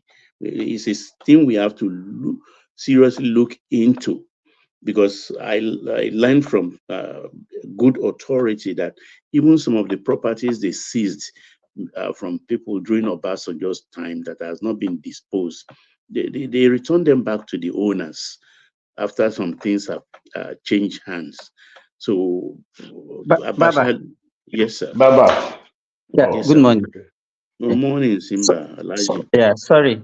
You know, it will be very difficult to prosecute corruption charges in Nigeria. You know why? One, these people, they stole a lot of money. You understand? And let me tell you this, everybody in Nigeria has a price. Okay, look at a situation whereby EFCC, you have a lawyer that has to fight for you, that has to defend your case. But that lawyer himself can be bought. Some of the staff of EFCC can be bought. Yeah. You understand? So they are the one, it's not as if they don't have cases. They are the one that will go to the court and present a shoddy case to the court. And at the end of the day, they will say they lose the case. Okay, you can imagine how much would they pay their lawyer? Let's say, okay, a lawyer, maybe they said, okay, we are going to give 100 million for this thing. And the offender is ready to pay you 1 billion. You understand what I'm saying? Yeah, naturally you sabotage the case. Exactly. So is I don't know what other method. I think we just need somebody that will not even, and all of us here, if it happens like that, you don't take them to Simba, court. that's what has been happening now, all along. That's what has Just been happening all this year. just anybody, don't prosecute, just take that person and just throw into jail. The solution is I'm not para kamalo for sorry kama for gumbura. You understand? All the lawyers will go kama for gumbura. That's the only solution to Nigerian problem. Forget there's no corruption. That's what will continue. Like you said, the guy that's been prosecuted had about 60 billion or whatever that is stole. All you have to do is offer the lawyer 2 billion out of it. That's it. I think it's right. It's a serious problem. I But you know, if you, sorry, can I just come in? Mike, if you require that they use Ogun, the lawyers will not have any job now. It's when you call Paro now. No. Prosecutor Monstro. Okay, New York, I'm coming. You're guy. No, can I just come in, please? Yeah, go ahead. Yeah. If you remember, the EFCC chairman said that even the prosecutors deliberately they scuttle all these things. And why? Because they have been paid. He said he by himself. Yeah, I remember. In one And you of will his see press that is conference. exactly what is happening with this Yaya Bello's case now. They've gone to ask for injunction to set aside the injunction from Lokoja, but they didn't wait for that. Something that they went to the Court of Appeal also, so that they can set aside that injunction. But they didn't wait and then just went all the way straight to his house. You see, if you've been listening to channels and Arise News, all the lawyers they've been debating on it. Yes, he may not come out because the law is still behind him. Though he was advised to just come out to go to the EFCC's office, but because they've not set aside that injunction, so it's still covered. That is the problem, and that is why, in fact, they listed all these politicians that have escaped justice. All of them, nothing was done to them because there will be one prosecutor that will just have a way of scuttling the whole thing, and at the end of the day, they just throw it out of court. So that is exactly what is going to happen, even to this Yaya Bello. I think even EFCC is too small an organization actually to handle what is before them, because if they have to do their job, then they will be as large as the Nigerian police force itself. You understand? And like you said, the Nigerian factor, do you know the Audley, a lady who is the chief security officer to Bello? Her team are under lock and key right now as we speak, because they are asking them that the period we wanted to pick the governor, where was he? Was he in that house? Did he actually follow Ododo out of the place? They refused to say anything. Can you believe that? They refuse to talk. A police officer or police officers, even a female for that matter, as a lead officer. That's how bad our country have become. The people of our country, not our country. Baba, can I say something? It is strange. Yes, Baba, go ahead, please. Yeah, sorry. Yes. Good morning to everyone. I think in connivance with his security officer, the policeman, which the IGP, the Inspector General already withdrew all of them now. So I'm talking about Yaya Bello. Mm-hmm. They are the one in connivance with the security of Ododo. Ododo went to his house from Lokoja to Abuja to help him. He is the one that helped him escape. And I think the major problem we have here, apart from what you guys have already enumerated, is the judiciary. The judiciary in Nigeria, I don't know what our lawmakers are doing over there. I think there must be a way to stop all this injunction, especially if you are a politically exposed person. So that's no, you know what, Richard? What happened? You know, there are state high courts and there are federal high courts. That is where the problem lies. So we don't know who has when you talk about the jurisdiction, We don't know whether the High Court and Federal High Court are the same, are in the same level, or No, the probably federal is superior. if that is superior, where did the EFCC get their arrest warrant from? Is it from state? From Justice Nwinte in Federal High Court, Abuja. But where does this guy got his injunction from? Is it from the Kogi? Kogi State High Court in Lokoja. So that is where. So there's a lot of things that our lawmakers, they are sleeping for 4 There years. has to be reform, actually. They are not doing their work over there. Yeah, it just that place is just for people just to go and sleep and collect money. That is the major problem we are having here. Because if they are doing their work very well, they should have tackled all of this problem and make EFCC job more easier. Of course, you are right. For example, if somebody like that is what we are trying to say. And I think Nigerians should sit down and then we have to remodify or maybe fashion out our own democracy. Copying in total all of this democracy from the Western world does not suit Nigerian narrative at all. Because at the end of the day, they are using technicality to get away. How can somebody just steal billions of states' money? And then the irony of it is that if you see their children, the way they are behaving in abroad, spending this money lavishly, thinking they are from. Are you telling me? It's mind blowing. I think you guys live in America, or probably people live in UK. You will see more of them. It's very difficult for them to bring in their money to Scandinavian country or take it to a country like China or the rest. They always take this money to Western Europe and America and buy a big property there. So it's mind blowing. I think we need just to fashion our own democracy. This totally rely on this totally man's wide democracy. But you know what, Richard? I have so much faith. My name is Remy. I'm not Richard. Okay, Remy. Okay, sorry. I refer to you as Rich. I think I have so much faith in this president and his administration because he did a lot of reform, part of which we discussed here when we were discussing our former vice president yesterday.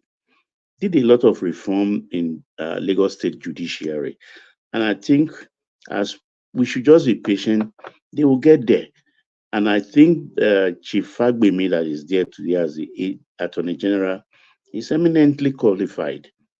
And I don't see him much as a corrupt person with his age and being a very successful lawyer and a senior advocate, not cash and carry senior advocate. I think, Baba, like the Malami. point is that does EFCC have the solid case, a solid one that this guy cannot escape? That is the major one. If To they me, don't have a solid one, without prejudice, you understand? And I think it's with prejudice because I don't know, I've not seen the paper, but the optics are not very good with our politicians. Who was Yaya Bello? You know, he's under 50. I know he would have stolen a lot of money, but not up to that 80 billion. I'm not sure. That is it. Who was he? Just a young guy who grabbed his opportunity. The way he was throwing the money around and all the Baba, you were Exactly. a lot of corrupt tendencies from him. Of course. So, I think he's just only playing because if they know the president very well, those who have confronted him, who had had an encounter with him, they hate him with they hate him with passion because with when passion he fights because with you, he doesn't look at they them. underrated him, and when the tobacco, when they jam him, they find out that they jam iron door. Afikuyomi will always tell you the story. What happened because of his kind of person, slow in speech, slow in action, but very deliberate, very pointed. And I will not be one to mess with him. And I pity those who will mess with him. And he's very cunning. Because if you look at, I didn't even believe he will come against Yahya Bello this early. And he has confidence. The Bello has confidence because he has a lot of money. He's been around and he spent a lot of it. Baba, But Baba, sorry to interject. Even if you are talking that way, look at the way he talked to El Rufai that I really need you. I want you to be part of my cabinet, blah blah blah, like this.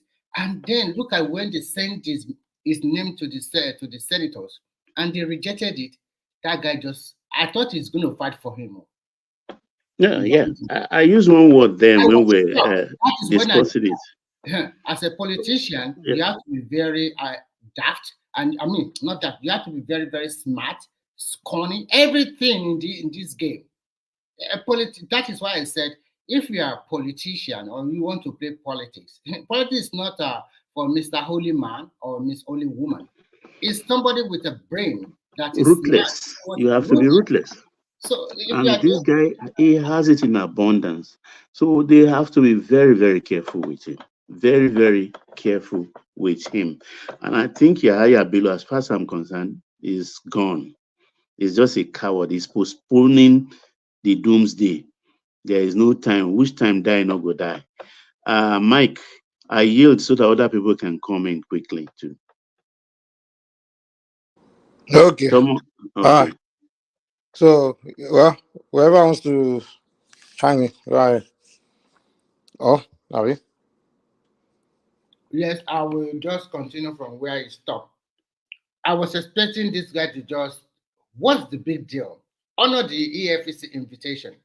You have stolen a lot of money. You can as well slow down the case as usual and weather the storm for 4 years or whatever, or who knows, for 8 years. That's all one of them have been doing in Nigeria. Even by the time they arrest him and go to start charging him and going to, he's still going to get off. He will get off. He won't be at the end of the day. Why are you running away? If you run away this, that means you're already guilty. That is the way I see it. It's so simple. Why? Just to honor an invitation. Obiano now is been to court. He's in America. He's going as if nothing Exactly. happened. Even Ojus or Kalu, that one was even found guilty. That one was sentenced to jail, and because of technicality, the Supreme Court released him. So it's and the guy wanted to be, he would have been a senator by now. He almost became the Senate president. Yes, so it would have been. It would have been. And then when they told him that we can't let you, you committed crime. The guy was crying, saying they are targeting me because of where I come from. No, he also plays selfish game.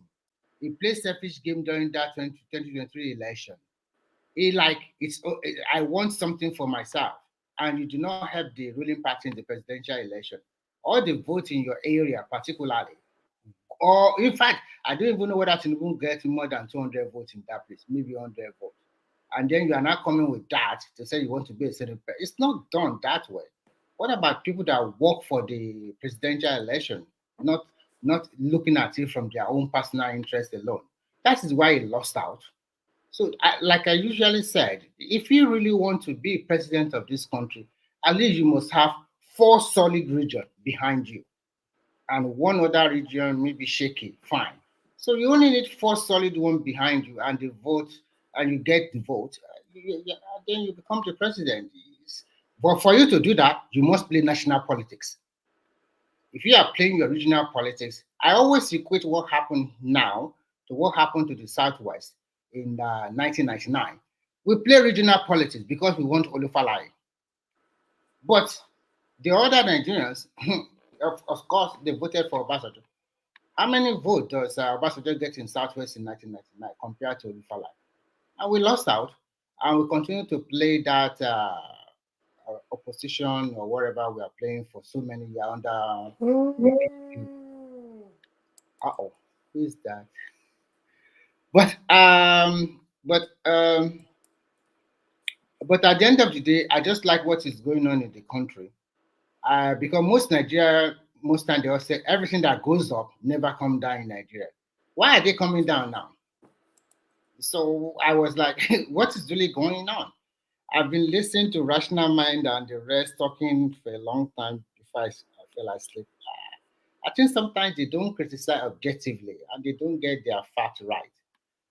But like if the Naira continue to appreciate, just 2 days ago, the the commodity board or whatever.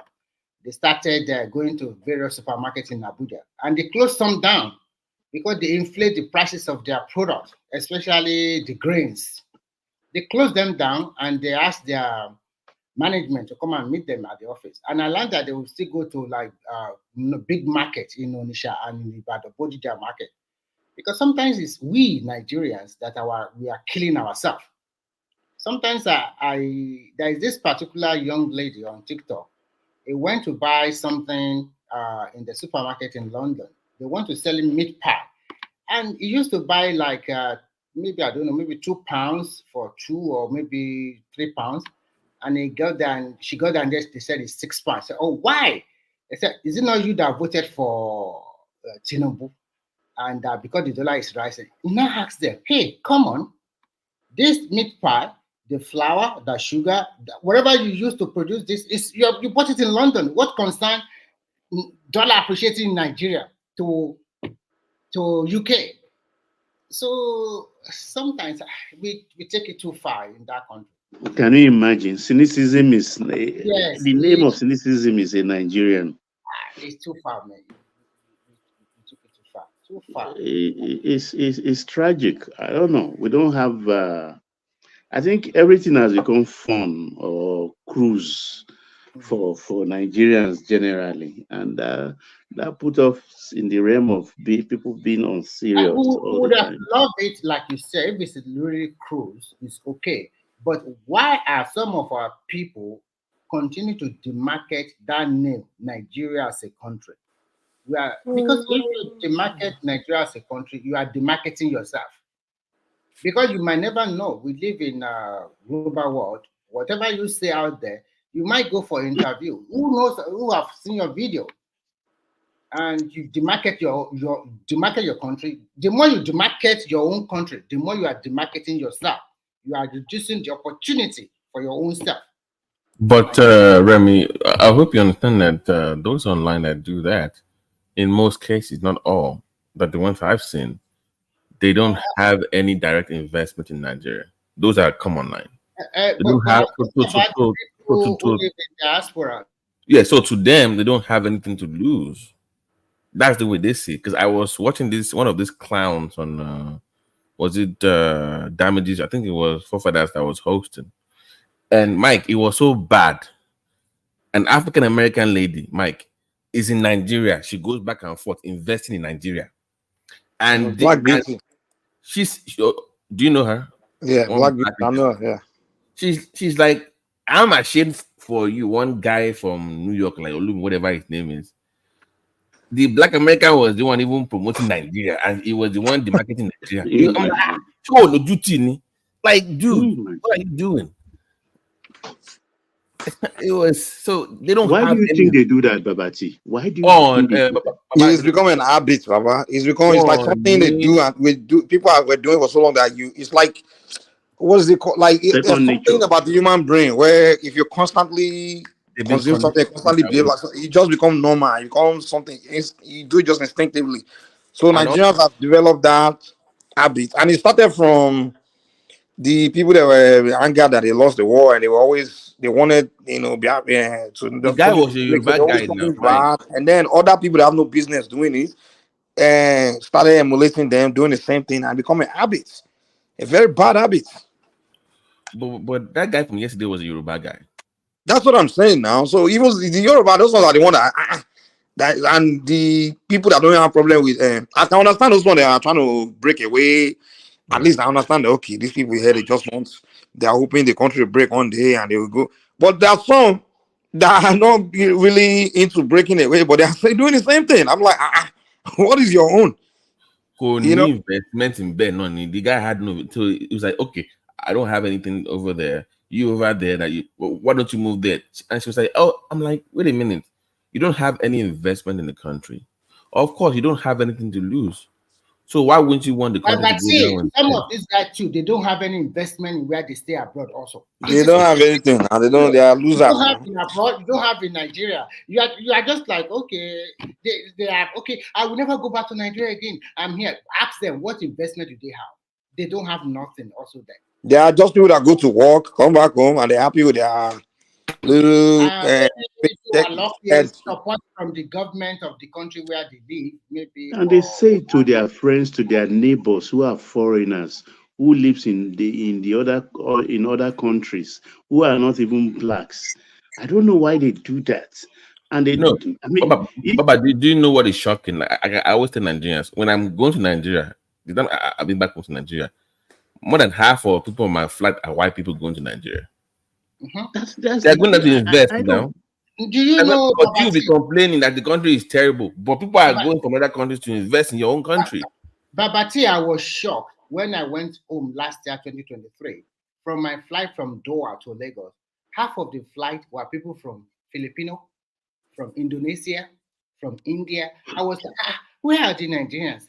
I did not see a lot of black people on this flight.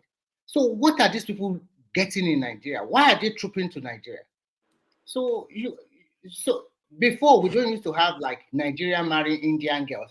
The population continued to increase nowadays. Why are so many women all over the world they want to marry Nigeria? Why are they interested? Some white ladies they will speak Igbo, Yoruba. They are learning it very well, and they usually want to go to Nigeria. They like the attitude of Nigeria, smiling to them, welcoming them home. You better talk to a German and you will see how a German feel about their country, Germany. So Nigeria, we do not appreciate what we have. If we appreciate it, we're supposed to stick together and help that country to really grow. Remy, let me ask you a question, Baba. I know you're here too. If people are coming to your country, in like Indians, one thing that I learned early is from my own family is this: they were able to leverage their friendship with the Lebanese and Indians to invest in manufacturing. So they didn't say because you just see these foreigners coming and they are making money. Instead of it is to befriend them to know what's going on. People are coming there to make money. Find out what are they doing that they are making money in your own country. You figure it out. Babati. That is the way to go. The mentality of average black man is no. I think it's just foolishness because what Babati is saying is really what is happening. You understand my point? And these people, for instance, even here, like you hear and somebody encounters you and say, "Where are you from?" "I'm from Nigeria." "Oh, you sure? Okay. Come. Let's talk." People I don't know who maybe I just walk into them to see in other people. Once they are so excited, they want to know, wow, what can we do? Particularly in Asia, they will even tell you, this is what I do, this is what I do, this is what I do. It's not even today. As far back as 30 years ago, no manufacturer will see a Nigerian and just want to let you go because they believe, one, we are hardworking. Two, we have deep pockets. This is the problem. And when we look and we are turning that, I think they just laugh at us because it's like they're not buying that story. All Baba, they want, they go. Baba, you need to go to Lekki deep sea port area. Come and sell those things. Are They're you all telling me? Indians, Chinese, Pakistan, all of them. What are we, Nigerians? What are we doing? We are demarketing our country, and these people are using. They are waiting for one president to build everything, and then they all go back and die. I just ask myself, if Chinese are trooping to the country, that means there are more opportunity there. If all these Asians are trooping to your country, that means there are more opportunity there. In every facet, Nigeria is so blessed that all these states have their own resources, have natural resources. We have enough human resource. We have a good way. Everybody think when they hear Lekki, they think it's just a Dangote thing. A lot of other things are because it's a free export zone. It's an export zone, and a lot of warehouses there. Even Amazon and all the rest, they are looking into it so that they can use those warehouses as transit point for shipments of their goods to other African countries because that place is dredged. The depth of the water is good, and the anchorage is very, very good. The gantry trains are first class. Yes. And they are trying to train Nigerians because they want to start manufacturing garments now, shirt for children and things like that. But Nigerians don't have the skill to operate the new modern And machines. they will not have patience to learn. Every day I'm The sick. machines. I want to So go they are home. just recruiting now to train them, those that will be patient enough. So a lot of things going on right now, and people want to pretend as if they don't even know, they don't care, and you want to wallow in poverty and continue to suffer, rather than look. Some of these people, they don't even know what is going on in their area. In Lagos State alone, I'll tell you, that massive street hospital where they give birth to a lot of people in on Lagos Island, it has moved to end of a Freeman area. If you see the ones they are building now, the multi-layer car park, multi-story building car park alone is something else. Children Hospital, Mercy Hospital. There's another general one, There is another 268 one they are bed building at towards Ojo in Iyanaba. And nobody is acknowledging this as if nothing is going on. And I laugh. that Lagos State governor, I've never seen that guy. That guy is really a hard worker. Why are we so deceitful? And what they say, Right.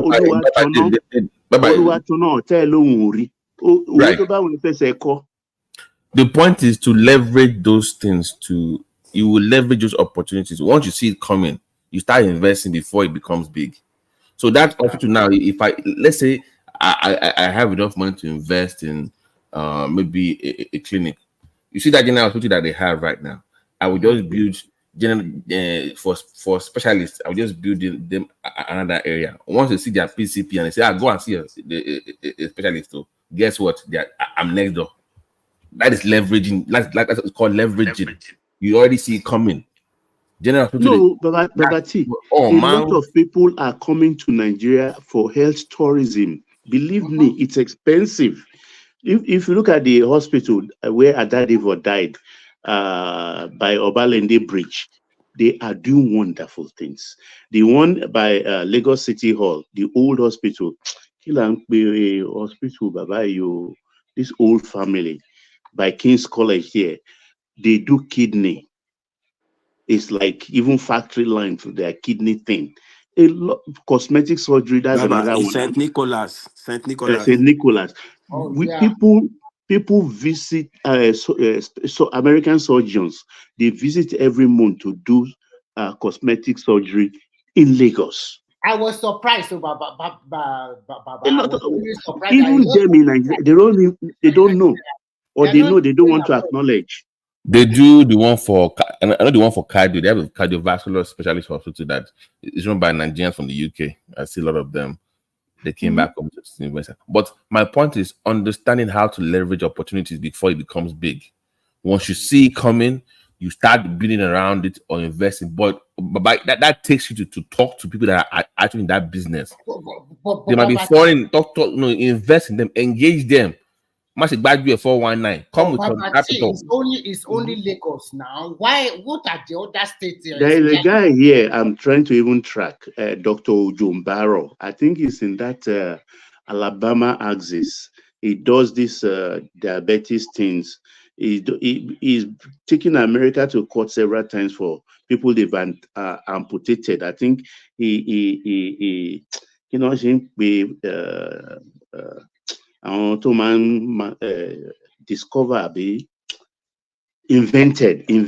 is a special thing that they can put into the bloodstream to open their blood something so that they don't have blood clot and their legs will swell so that they don't amputate it.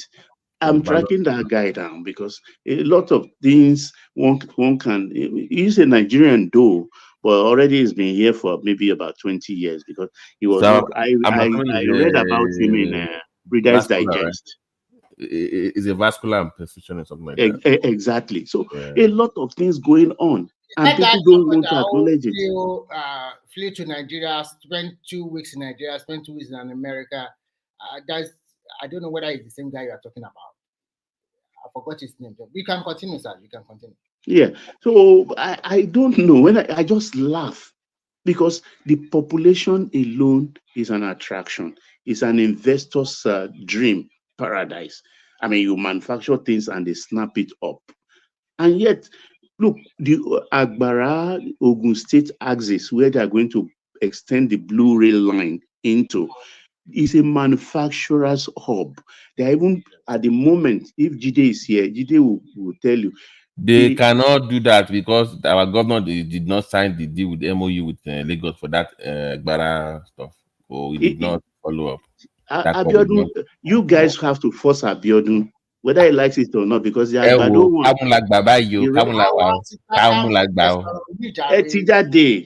Tijade, because that is one thing that bothers me about my mother's land, the Egba axis, Ogun State. That place is an old, I don't know how to describe Ogun State. You understand? But I think we're supposed to be at 50% of what Lagos State is at today. Even 90% of what Lagos State is. Let's just say 50% of what Lagos State. Because the early industrialists in Nigeria are from Ogun State. Yes. Both men and women. They are from Ogun State. All of this big player. Adeola Odutola has been manufacturing tire and everything for a very long time. I know their factory in Okeadona. Remo Carpet has been there for a very long time doing rock. The women they have lace factories in Ijebu-Ode and Remo and Ayekpe, all those places, factories. I don't know what has happened to all those factories. The government here bank on jail, especially Babangida, just point that country. Ogun State, you want to play with Ogun State? I don't know what happened. Old money, that's Ogun State. Old money. So when they even say Lagos, even when they talk about building of Lagos, I always tell people, wait, look, forget about those making noise. The people who built Lagos are Ijebus, 1, Egbas, 2, Ibadan, 3, Oshomoalu, 4, Igbomina, àwọn tó ń ta àgádágodo, they built Amukoko and Badia. I can tell you all the places. These are the people that built Lagos. Not anybody. Believe me. It is Ijebu, Egba, Ibadan, Ijesha, Igbomina people. Baba and Babati and Mike, I want to ask you a question. And do you think if Nigeria continues to go in this trajectory, don't you think a lot of these white folk will also flock into Nigeria?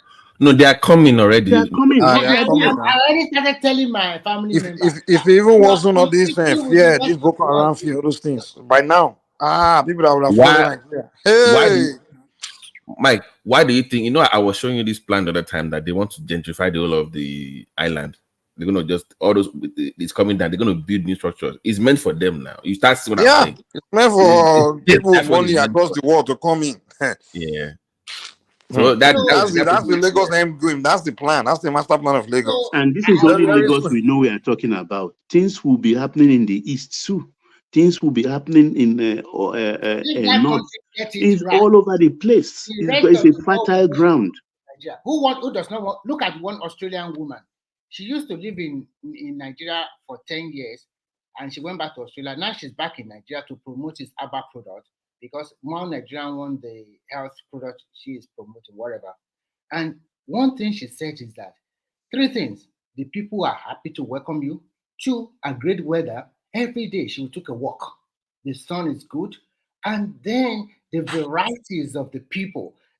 That woman just loved that country. So sometimes when you say no, Remy, look, even as we speak, we are crying today. Do you know cost of commodity in Nigeria is still the cheapest in West Africa? Of course. Milk, sugar, sardine is still the cheapest. Coca-Cola bottle, still cheap in Nigeria compared to our neighbors. And another thing that I noticed in the diaspora is that, can't you see the way all the diaspora are crazy for Nigerian cuisine? See how many shipments of food material or food stuff being exported from Nigeria or through Ghana to all this diaspora every day. It's tons and tons in container everywhere in Europe to America. I don't know that spirit that has enveloped us in recent years, honestly, because that country, whether we like it or not, is a great country. Do you know that Blessed. Air France is started serving jollof rice and fried plantain in their flights now? Because we have a way of imposing. Not imposing. They don't want to lose out now because because we will tell you what we want. Yeah, because if you not give, Do because you know why they do that? If you go to Air France, you go to the first class cabin, the people you find in first class, a lot of them are Nigerians. So they know that people that fly first class, a lot of them are Nigerians. So where they make most of their money in the air flight is the I first think class. they are also afraid that maybe sooner or later France have to reciprocate by giving maybe Airpeace or any other Nigerian airline to fly the rest. Yeah, that's part of it. But we fly So long. they already started preparing for the future. We don't want to lose this big market now. It's a big market. You have a 7-day flight to Lagos to Abuja. Come on, what are we talking? We have respect, but we don't know. We don't Honest, know. I'm telling you, people respect us now. It's I don't like people that go online to be we talking have people respect us. If you go to our neighboring countries, they want to take you into their inner office and say, look, sit down. Just being in Nigeria alone, what can we do? Yes, as a Nigerian in some of our neighboring countries, you can go to 2 ministries and see 2 ministers in one day. I'm not BSing you. In one day. Something that you can't even do in your country. You will sit one-on-one with minister like this just because you are a Nigerian. Because everybody, and in truth, I mean, look at Fanfa, the woman, the billionaire woman. She's in Senegal, prospecting for oil. Look at Ato Eze Oranto. Oranto is in Kenya somewhere, prospecting for oil. This other guy, I've forgotten this other guy who is messing them up with the Abia power station. He's one of what do you call his name? No, he's in Ghana in their deep waters. So on and so forth. So I don't understand when people now say we are useless. We are useless. We are stupid. A country to burn. I don't know. I don't know where they are coming from. Yeah, their favorite line is that country will never work. You will never when Nigeria work. happened to you, that's why I always say amen. Yeah, that one too. Nigeria happened to you. I'm like, I say amen. What kind of human beings are these people? But Mike, and even when you give them good news, you say it's a lie. It's not. This is a lie. It's not true. That is why Omokri offered $10,000 now, because he knows they will say it's a lie. Okay, come and disprove it and $10,000. And like Alajanle Koko said, maybe in another 2 days we will ask again. Has anybody earned that $10,000? They will never come out for that one because that guy, before he can say something better on that kind of, he is so sure about it. Yeah. For you to offer Southeasterners money, you got to be sure, man. You know if you're lying, they'll come for your money quick. Kenya would have gone for that money fast. He would have seen his response. He would have said, I don't want to talk about that guy's lying. Oh my God. And that guy must pay, or they would destroy. Nothing they can do for him. He's ready for them. So. But Mike, by the way, did you see the road there in the one woman was showing today that washed away? Did you see that road? I was thinking about it. You guys talking about this. So Alex was coming about it. You go fake road. Let's now compare that road. This time I'm wondering who will be the road within how many months? He just came in.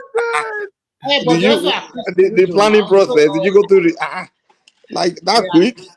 They accused Soludo too. So what are they going to say now? At least they say Soludo did a terrible road. What is happening to the best guy in there, the best governor now? So hypocrisy, yes, order most time. It's strange, actually. Yeah, but can I? Because go ahead, please.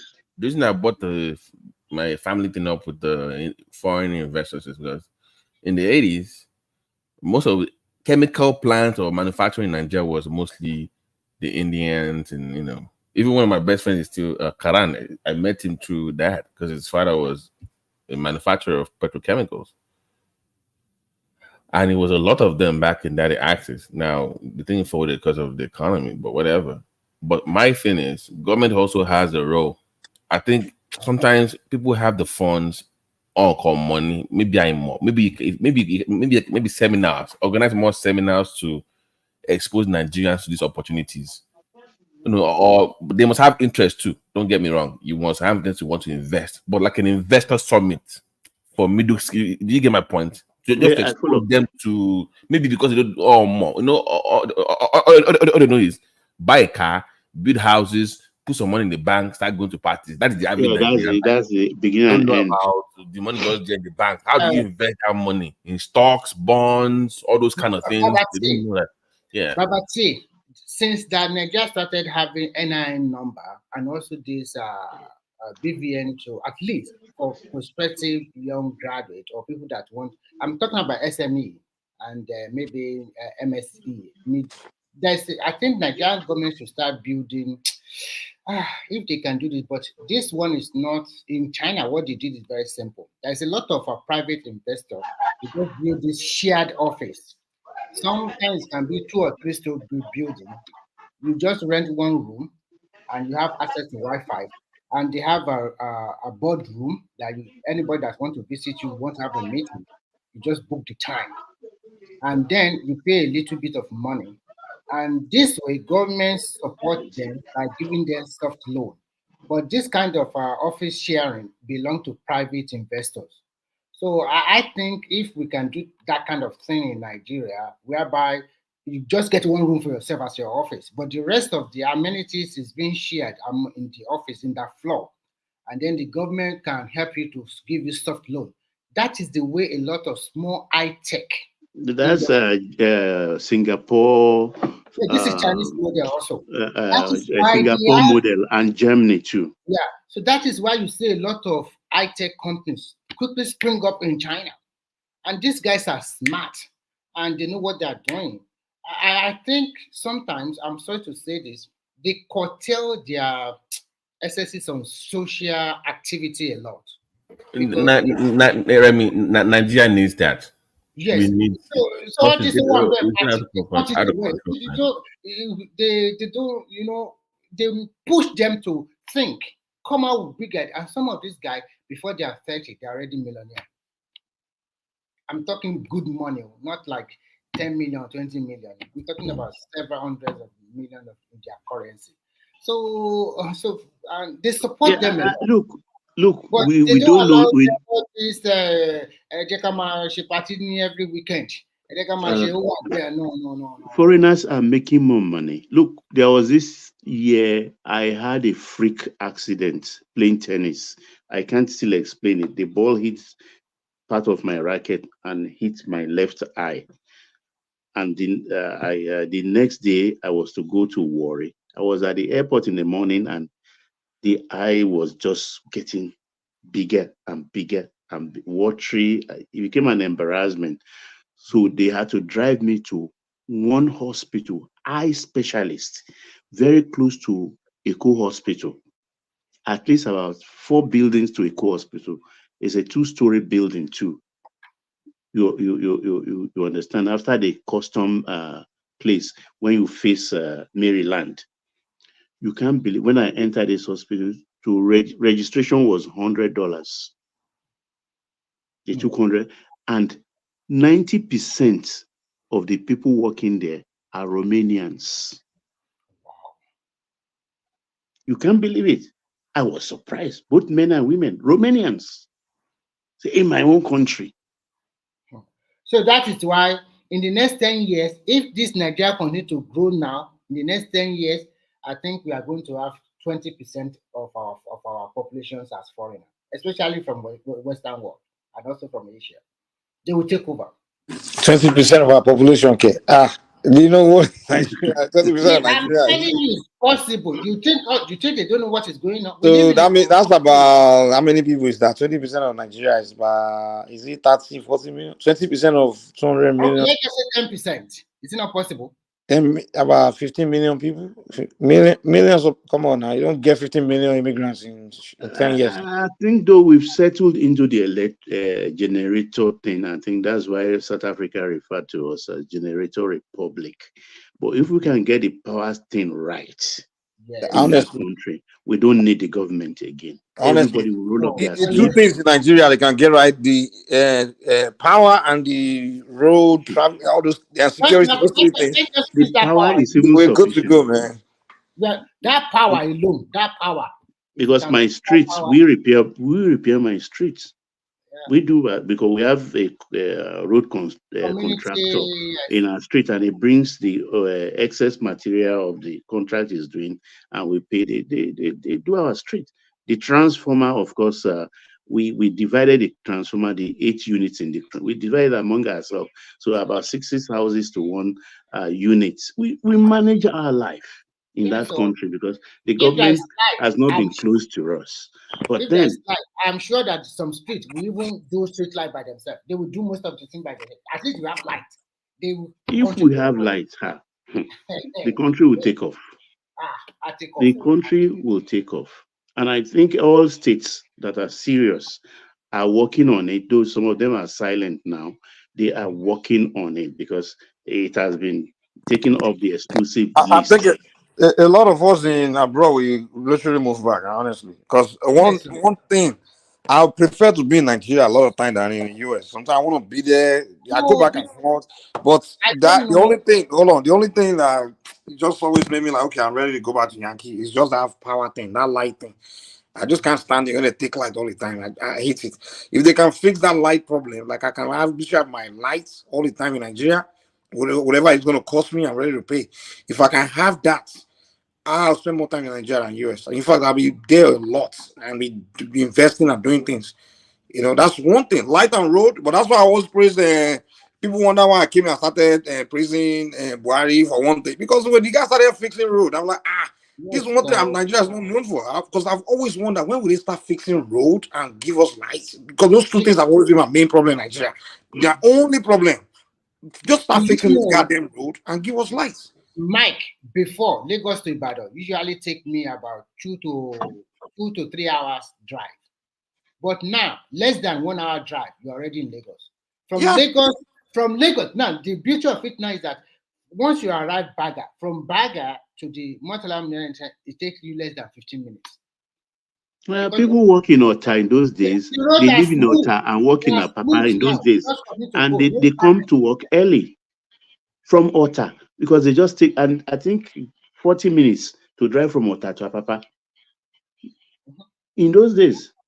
So before this nonsense starts, and I think we will get back there somehow. The only fear I have is if this government going on this trajectory are successful at all the things they want to do in the next 8 years, what happens after that 8 years? The person that will come. Nigerians are politically aware now. If this guy can work hard and everything improve, do you think Nigeria will just close their eye? Anybody will mess them up like before? No, it's not going to happen anymore.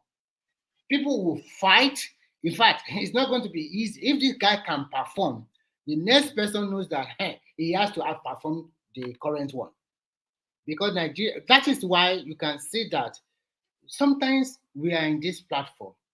There was a time I mentioned they started giving voucher. And before you know it, they started giving voucher food in Lagos. I'm not saying I'm the one that made them do it. Maybe they have it in their pipeline. Some of the ideas that people talk here, they are picking it up. They have people all over the world listening to everything that is going on online. They pick good ideas and they perfect it very well. Look at the student loan now. It's going to start with about 1.2 million students. They will start it soon. So you can see that the beauty is there. Only that anybody that wants to rule Nigeria cannot be ruled by just a soft hand. You need a very ruthless leader. Somebody that will stamp his feet. But unfortunately, yeah, you're saying the truth because the beach road, the 700 kilometers road, is a good example. We wake up one day and they are talking about it and they're already working and say, no, you have to leave.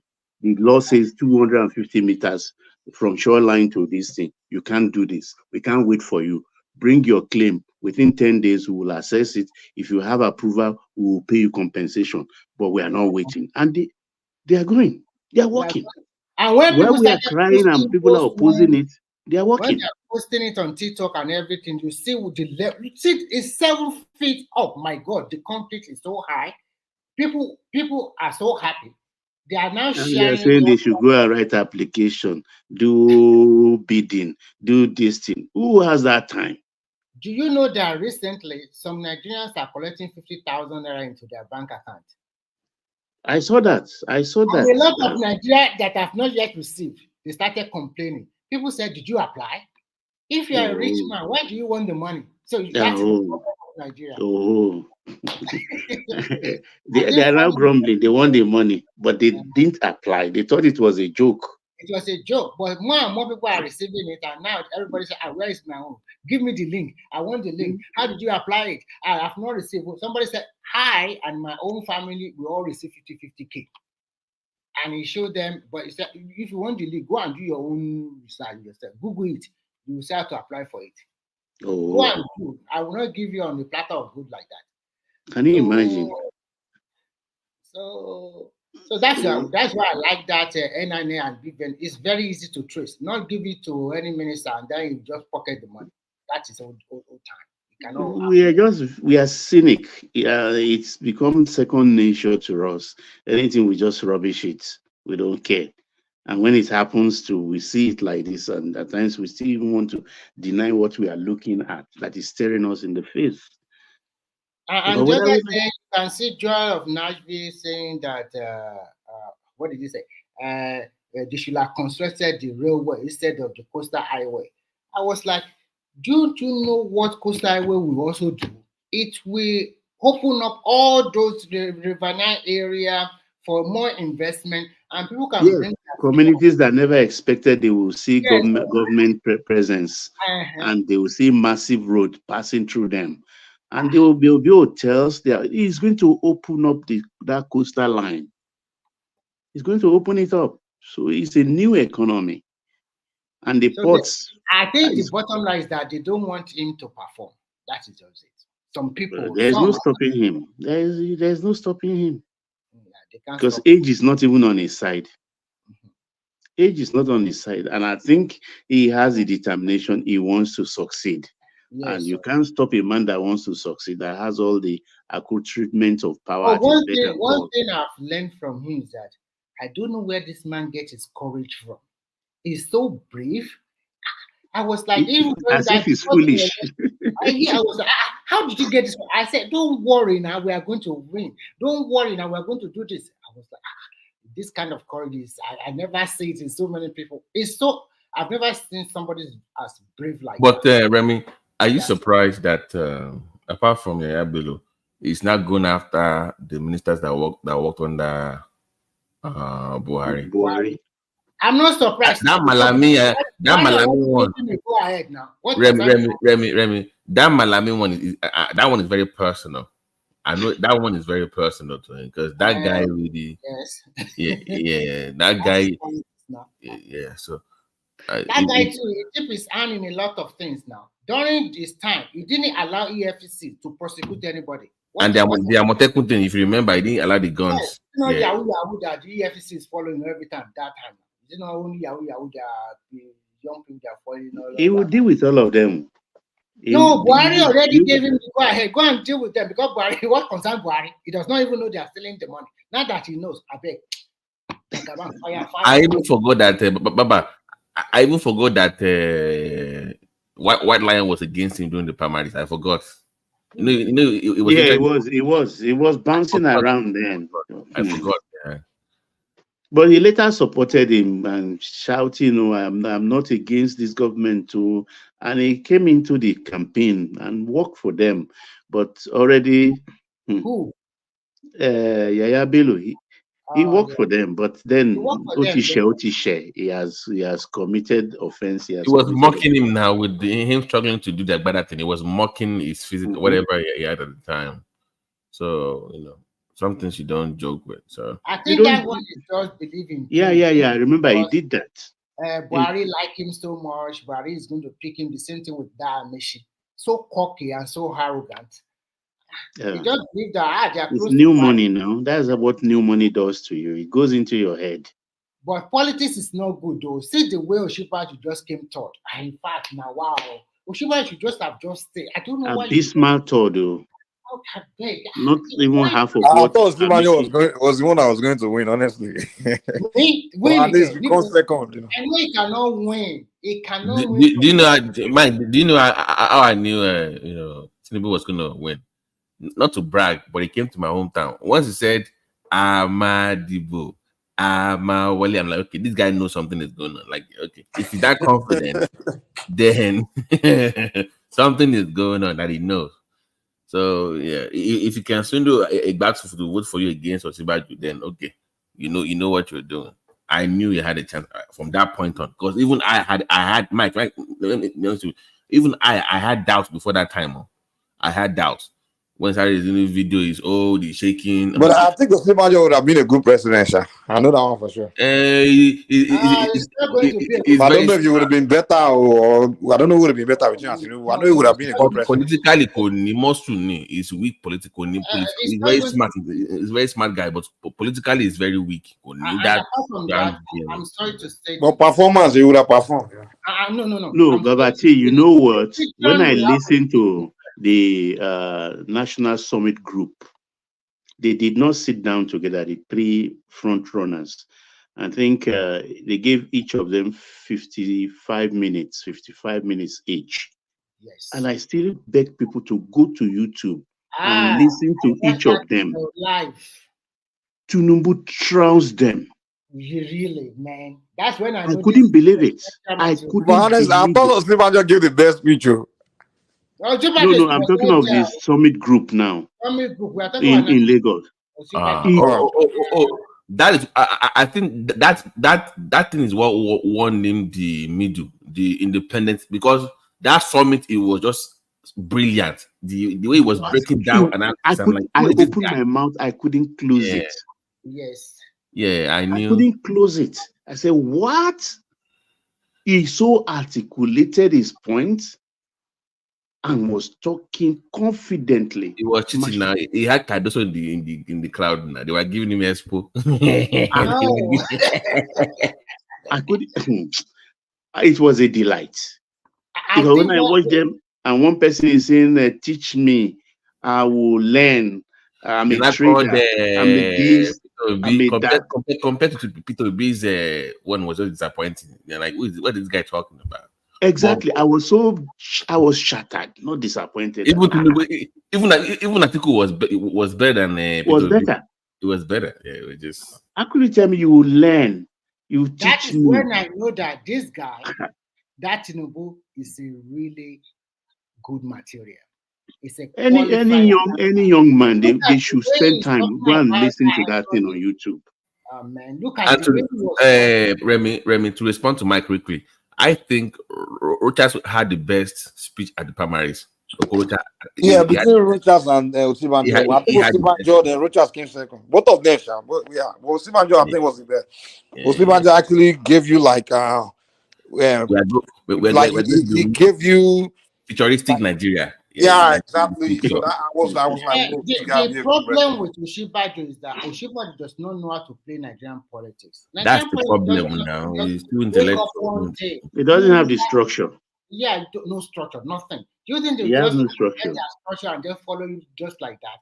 So when they are saying Obi does not, the only reason why Obi was able to garner that vote is because Nigeria was at a threshold for 8 years under Buhari. People already angry. That's not true, man. I think it's ethnic group. That's what it is, man. It's not because exactly. I'm trying to line up there. Look, I can't remember the person they interviewed one day, and he said he was discussing with Tinubu during the campaign period, and they were talking about a certain chairman in a ward or constituency in the north. Yes. And Tinubu mentioned that word he mentioned, and he picked up his phone and dialed the chairman there. The man was surprised. He called that chairman. Somewhere in the north. So, That is so okay. he's been planning this thing long ago. Anyway, he was a student of MKO. So But sir, how can you know all this name of these people of it like that? That is it's work. You have to work. Just to call You a have chairman to. of Kano or call a chairman of Barapa or maybe in You have Anambra or to. whatever. Let That me, is the work. but let me give you an example of what I found out. You know, the Oni of Ife was his one of the campaign managers for the traditional rulers for Tinubu. Yeah. So this is what he was doing. Before Tinubu shows up to Kano or Sokoto, he will have sent one of those obas to go and meet them over there. They will have done the groundwork for him. When he shows up, the job is already done. He's just coming to seal the deal. So before he shows up there, he will send people, those prominent people just show up there. The kings, the politicians, the businessmen, they will have gone maybe a week or two to make deals. So if you see him anywhere in the north, just talking to them, forget the talking. They've already The done the underground work. work has gone on since. That's what he was doing. Ops.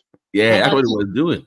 Babati, do you remember when Boala came to one man show? Do you one statement he mentioned? He said that I will never forget. He said the Southwestern people, Southern West, they are the best in politics. They know how to play their politics. They are good, man. He said that one. What is he talking about? You know, this guy didn't. We don't make noise and we make the move. So I think anybody that want to break the in this 2027 election did not need the Southwest again, whether they like it as against 2031. They need it. So they will want the status quo to remain. Now, where does the power go between Northwest and Northeast will be their own problem among themselves. But you see, the present one that they say is Yorubanizing the government. And the question I asked people was that, look, it's not a new thing. Buhari did it. Jonathan did it. Only Obasanjo didn't do it. Even during Jonathan, it was worse to the extent that no Yoruba was present in number 1 to number 6 or 7, 8. Yes, no. It only was worse. Really. And different group even went to Jonathan, up to Awujale, went to warn him. And he will promise them he didn't perform. And they said, okay, you will pay. So when the campaign started, didn't he sleep in Awujale's palace overnight in Ijebu with the begging? Immediately. He did. Spent so much money. And yet, but it was too late. We didn't say the country should go asunder. And apart from that, Baba is not going to win in that 2015. Because if he wins, that means total is going to spend more than 8 years. No, the Northerner will not accept that one. So all the cards are against him at that particular moment. Unfortunately, there's all this insurgency, so many things going on. The economy was not good. So many while bomb were just flying all and he was enveloped by people who call him Azikiwe and things like that. They were enjoying. Yeah. They were all enjoying. It's mostly the south now, even the southeastern. Even as we speak today, Remy, no Yoruba man has been Senate president in 24 years. We've never been. Most time in the southeast. Jonathan was so foolish that the way he sidelined is Southwest. I'm like, this guy is so dumb because the reason we won that election was because of the Southwest.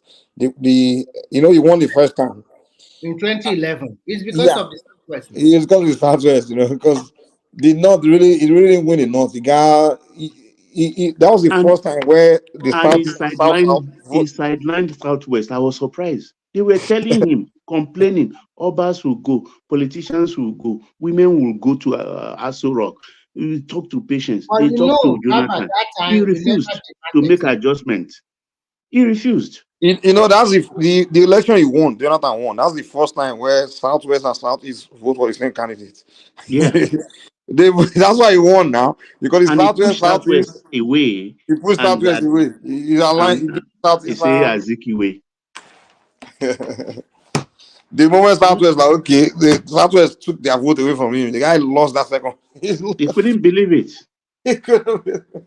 Who are the people rehabilitating him now? Southwest. And that's the mistake of the South people. They are so, I don't even know what. Rather than the thing is, this Southwest Southeast rivalry, they are all aligning with the Southeast, and they don't understand. The Southeast has nothing to offer you, man. They can't offer you anything. Don't you think that scenario will change in 2027, the South? Because they will be competing with Southeast after almost 16 years. If they play they want to keep their Senate president seat now, of course. So yes. they will play ball.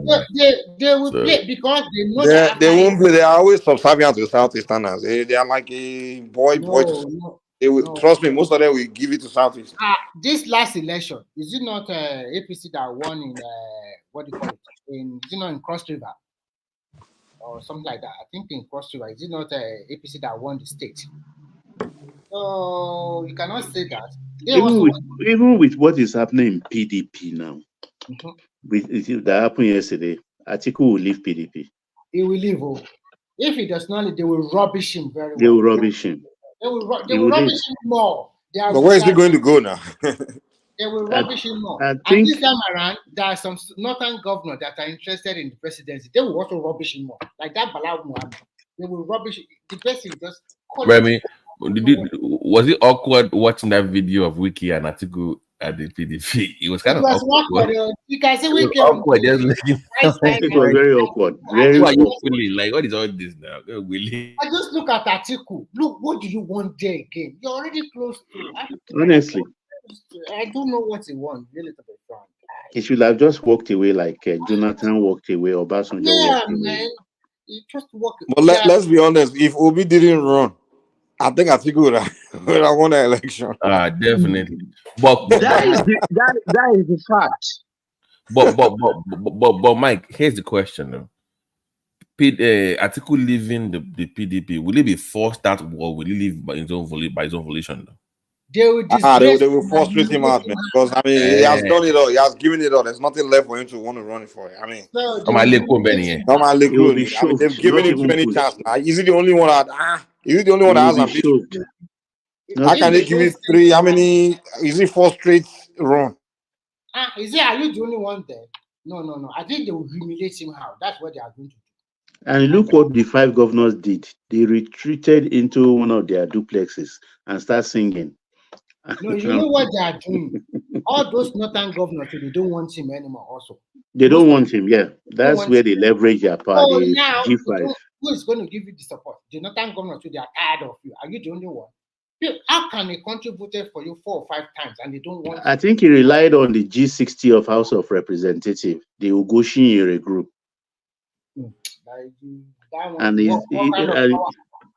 Exactly. That is it. Exactly. Because I look at by the time their governor called them that I'm not going to give you ticket, they will change overnight because Atiku is not the one that's going to give them return ticket there. I felt so sorry for him seeing him yesterday. He looked so forlorn and dejected. I don't expect him to still be playing with your your grandchildren or whatever. Some of them are just like your children now. What I suspect, and which he has no power to, and he can't work.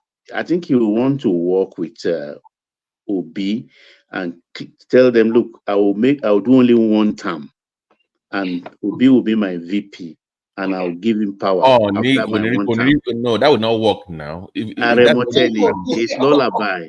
It's lullaby, but they will not buy it. Obi's people will stone Obi now. Like, how can you? What happened to the 66 million? But realistically, that's the only way Obi can become president. If Atiku stuck by that, we know that, but he had delusional fan base now. That funny. If they will face proper analysis, they should know that that's the only way he can become president. Do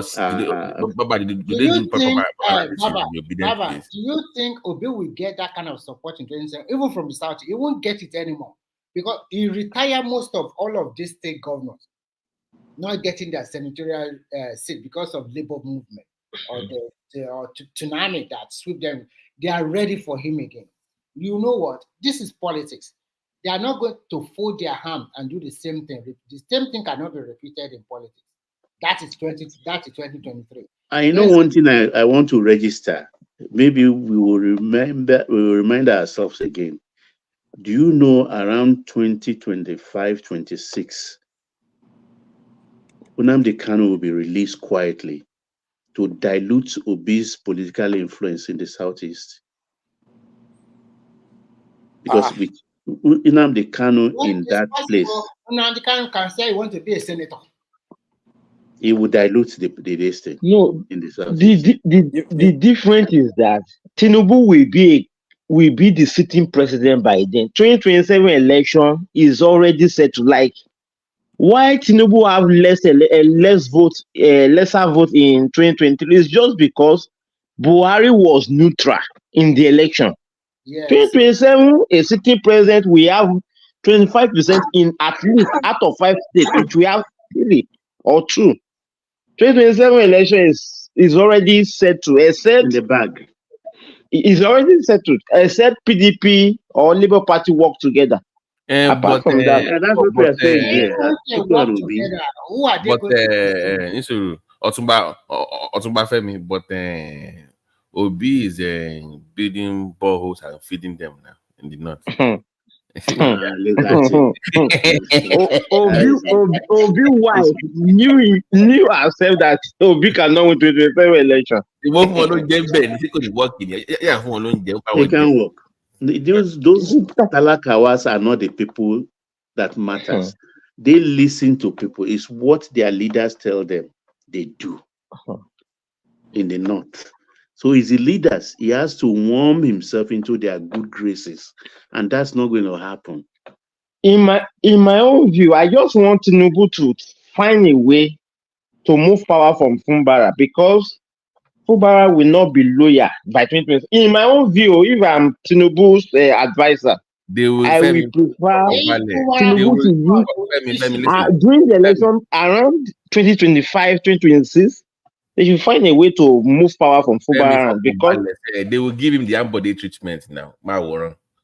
Ambody treatment. This one is a different case. So ambody treatment will not work anything. They need to impeach him before the election. Really? This guy is not straightforward. If it's needed, they will do it. If it's needed, they will do it, because they have to do it, because House of Assembly members are there. It's not straightforward. They will show him. They will show him some things, some fire. But do you know what I noticed about that guy? He's not speaking for himself. He has people that want to do it. You can, of course. It's not him doing it.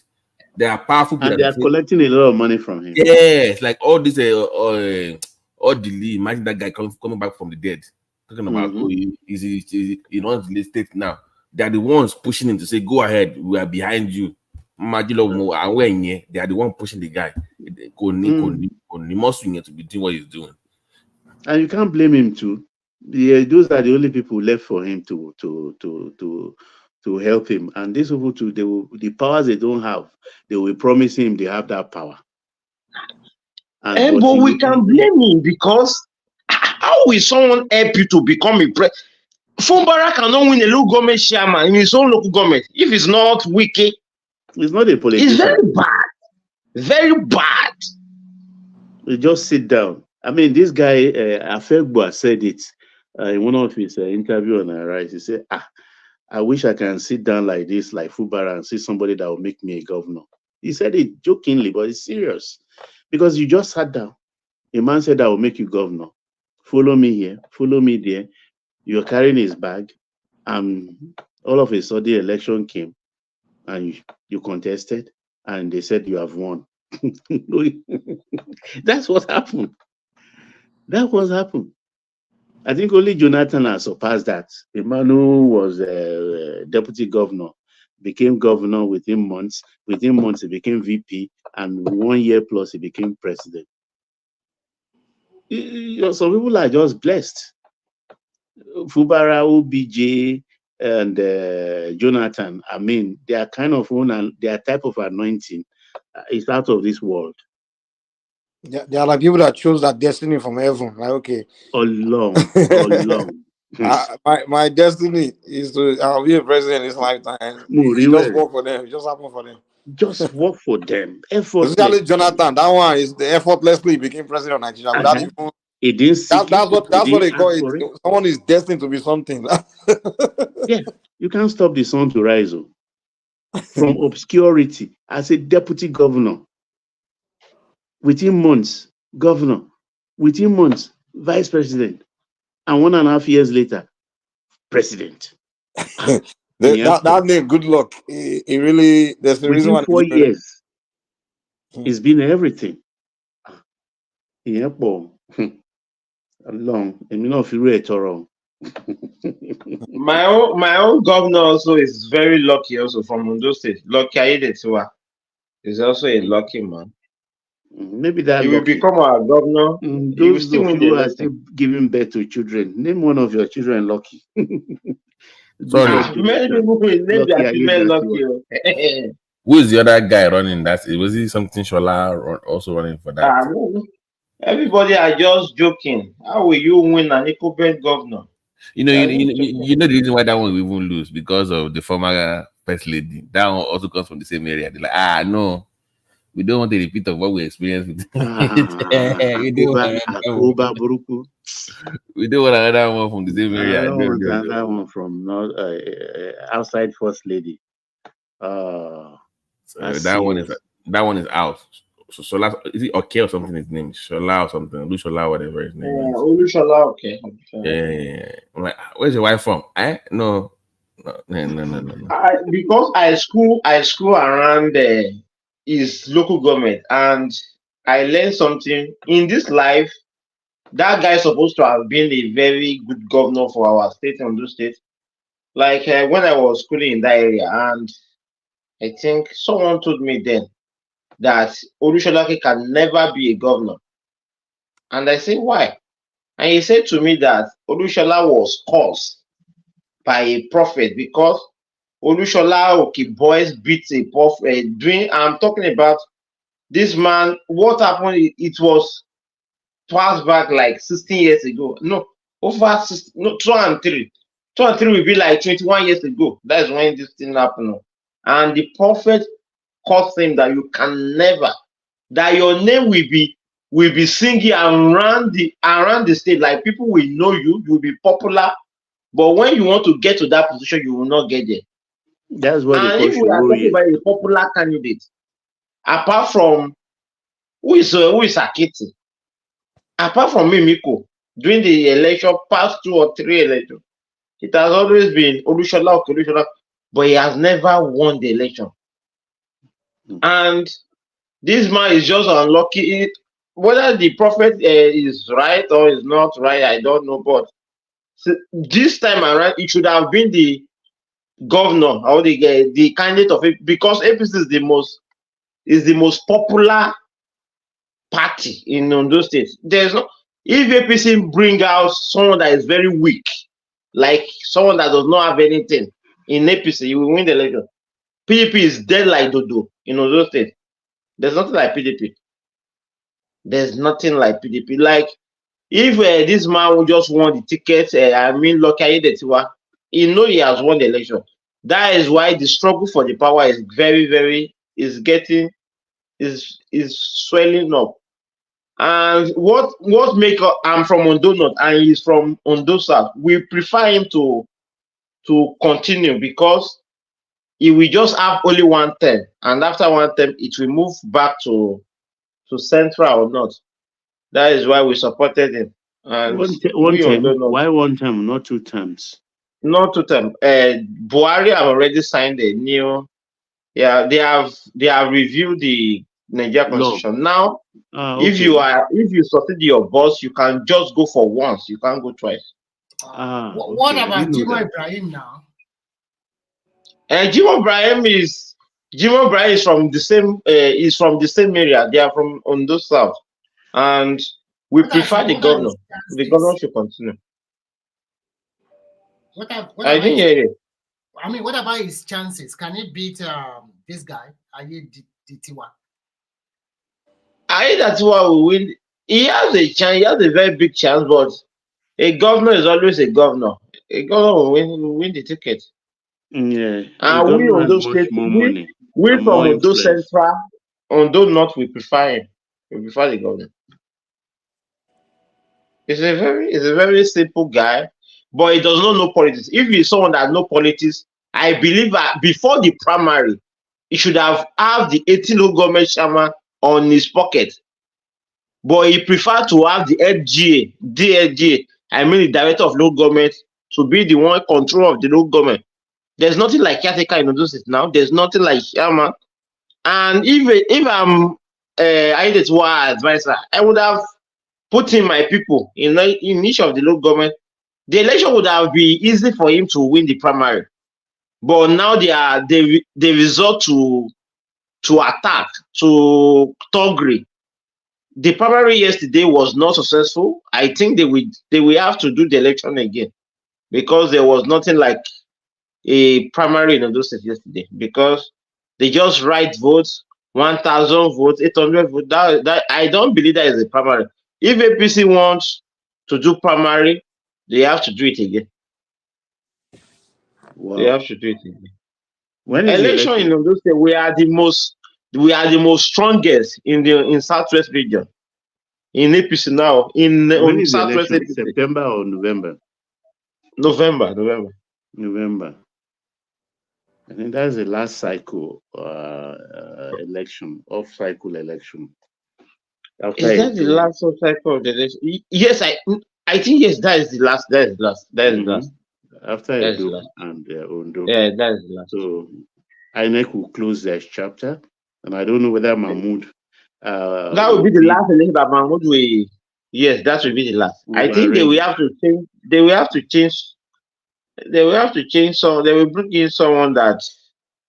It has to be someone from the south now. It can't be Northern again. It can't be Northern. Northern has been there for how many years now? 8 years. Have been 10 years. 10 years. It's for 5 years. Jega was there for how many elections? 2? Jega was there for once. Only one? Okay. Yes, only one presidential election. That's 2015. Who was before Jega? I can't remember. Also in Northern. I think it's Northern. Before then, that is Owu. Owu was Iwu, yeah. Iwu, yeah. Okay, yeah, Iwu. Was Iwu for Obasanjo? Iwu was there for Obasanjo. Obasanjo to Iwu is the one that presided on 2007. Yeah, Obasanjo to really very well. During that time, that is the worst. That is the worst time in the history of Nigeria in election. That's when they were winning election by 80 million. The 2015 election also it was rigged. How will Anambra be saying that we have 1.4 million, 1.6 million votes?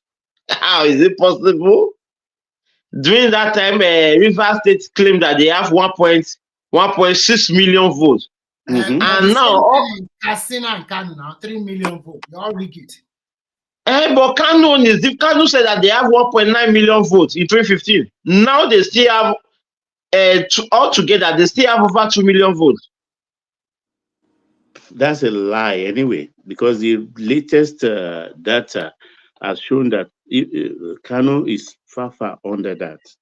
Because if you check now the most populated state in Nigeria, all data will tell you Lagos State at about 25 million. And yet Lagos State has only 24 local government and Kano has 44. And when they are going to divide money, all those 44 will get the money. Only 24 will get in Lagos State. What kind of rubbish is that? So the country itself needs a lot of adjustments. We need a lot of adjustment. Yeah, that sharing money, that thing is not fair at all. It's not fair at all. Yeah, it's not fair. It's not fair. They will take the VAT money and they will pack where about 60% of it was generated in Lagos. But Kano will earn more of the VAT than Lagos. And you don't even see the any sign of development from that money. Exactly. If you have that, they don't have money. So this is why I don't sympathize with them, because they earn more money. and yet they can't pay salary. Yeah, that's one thing I can say is very unfair in Nigeria. Remy, when you always say people should be patriotic, sometimes there are some things that are just not balanced in our country. Like some ethnic group, for example, like they are so, if they are not part of Nigeria, they are so wealthy. Like for example, let's say the Ijo people, for example, or Ogoni. Ogoni is the one ethnic group, and it's a whole wealth in their land. There's no imagine if they were never, if they remain their own kingdom, they were not part of Nigeria. They will be, no one from that ethnic group is poor now. They're just Yeah, too rich. sure. No, they are not. Yeah. It's So going to be we have like to admit Gabon that or the Equatorial Nigerian Guinea. thing is not really fair to some ethnic group. It's not fair at all. It's not fair to them. In Not truth, balanced. it's not fair to them. It's not So when balanced. people like that are saying I'm not patriotic to Nigeria, I can understand. I can't force them to be patriotic, because the Nigerian creation does not favor them at all. And the devastation in those In that lands. land, Oh, no, hey, no, no, no, no, no, it's no. You not fair. can't. I mean, yeah. You can't live there. You cannot live there. Terrible. These are Terrible. kingdoms that were on their own before Nigeria was Mm-hmm. created. So they were governing as everything in their land, they own it. If they were to, Europeans were to come and buy things, it would have been bought directly from them, So now we have all the ethnic group coming together to be one country, and now they're being shortchanged in our Lord. And It's just the neglect will be much more because the federal government now is diverting their attention to deep sea water, not offshore anymore. So they're just going to abandon them and go into the deep sea and be tapping crude oil. So it's going to be worse for them. So the time for them now to really agitate and get what is due to them is now. So there is the urgency of now when it comes to revenue allocation. Because that 13% is, I think there are about 7 or 9 now that are sharing the 13%. So it's even no more attractive because Kogi is there now, Anambra is there, Imo is there, Rivers, Cross River, Akwa Ibom, Delta, Edo, and which other states? About 9 sharing 13%. On those states. On those states, 9 states. Even Lagos is the oil producing state now, isn't it? Yeah, but they didn't give us anything. No, we've not started producing. So Safiyan sílẹ̀, ìyẹn la máa tap from west sí gbogbo ẹ̀ bá dàrú tó bá máa dàrú.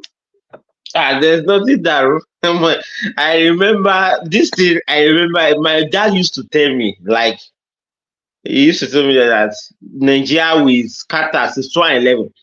He still, like yesterday, he still informed me that by 20, like, there will be no election in 2027. And I remember I used to tell him then that I was young then, that there's nothing like Nigeria is not, like, we are not dividing. That is what I used to tell him. I was young then. And I used to tell him that there's nothing like that. That democracy is here. It's here to stay. There are so many Nigerians that believe that Nigeria will break just coming soon. It's more common with the Southeasterners. Some of them just believe they will break up very soon. Like someday it's gonna happen. It will not. And they put all their egg in that basket. That's why they keep losing election, losing in every other thing, because their entire focus is that the Biafra thing is coming one day. Yes. They believe it's coming. They just so believe it. They've bought so into it, and it's so unfortunate. It's just like someone that went to school that believed that I will not succeed in that, and you did not read. That is how the Southeastern, the way they play their politics is very, very. I should not just use the word I want. Is very, very poor. Like very, very poor. Very poor. The calculations is 2015 till now is not. They are not getting it right. They have been with PDP since 1999. They should try to move to the major party now, but they are still doing stronger. 2027, I believe Imo State, where Zodima is from, we do more than what they did in 2023. Abia State, where Uzokalu is coming from. He will do more because he will be vying for the Senate president. Edo State also will do more because of Oshomole will be vying for the Senate president.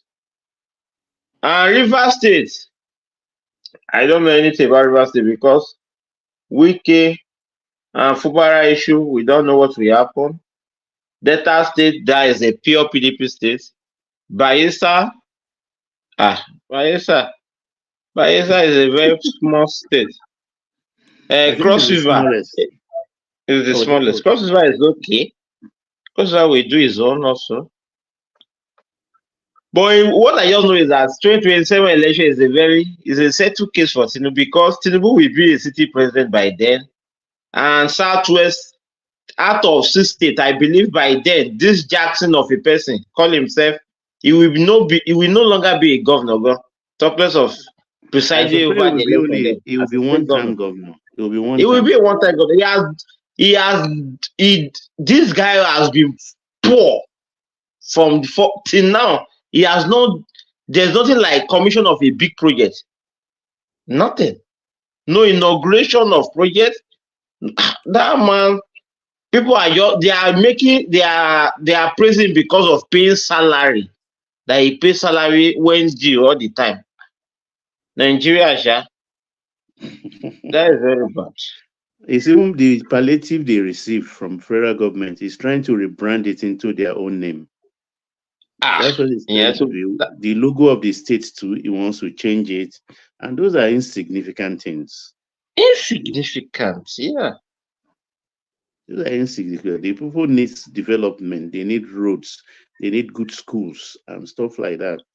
Not just paying salaries and people. Yes, what I just want is that if Buhari support Tinubu in 2027, Tinubu will win the election. That man is very, very, I don't know whether that man is a cultist, that Buhari. That man is very, very strong as a politician. Very strong. He left Aso Rock even looking healthier than when he came in now. Yes. Looking healthier. You know, when he came in, I didn't think it was going to last, though. Especially the way he started off the hospital, going to the hospital. He spent like 6 months. And then the Southeasterners were just telling us that he's dead. They just, say he's been dead. And the guy was weak. I'm like, I don't think why like that. Yeah, he enjoyed Greece. I was thinking the Yaradua thing was going to repeat itself. But the guy became stronger. He just it's like he became very strong. So especially towards the end of the end, yeah. I said, man, the guy was looking younger. Yeah, he made Kashwaju president because if he have supported someone during the 2023 primary election, that person would have been the president today, or APC would have lost the election also. Because being neutral, Tinubu cannot be neutral in presidential primary. I believe that one. Can never. And this man was neutral. And the wife of Buhari also, I think the woman prefer Tinubu rather more than the other candidate, because I remember after the election, the woman was smiling, was full of smiles. That day, she was very happy. She couldn't hide. She was very happy. She was very happy. She couldn't hide. She was very, very happy. Very, very happy. It's like she was coming to Buhari say, "I did." Because Tinubu also have a husband now. If not because of Tinubu, that Buhari would not have been the president of that country. Yes. Women know the truth now. They are sleeping with lying beside her every night. That's the truth. If not because of Tinubu, it will never become the president of that country. Yes. Couldn't hide it. Ushila koko olule, ushile keji olule, ushile kidoli owansunkun. That guy doesn't know how to talk. Everybody sọ̀rọ̀ sí dàpọ̀ Tinubu ní Abẹ́òkúta. Eléyìí. Tí o bá tẹ́ mi, eléyìí ò lè di governor. And I like Dapo Tinubu, how he turned it into a joke. Eleyi one of Ogun State. That's what he called himself. Eleyi. Tinubu, rascal. I couldn't be that speech that day. The then APC chairman was fuming.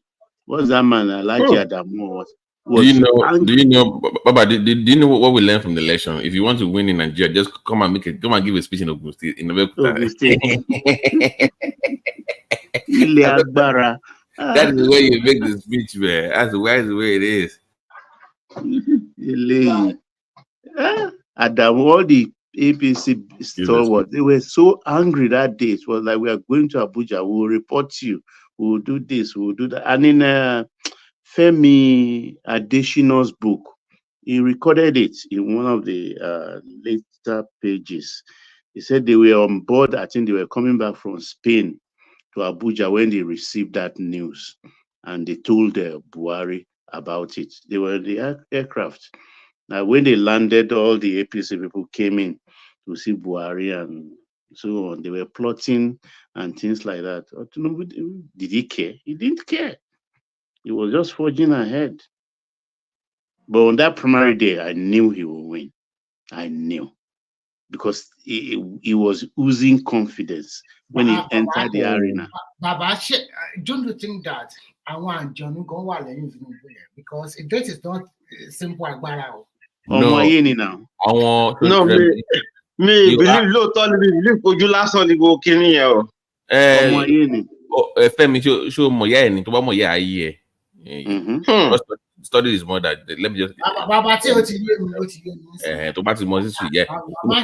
Má fọkọ́ Fẹ́mi wo ẹni tí ìyá ẹ̀ gbé ipò yẹn fún kó tó di ti ọjà yẹn. Not yeah, but the person that was there before in that position. So you know what I'm talking about. No,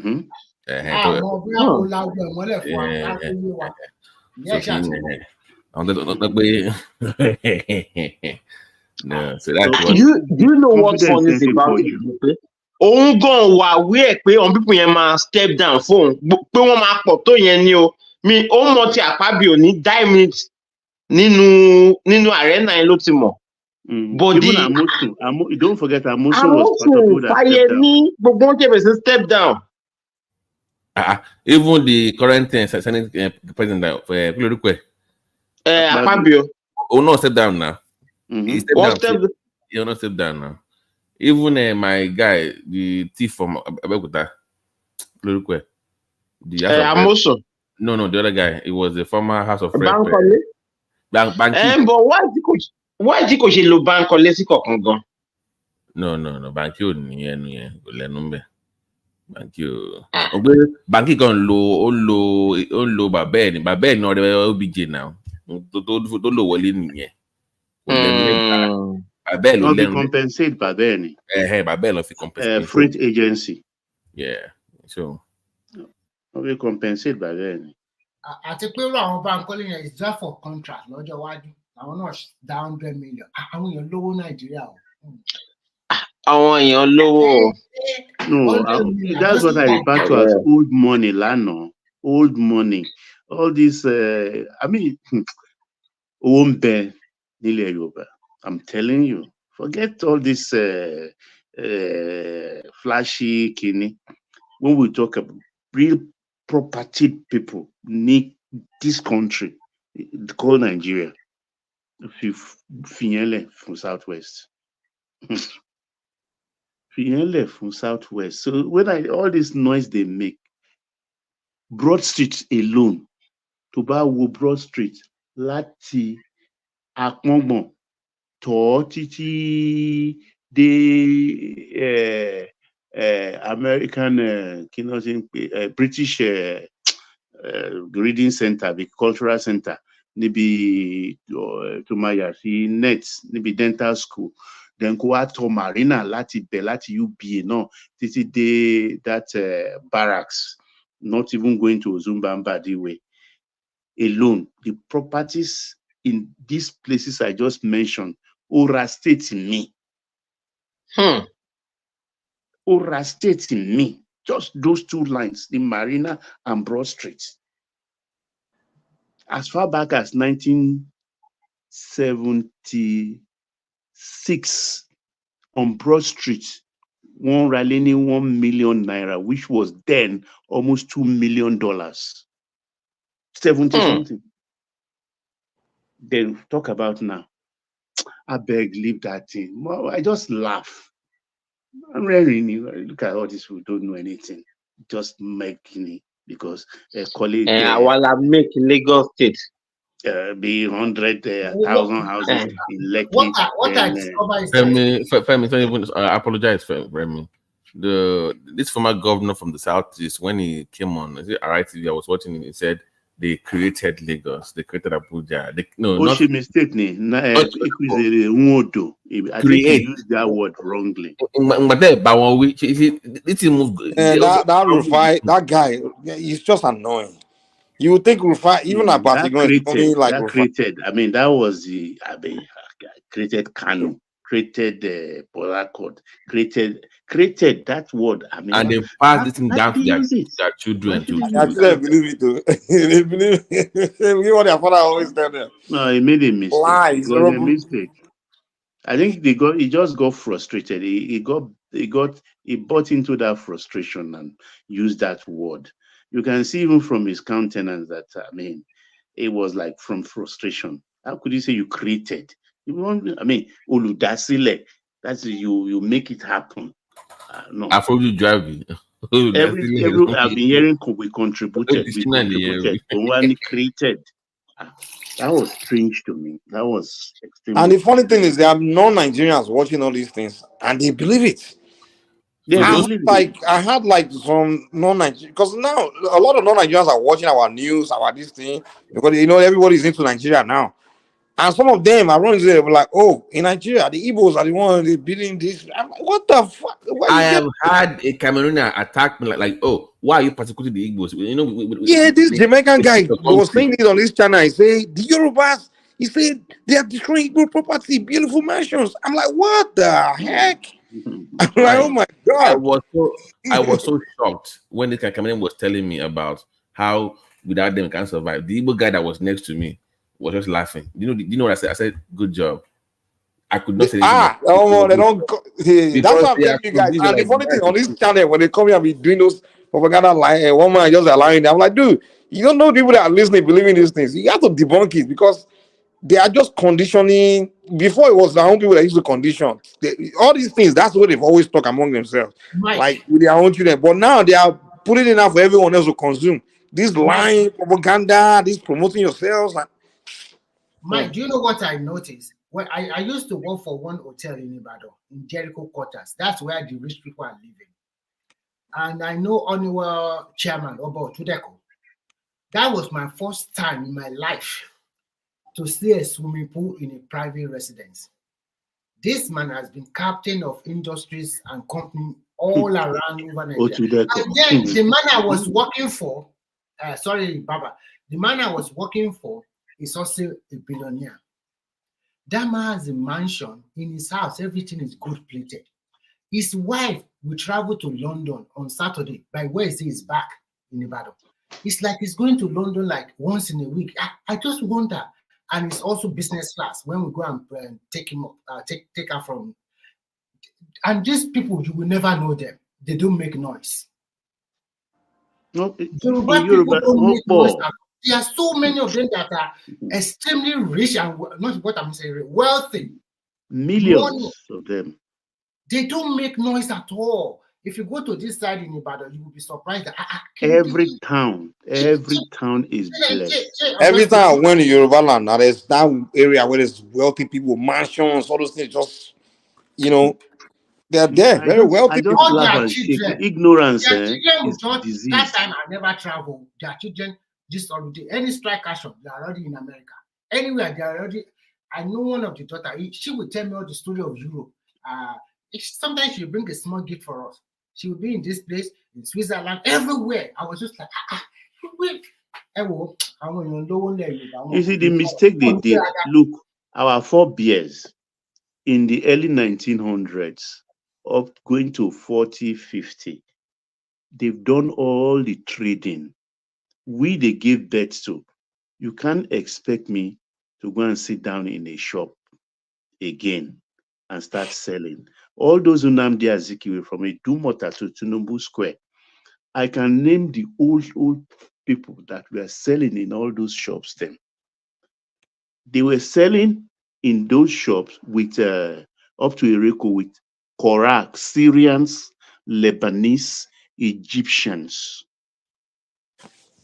Those are Koino, Quellerams, Shellerams, Kinikon. Those were the people with the Yorubas. When I say the Yorubas, those mostly are Ijebu and Egba women selling fabric from Idumota. You know, it forks into two. Nnamdi Azikiwe, Ereko, that goes down to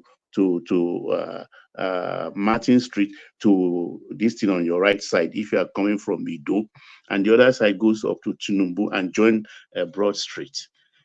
Those are people selling then. It's after the 60s. The children, all their children have gone to London to become architects, to become baristas, to become this. They are not more interested in the shops. They are the one now, after the war, they are giving out shops for rent to the Easterners that came back with all these things. Ilelora, Orale. Or I mean, Ilelo lease, Rale. Nobody sells their land on the island. Baba, can we look at that, our great men, our great-grandmother there. They are very wealthy, but still they still send their children to abroad. My father also sent 2 of my brothers, he sent them abroad to go and study that time. And he was just like a salesperson at CFA in Ibadan, but he sent them abroad.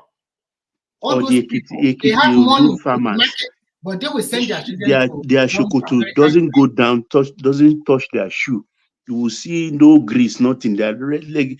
If you know the timber and cocoa, oh no.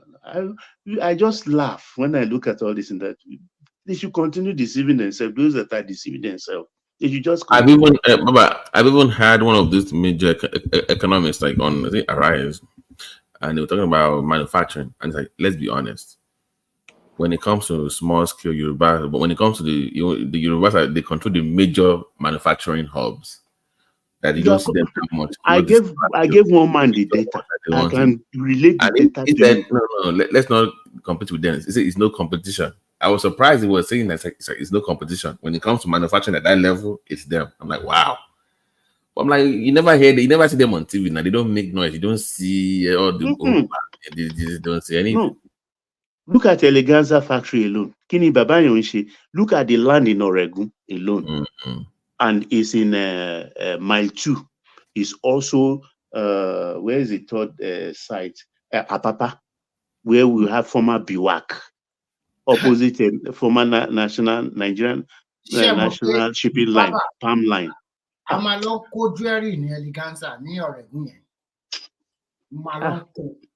When I see people just putting things, making themselves happy, I just can't stop shaking my head. Or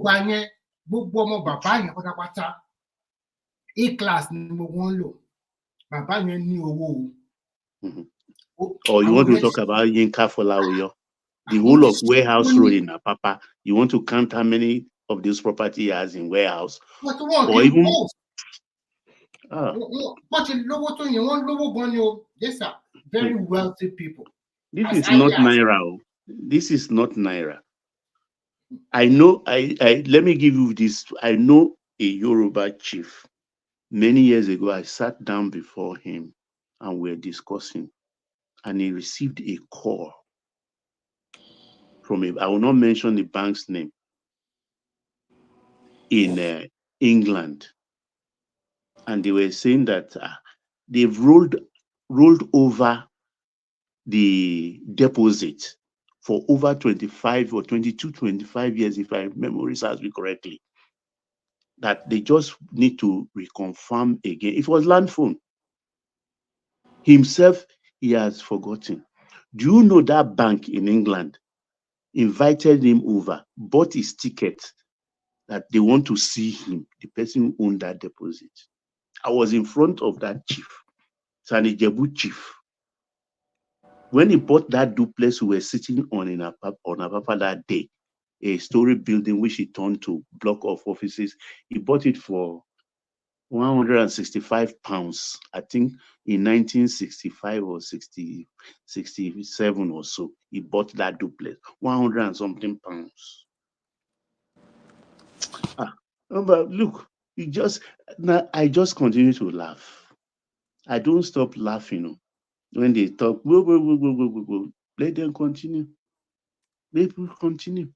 Nobody is mentioning blockers with anybody. Bàbá mọ nǹkan tó fa kinní yẹn torí pé wọ́n ń kóra wọn sí di kátàkárà nǹkan tó fà á nìyẹn. That is no well. Wọ́n ń kóra wọn sí di kátàkárà yẹn. Ṣé àpè majority of. Kí ni tó ta gbogbo ẹ̀ tó bá kó gbogbo ẹ̀. Ọ̀rẹ́ náà tó bá ṣàlàyé fún wọn ni wọn understand. That's what Yorùbá call wòsíwòsí. Wọ́n bí kò fẹ́ run wọn down pé bóyá you are jealous of them.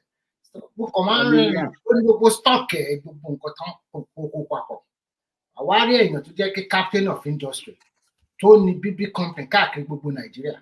I like to make fun of it. It's a good film about only we have all these about when okay.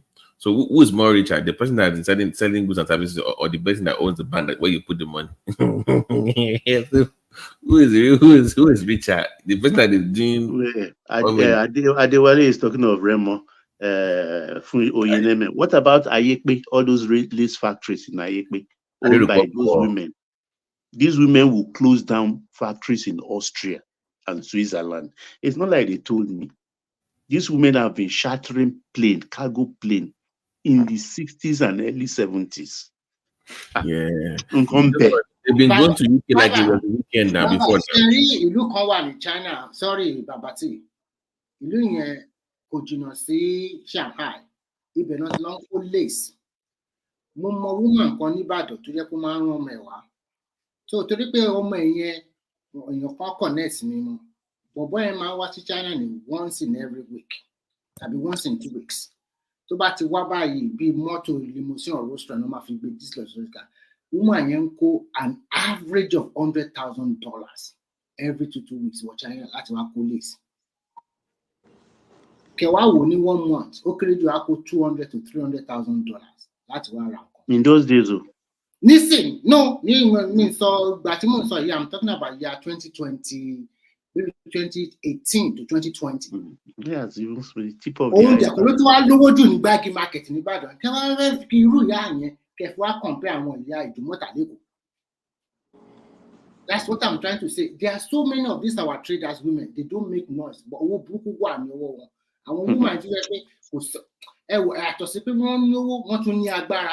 They are traders and they have their kids abroad though. You're like you know what ọmọ wọn ìdí tó ń wá ìgọgọ pàápàá ìyẹn náà máa ń lọ Amẹ́ríkà lọ London ṣe ni màmá yẹn ṣàbù tì mí kí gbogbo ọmọ wọn máa kóra wọn lọ abroad because ó fẹ́ kí àwọn ọmọ ẹ̀ kan continue business yẹn bọ́ọ̀ yẹn nìkan ló ṣe interest àwọn yòókù ò ṣe interest owó dẹ̀ wà ní ìdíkíní yẹn bàjẹ́ tẹ bá ń fojú commonize àwọn ìyá yẹn ẹ má fojú commonize wọn. Igi owó. Sori, when you enter some of those shops inside Akpongbon, sori àpò títà wọn ìyá yẹn jókòó lé. Tó bá dìde tó bá ṣí, ẹ̀rọ á bà ẹ́ in those days. Like one for one thing about, do you know why? One strong, one gba àlejò wọnú àárín wọn kó break wọn up. No. Ọ̀pọ̀ ìfẹ́ break àwọn ọjà tó bá tún sí ẹgbẹ́ ò lè join. Ògbọ́n nǹkan tá à ń pè wọ́n ní ìyá. Àwọn restaurant gan ni wọ́n. Wọ́n dì pẹ̀lú wọn lẹ́gbàá yẹn gbà yẹn 92. Mi máa ń sọ story yẹn. Báwọn kan ní tán ní àwọn fẹ́ máa ń bo. Go and sell your mangoro ní ẹgbẹ́ post office gbẹ yẹn máa tà ń bẹ̀. Anything that has to do with aṣọ gbàgbọ́ pẹ́ lẹ́nu yín báyìí wọ́n lé wọn sí kọ́dà ni they are leaving to wọn sí. Wọ́n á wò báyìí àwọn ọmọ Ìgbò nìbàdàn ọwọ́ ìyá ẹ̀ náà ti lọ ń kó lace. Or is Agarawo Street by Tom Jones táwọn Ìjẹ̀bú bicycle náà assemble ń bẹ̀ bicycle wọ́n dẹ̀ rán singlets àti pátá. As far back as early 70s, 60s, 70s, already they have their cottage factories near Agarao by that this thing, Tom Jones Corner. To my philosophy, Saleko. Bàbá ṣe mọ̀ pé ní every ìgbà tó bá fi ṣọdún àwọn mọ́là tẹ̀blíkù wọn owó burúkú wà ní owó àwọn Haúsá náà. Ẹ wo àwọn Nàìjíríà lówó abáwọ̀tá oyún láíláí British àti America wọn ò lè fojú poor wọn wo Nàìjíríà. Kẹ́ máa ṣe ń dédé ní títí bá they will never believe. Statistics will lie. Even if you look at the modern statistics today, the people that pays Lagos is nothing from that axis. Nothing is coming. Nothing. Tó bá parí Lagos Arena yẹn tán, bàbá. Ẹ wò àwọn tó máa ṣíwò Èkó ní December every year. Àwọn I'm just happy we and they will see development, because whether Abiodun like by the end of I'm telling you on record. Lagos, the Calabar is going to force development. Oh, the choice at some point. I'm telling you. Have choice. And what I'm even saying, from here to Oyo, Ogun, Oyo, there will be real connection, seamlessly. State-owned. Ṣé o mọ̀ pé Davido ó ra ilẹ̀ ní ẹgbẹ́ coastal line $4 billion. I did, yeah. I mean, go active in there. I mean, more active inside the game. Long ago, you were active now. But the story you said, I knew. I want to put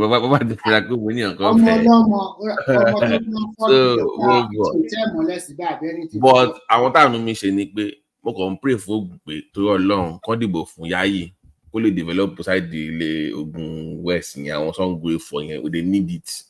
They need their own person there. I mean, he will be forced to. They will be forced to do it, because there is no way. Lagos Sango Egba Road that is one of the biggest in the whole state too. It's horrible. Yeah. It's an eyesore.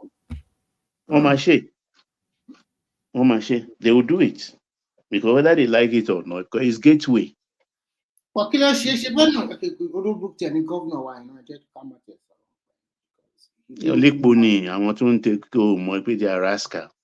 Àwọn kan náà ṣe náà jẹ subsidy. The Lagos State, they have always been lucky every time with good governance every time. The only time is that Baba Otedeline. Baba Oshidadangba Otedeline to the governor. Or the former governor.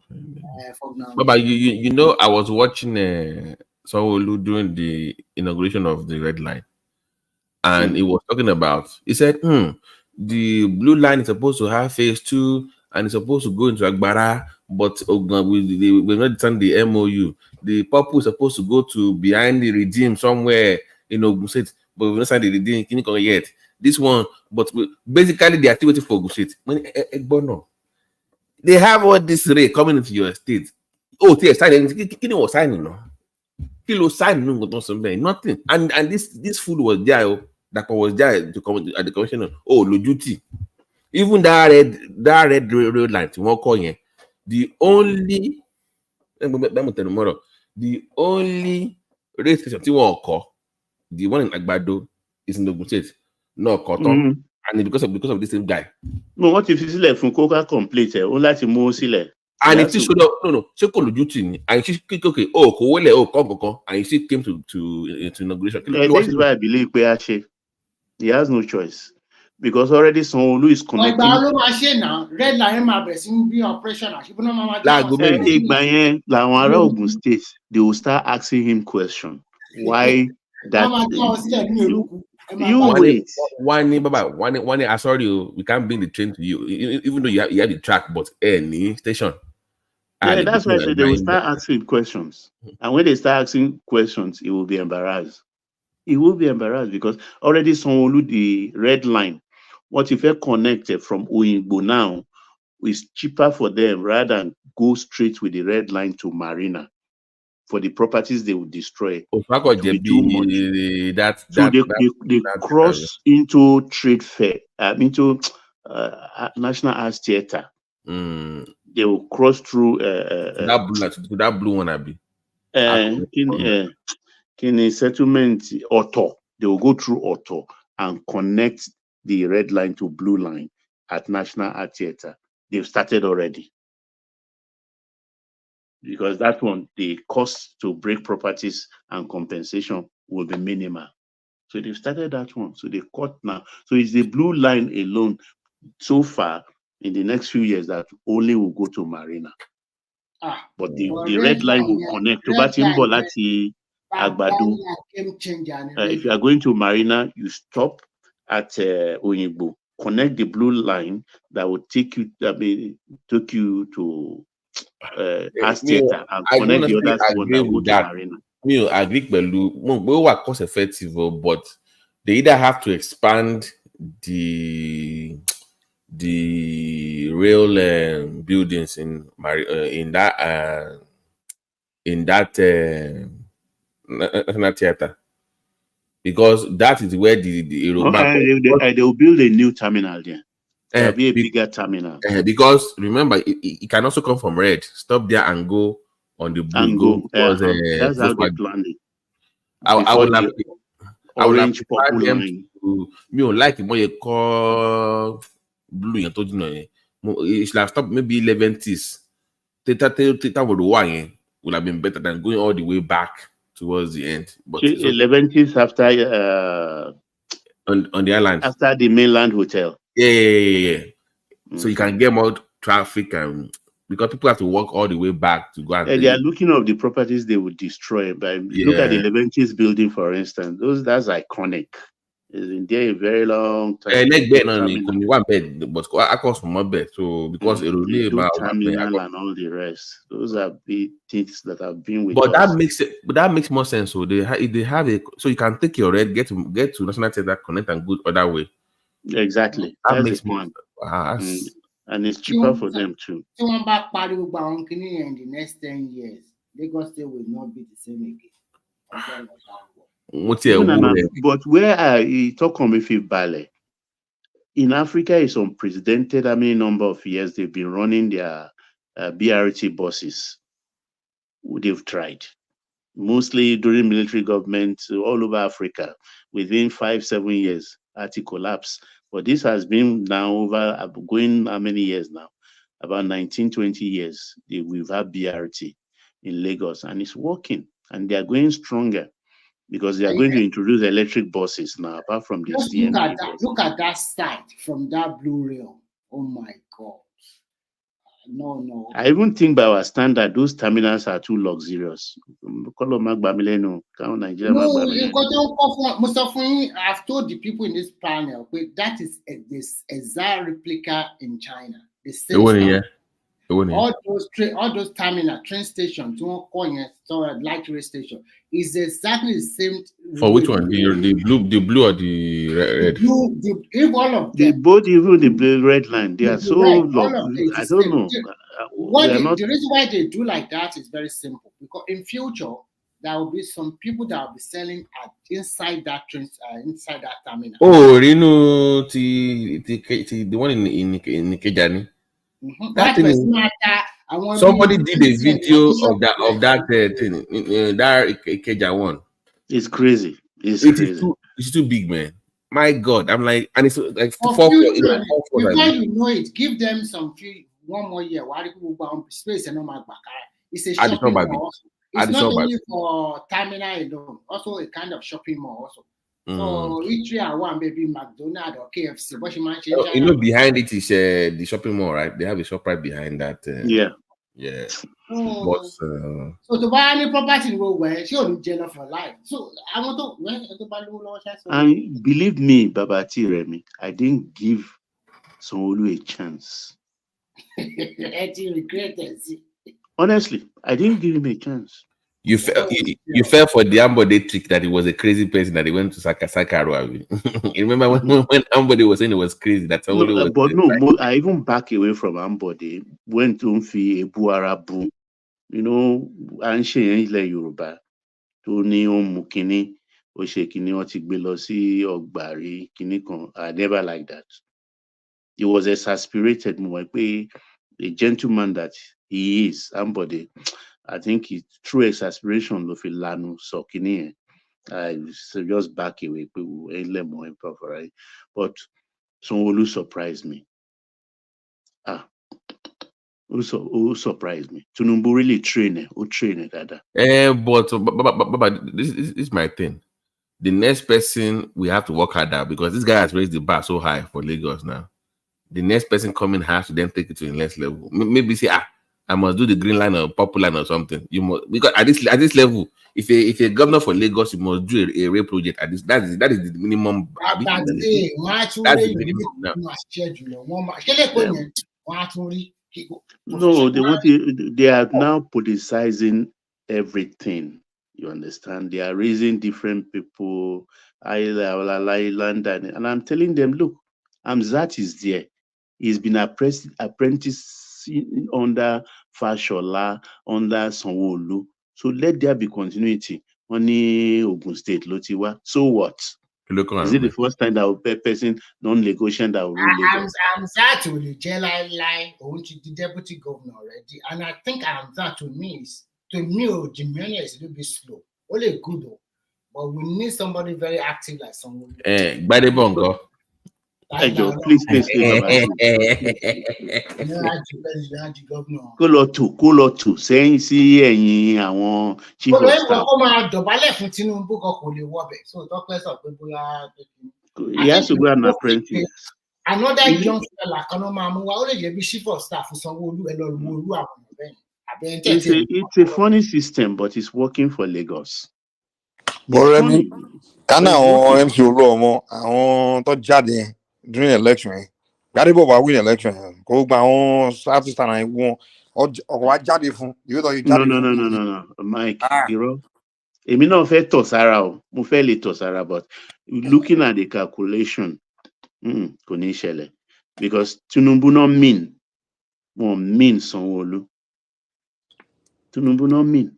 Tó bá ní àwọn fẹ́ mean Sanwo-Olu ṣe no, but unlike now, it's a likable guy, Mike. Now he's a likable guy. Wọ́n fẹ́ touch it. They touch it. Though, because I was afraid. I won't lie. But about this time, I will touch you. No, maybe. But it was so bad that even Sanwo-Olu became a usher in church. that election weekend, election usher. Oshibaba. Remember now, it was a baba. Organized that, don't I was so scared though. I won't lie. I was really scared. I was calling. What's up? Phone call. I bond line. I called. It was this woman from Ikorodu that I think sparked this plug. There was a princess from Ikorodu. She video audio that was when the Lagos is no man's land is for foreigners. Anger only. What do you mean? We run this place. What that anger? I won't tell the football. You, I'm at the that anger is what got those people out for Sanwo-Olu. That's the anger me. Is a war. Oro is a demonic. Can you be Obi-Wan? Can you Obi-Wan Lugoleko? Obi-Wan? Look, you can't blame them. You understand? We are just too fair-minded. You understand? Bishe Solano. And even later, gbogbo ati wa nsin bó ṣe jókòó nsin your roots ó yà sí gbogbo Yorùbá land ni títí délẹ̀ ẹnu pé ẹlòmíì ìyá bàbá mi nsin bàbá ìyá tó bí bàbá mi Òṣòdì ni ó ń sọ èdè Tápà tó bá sọ̀rọ̀ títí tí a ní sòkó ó sọ̀rọ̀ Tápà ìjọ tí bàbá mi kú wọ́n gbégun ní kó wá. You understand? And my father is a Catholic. Ani Monsignor Meji, Archbishop Eyokan. Yet my mommy, Muslim ni, who love Mecca 13 times. So it's about the tons de Elisha be Yoruba Sherini. That's how Yoruba is. We don't care, but election it opened our eyes to so many things that make me so sad. Things I don't even think of. But this is my thing. I think the way our eyes is open could close more. No, it cannot again. It We have cannot seen. I again. think now even It's your a lot. But yeah. wọ́n fún wa ní whiskey mu shot yẹn ó jí wa ó jí gbogbo nerves wa, and we really wide awake right now. So igi gogoro má gún mi lójú ni àtòkèrè àti yanjú ẹ̀, and so many things tá a lè sọ lórí line pàápàá going on seriously. Oh, you can't believe it. Torí pé àwọn arábìyẹn gan wọ́n fi ojú àwọn Yorùbá tí wọ́n dìbò fòbí wọ́n fojú wọn gúngi náà. Nǹkan lọ bẹ́ni pé wọ́n bẹ́ni pé ó kọ̀ wí nìkú yẹn by themselves ni. Wọ́n ní no àwọn ará ìpínlẹ̀ ó vóòtù fòbí ló fi wí nù kì í ṣe àwọn arábí o. But kà wọ́n sí. They shouldn't have done it that way, honestly. Àti sùn wọ́n dẹ̀ jí wa. Wọ́n wá regret pé yẹn gan wọ́n regret ẹ̀ gan àwọn tèmi ní Ṣómólú wọ́n regret pé àwọn vote fún Obi o àwọn tó wọ́n ṣe liberalism wọ́n ń ṣe rí báyìí. Liberalism is one billion guns. Yeah, more than we don't want it's okay to be liberal, but it's okay to be something, but not to become dumb about it with it or become foolish with it. It's my problem. It's okay to be a liberal, but there are some degree level where you get to. You have to understand. Okay, at this point, too, I can't be a liberal. It's kind of like saying you are a non-violent person, and war start now. Because you are not a non-violent. This is time for war. It's not time to be non-violence. Mike, I'm a sub you be ó ti dé judiciary o. In time something kò sí kankan kí n dúró kó dúró àtọ̀húnrìnwá ká sọ̀rọ̀ lẹ̀ kó gbàgbé ẹ̀. Nǹkan lọ ńlẹ̀lẹ̀ underground. Up to judiciary. Wọ́n ti jí wa o. Wọ́n ṣe election yẹn ṣe. Ojúlá. Like right from time when we okay, nǹkan tó gbé sínú against Yorùbá yẹn, especially after Ogun. Tòfin ló ń bọ̀. Mike,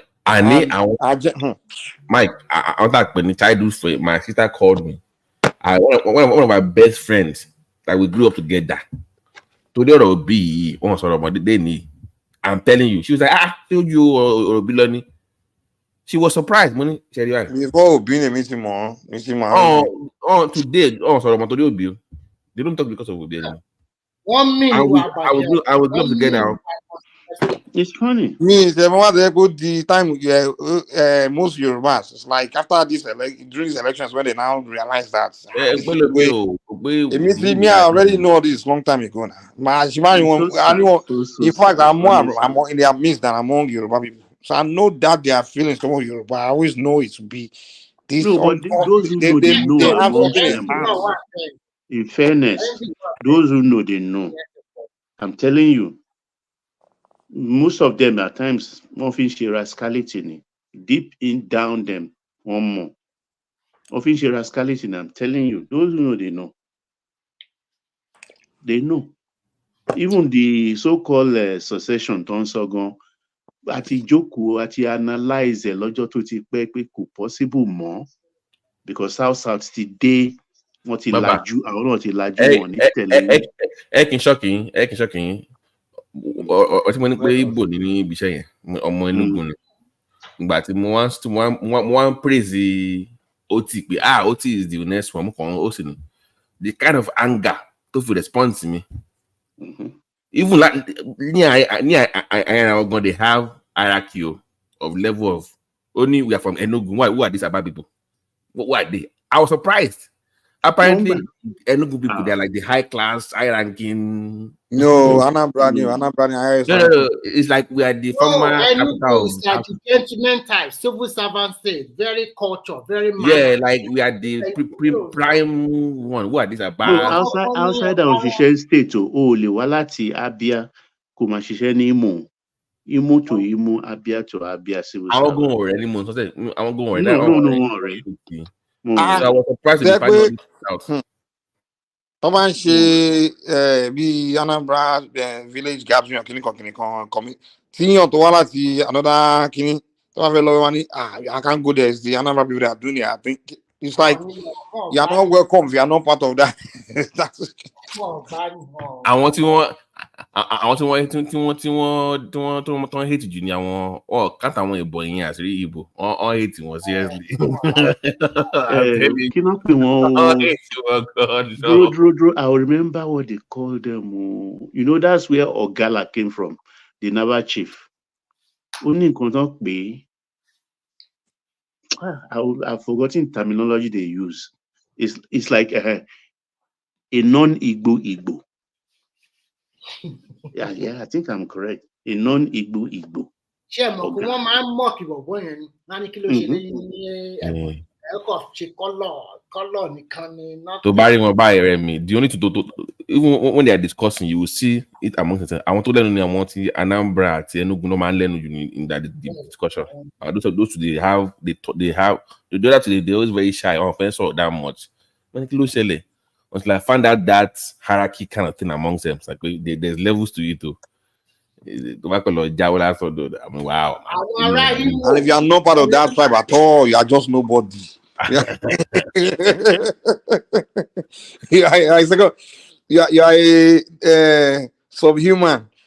If you come in America, is when I really saw it. Any city or town where or environment in the diaspora where it's more Igbo populated, where they dominate. If you are not one of their tribe, you are just a second. It's like one that you, Mike. That also thing see done in America on fair one. They see you. Even America, they don't. No man's land. They should. As a state. No.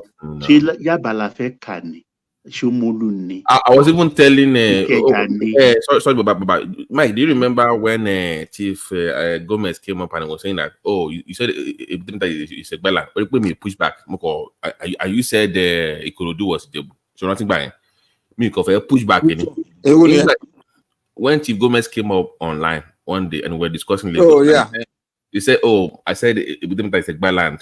Where is the beginning of Guinea? Are you said me push back? Nígbà tí àwọn tó dé that came to Lagos for the first time, àwọn foreigners with the foreign name tọ́kọ́ dé, Ẹ̀gbá were the one that received them and taught them the Yoruba ways. And they documented. Sabo Alago Meji. Yeah, because they argued. Latibia Pino, Jeba. When you look at those places, you will see the architecture of the returnees. No one go baby. Agmoma Gbe. Then when you go to Abeokuta Street, you come Badon Street. But so when they just this people now, yes, you contributed, no doubt about that. But Amorawa.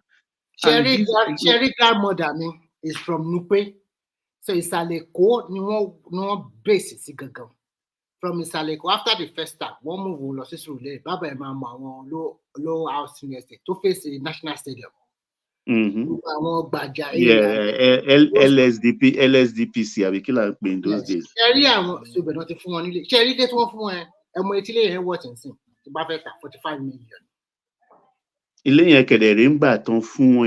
was I think 27,000 naira or so, if I remember very well. And we call that place New Lagos. In the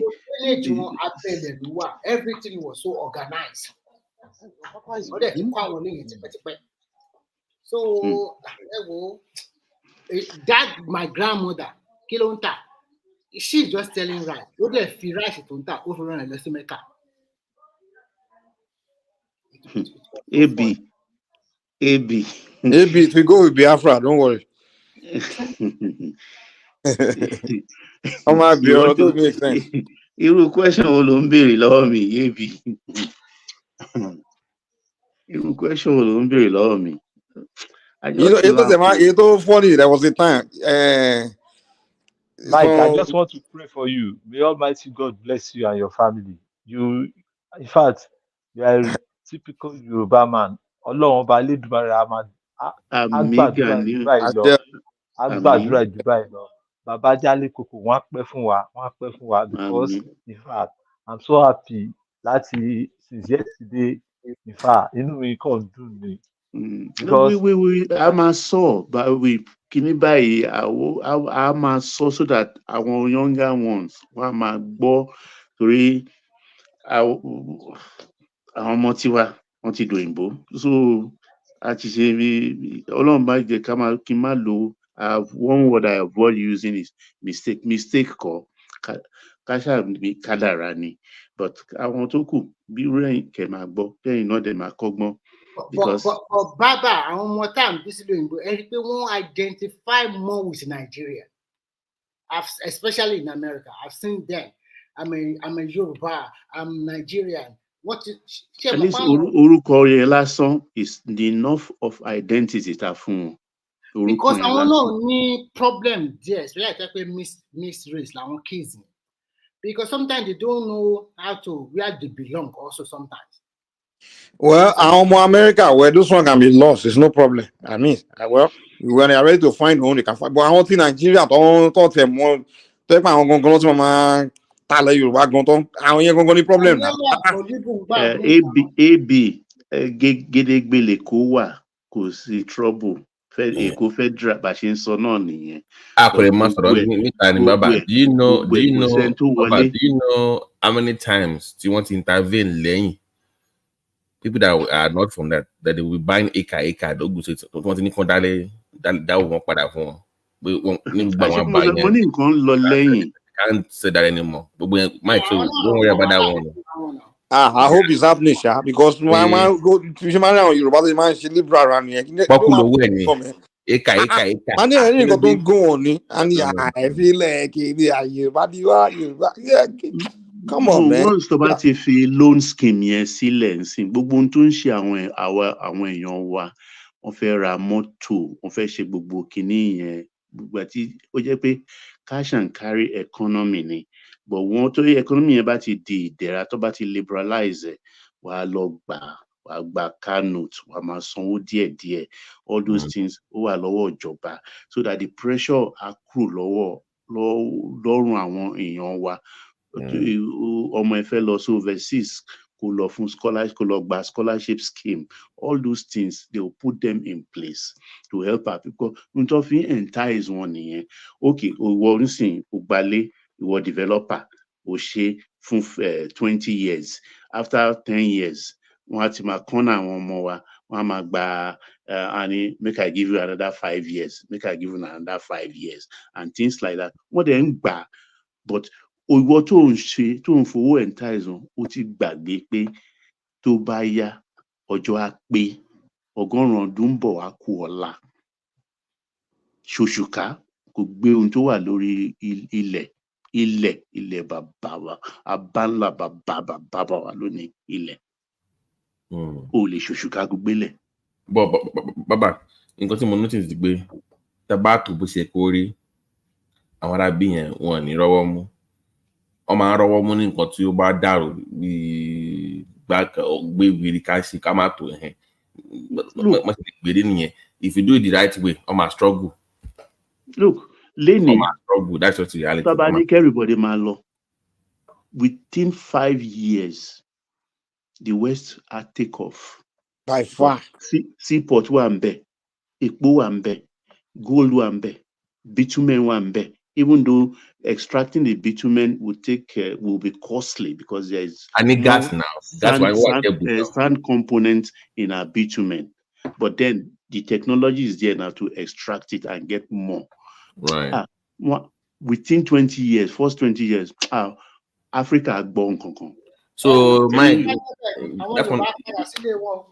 so me also want our nation too. Whatever Urukota nation here. The world will hear, not boast. Most times I just shake my head. Ignorance, disease, and to pain disease ni. To being here, Yoruba should develop. To move forward there, Leno. Numbo ni wọ́n wà ní 1970s tí Àríṣekọ́lá tó ń fi róró vessel kó 600 vehicle brand new tí ẹ̀rọ bá wọlé every month. Baba. Arishekola, in the 70s, 600 vehicles. Ẹ̀yin dàgbà jù wá lọ, àwọn bàbá wa mi rí kọ̀ọ̀kan nínú wọn tó lọ àlòkù ká. Tuntun nígbà yìí, kíákíá ni a máa ẹ̀ járọ́bà rẹ̀ dàbí báyìí. Ta ló mọ Tòkunbọ̀? Home delivery. Ọlọ́run má jẹ́. Kò sí wọ́n ń lo Tòkunbọ̀. 600 ro-ro vessel. Every month, Arishekola that 120Y, 140 Kinikon, 160K, 180K, 160D. No, àwọn bàbá yẹn gbádùn. Arishekola, then no. Ta ló rà lùkùkà Nàìjíríà? Or somebody like Parakoyi, Chief Akindele, the owner of Humako, Niger March, Obela, or Fishing Wharf. Akindele. Mo bá ṣiṣẹ́ rí náà as a chairman of Humako. Well, these people, they don't, nobody to one. You don't even know them. You don't know them. I know. These are how many Nifemaka.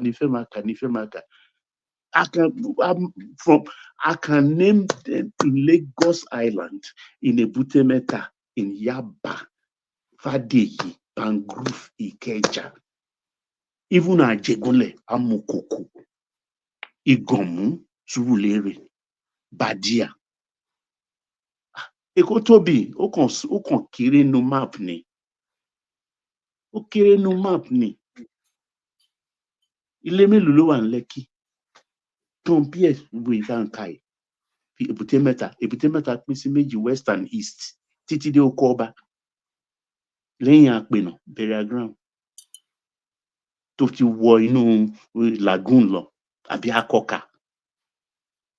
What are they talking?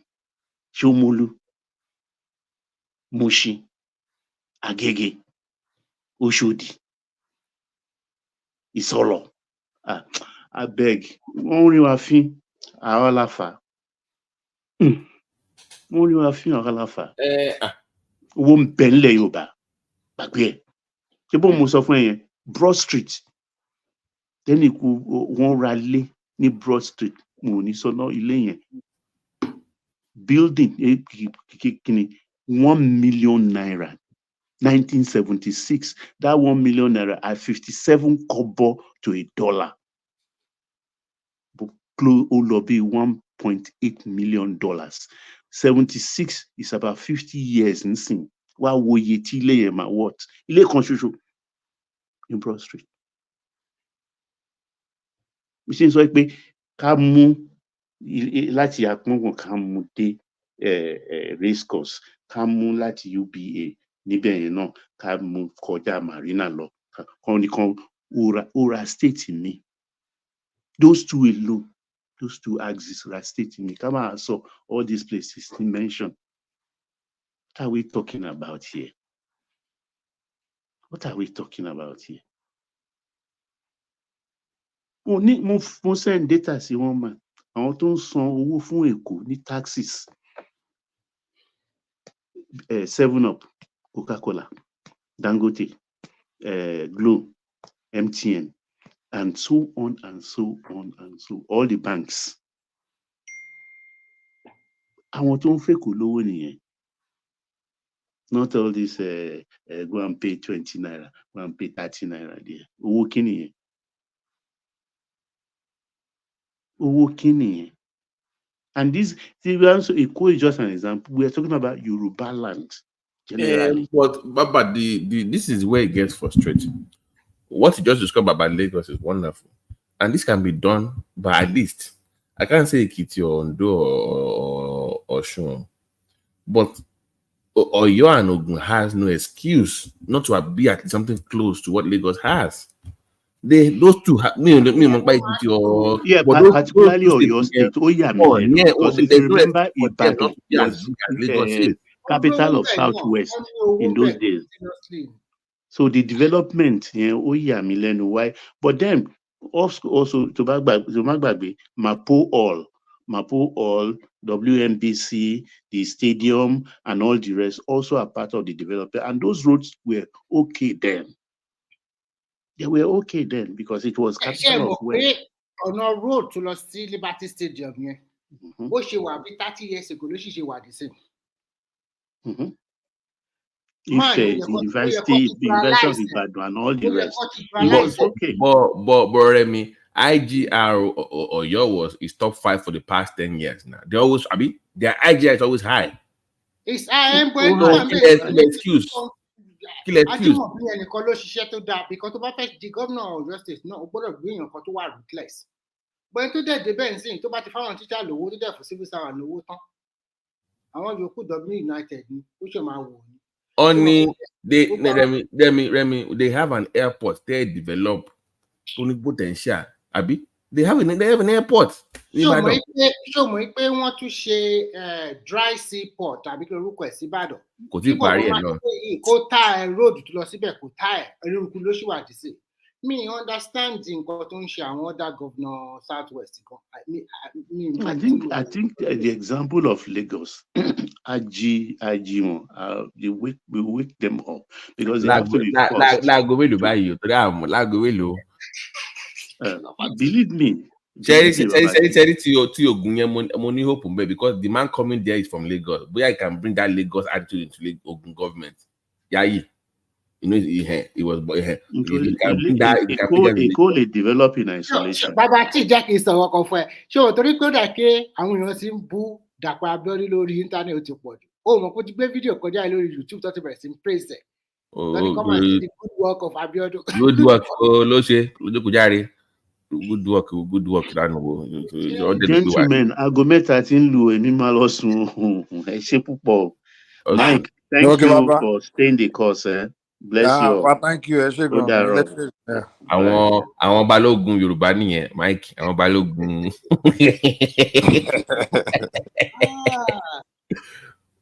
But kó lọ sọ yẹ fún àwọn ará Sango, Remy.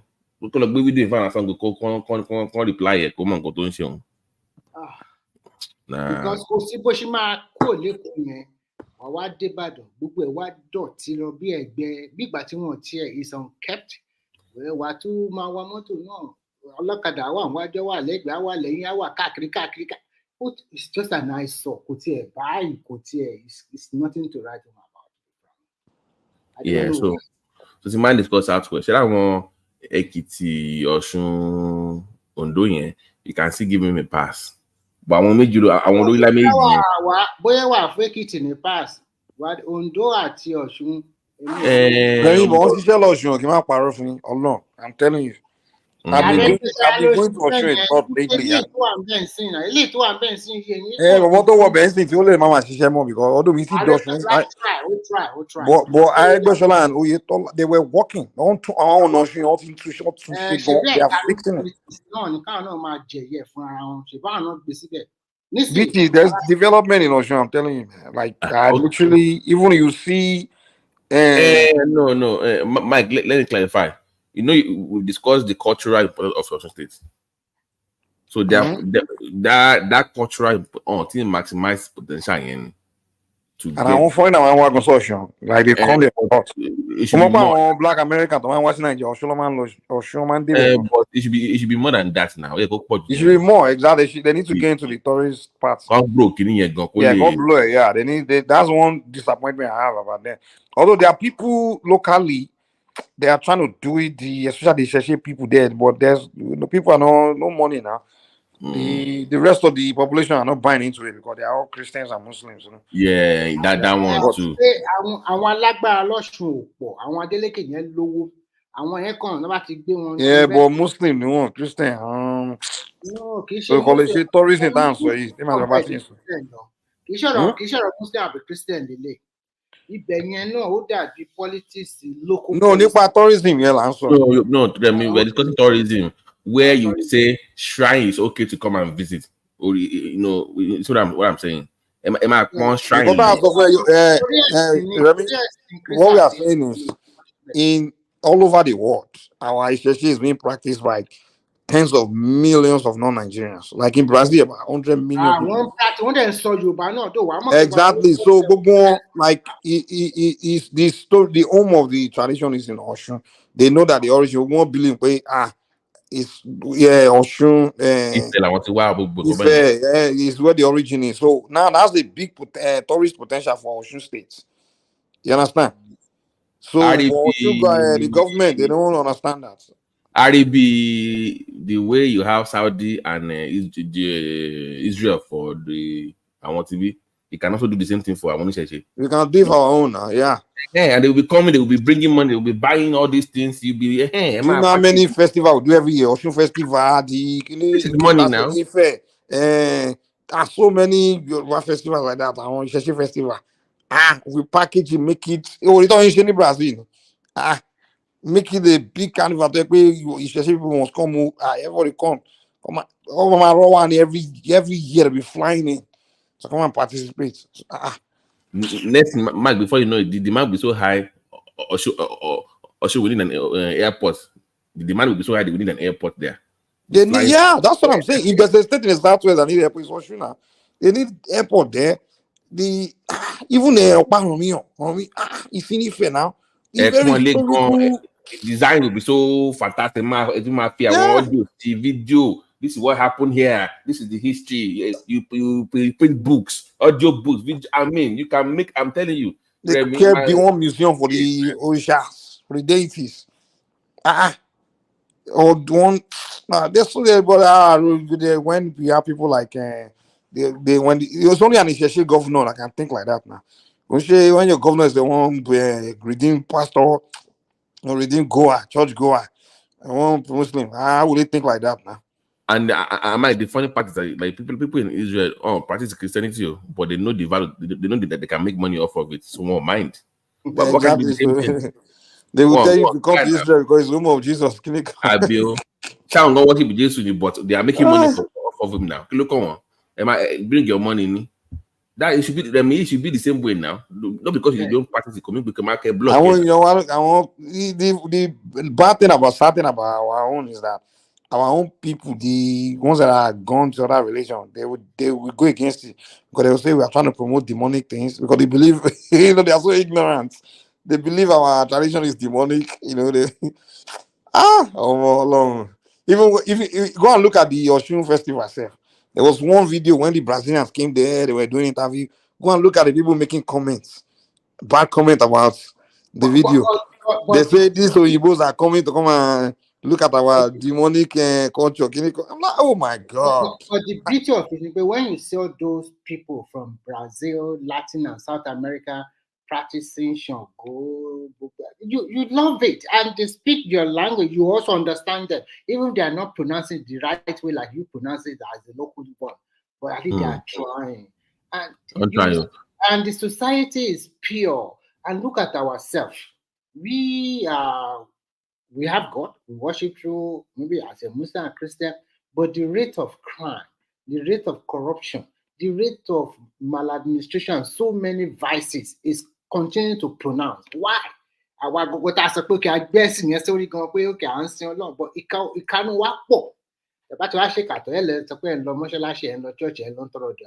àwọn gbàwé lọ́wọ́ so sì kà wọ́n tó ń gbà so time àwọn ènìyàn máa holy àbí mo wo fídíò kan of one American ó lọ sí palace Ọ̀ṣun orí mi wú Mike orí mi wú the kábíyèsí was at one ṣọdún kan lọ́wọ́ ní palace so kábíyèsí has sisters now, he has these 3 sisters, right? Àwọn ọmọọba, so they came out, they were playing the way they were looking at them in awe, like they were just so immersed in what they were looking at. No palace in any compound to Toby. So the kind of activity that was going on at the same time, simultaneously, and the KBC 2 times to greet them and visit them. It was just, if you're a Yoruba person, okay, I get this is the way it's supposed to be all the time. But Mike, even our own palace gone, they should be managing Oni of Ife the same way they manage the Queen of England. Exactly. Even our kingdoms, these are tourist sites now. You can't come in. They will have our palace is going to be a tourist. The way you would design it before you walk. They're very historic now. The Benin, even your these are ancient kingdoms now. Packaging. We don't see it. We don't see value in anything about us. about Africa. We value. Even our young people want to become Black Americans. We want to just become West. We want to become Western. We see everything in Africa as low. That's our mentality, and it's very sad. Mike, just like Bitimo Wamiba, they say it's the most happy. They are the most happiest people in the world. It may not back. As a marketing gimmick, nígbà tí mo rí báyìí seal mount ní o tó bá rí oníkàkùn lọ láyé tara àti. They are very depressed. Ọlọ́run ọba ń gbọ́ mú àpá kí ló dé àwọn gbọ́gbọ́ náà láìkara wọn wàá dé wọn bá wọn máa. How many they are the happiest people? Àṣe marketing ní gbogbo kìíní. The way to say package alone, you are going to debate. Come on, enjoy. You just very light. It's so boring. She only wore any top kingdom palace in Europe. No. The way they lie. They go take money out of your pocket. Come back on Tuesday. It's for Wednesday. They are doing one event. The way you're going to package they will make that environment be so expensive. The hotel there will be so expensive. You'll be paying money. They know how to capitalize on everything. Though. Anything significant about them. They just package themselves. Wọ́n gba ṣége owó lọ́wọ́ yàn wọn ò ní mọ̀ bí ilé wa bí ìtàn wa ilé wa ìlú náà ló pa gbogbo ẹ̀ náà ti tán wọ́n ti gba nǹkan wọn. Wọ́n sọ encourage àwọn ìṣẹ́ pé kò ṣáà máa náwó níṣà wọn ò tẹ̀ fẹ́ kó o ní saving kankan ara àtọ̀. Ọlọ́run ọba ń bọ̀. So Osun alone should be making money.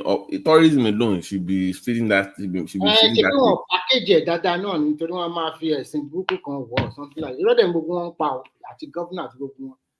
They are all lies. And that means you must have good roads. You must look presentable, not modern. Don't get me wrong. Don't say you start building mansion. No, you can still look. We need to develop this culture of making things beautiful. Not modern. Do you know that beautification is a part of economy too? Right. You understand now? If you make one policy,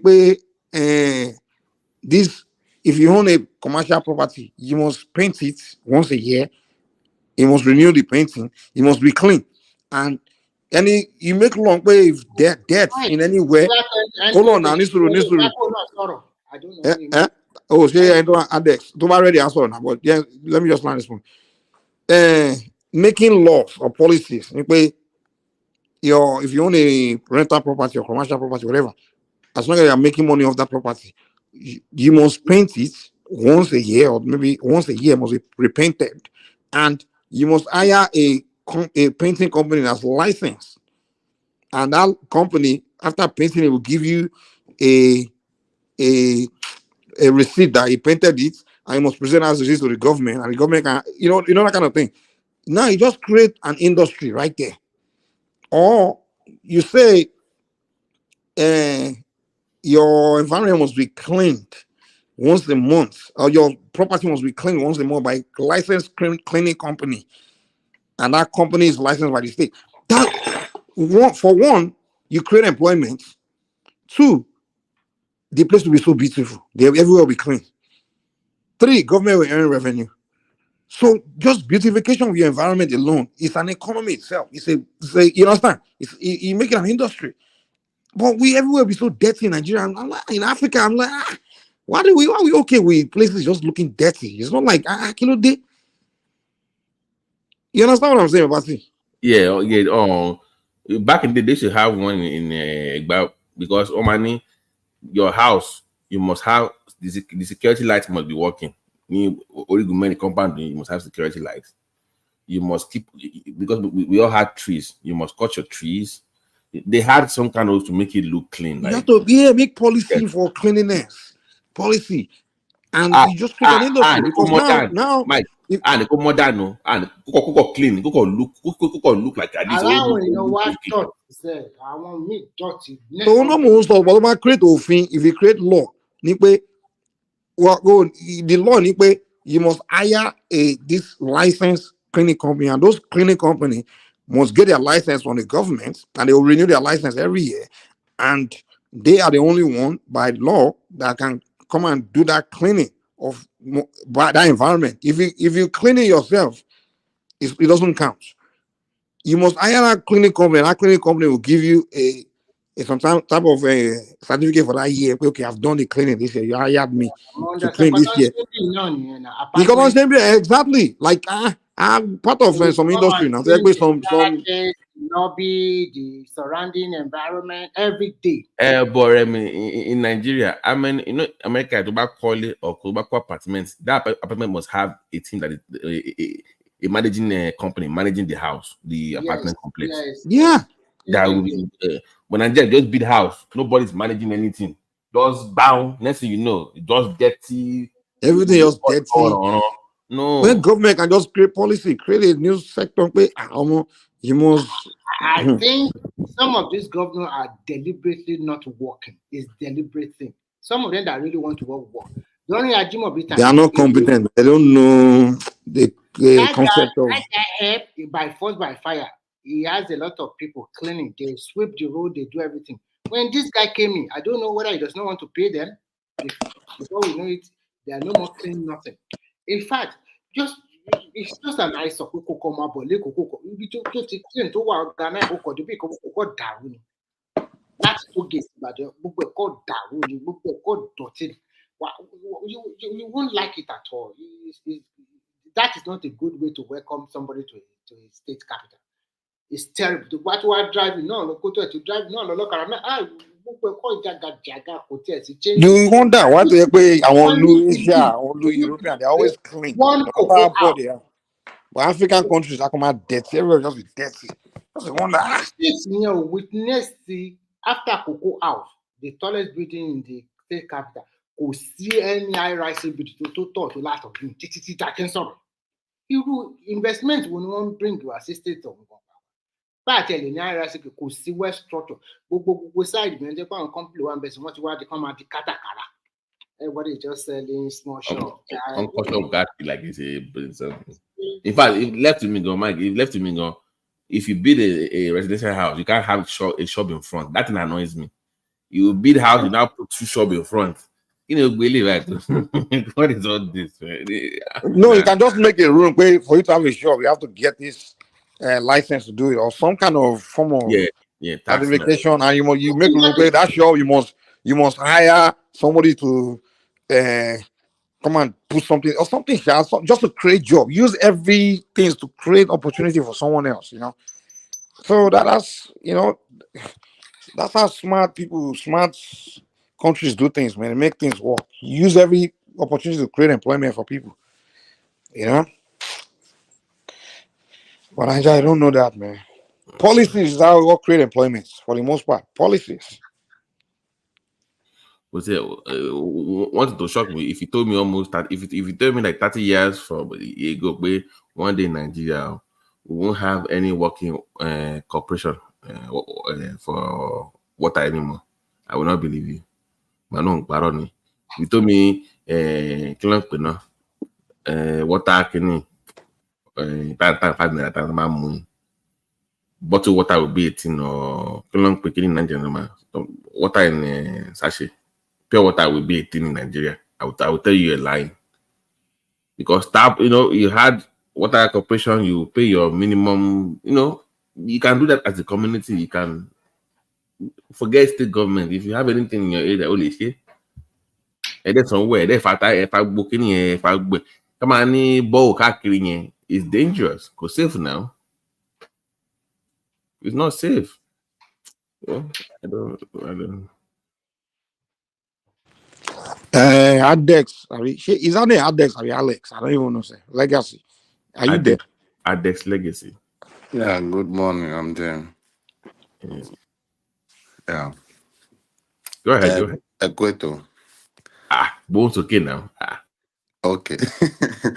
Babati, my interest is just about Ogun State. Ogun, are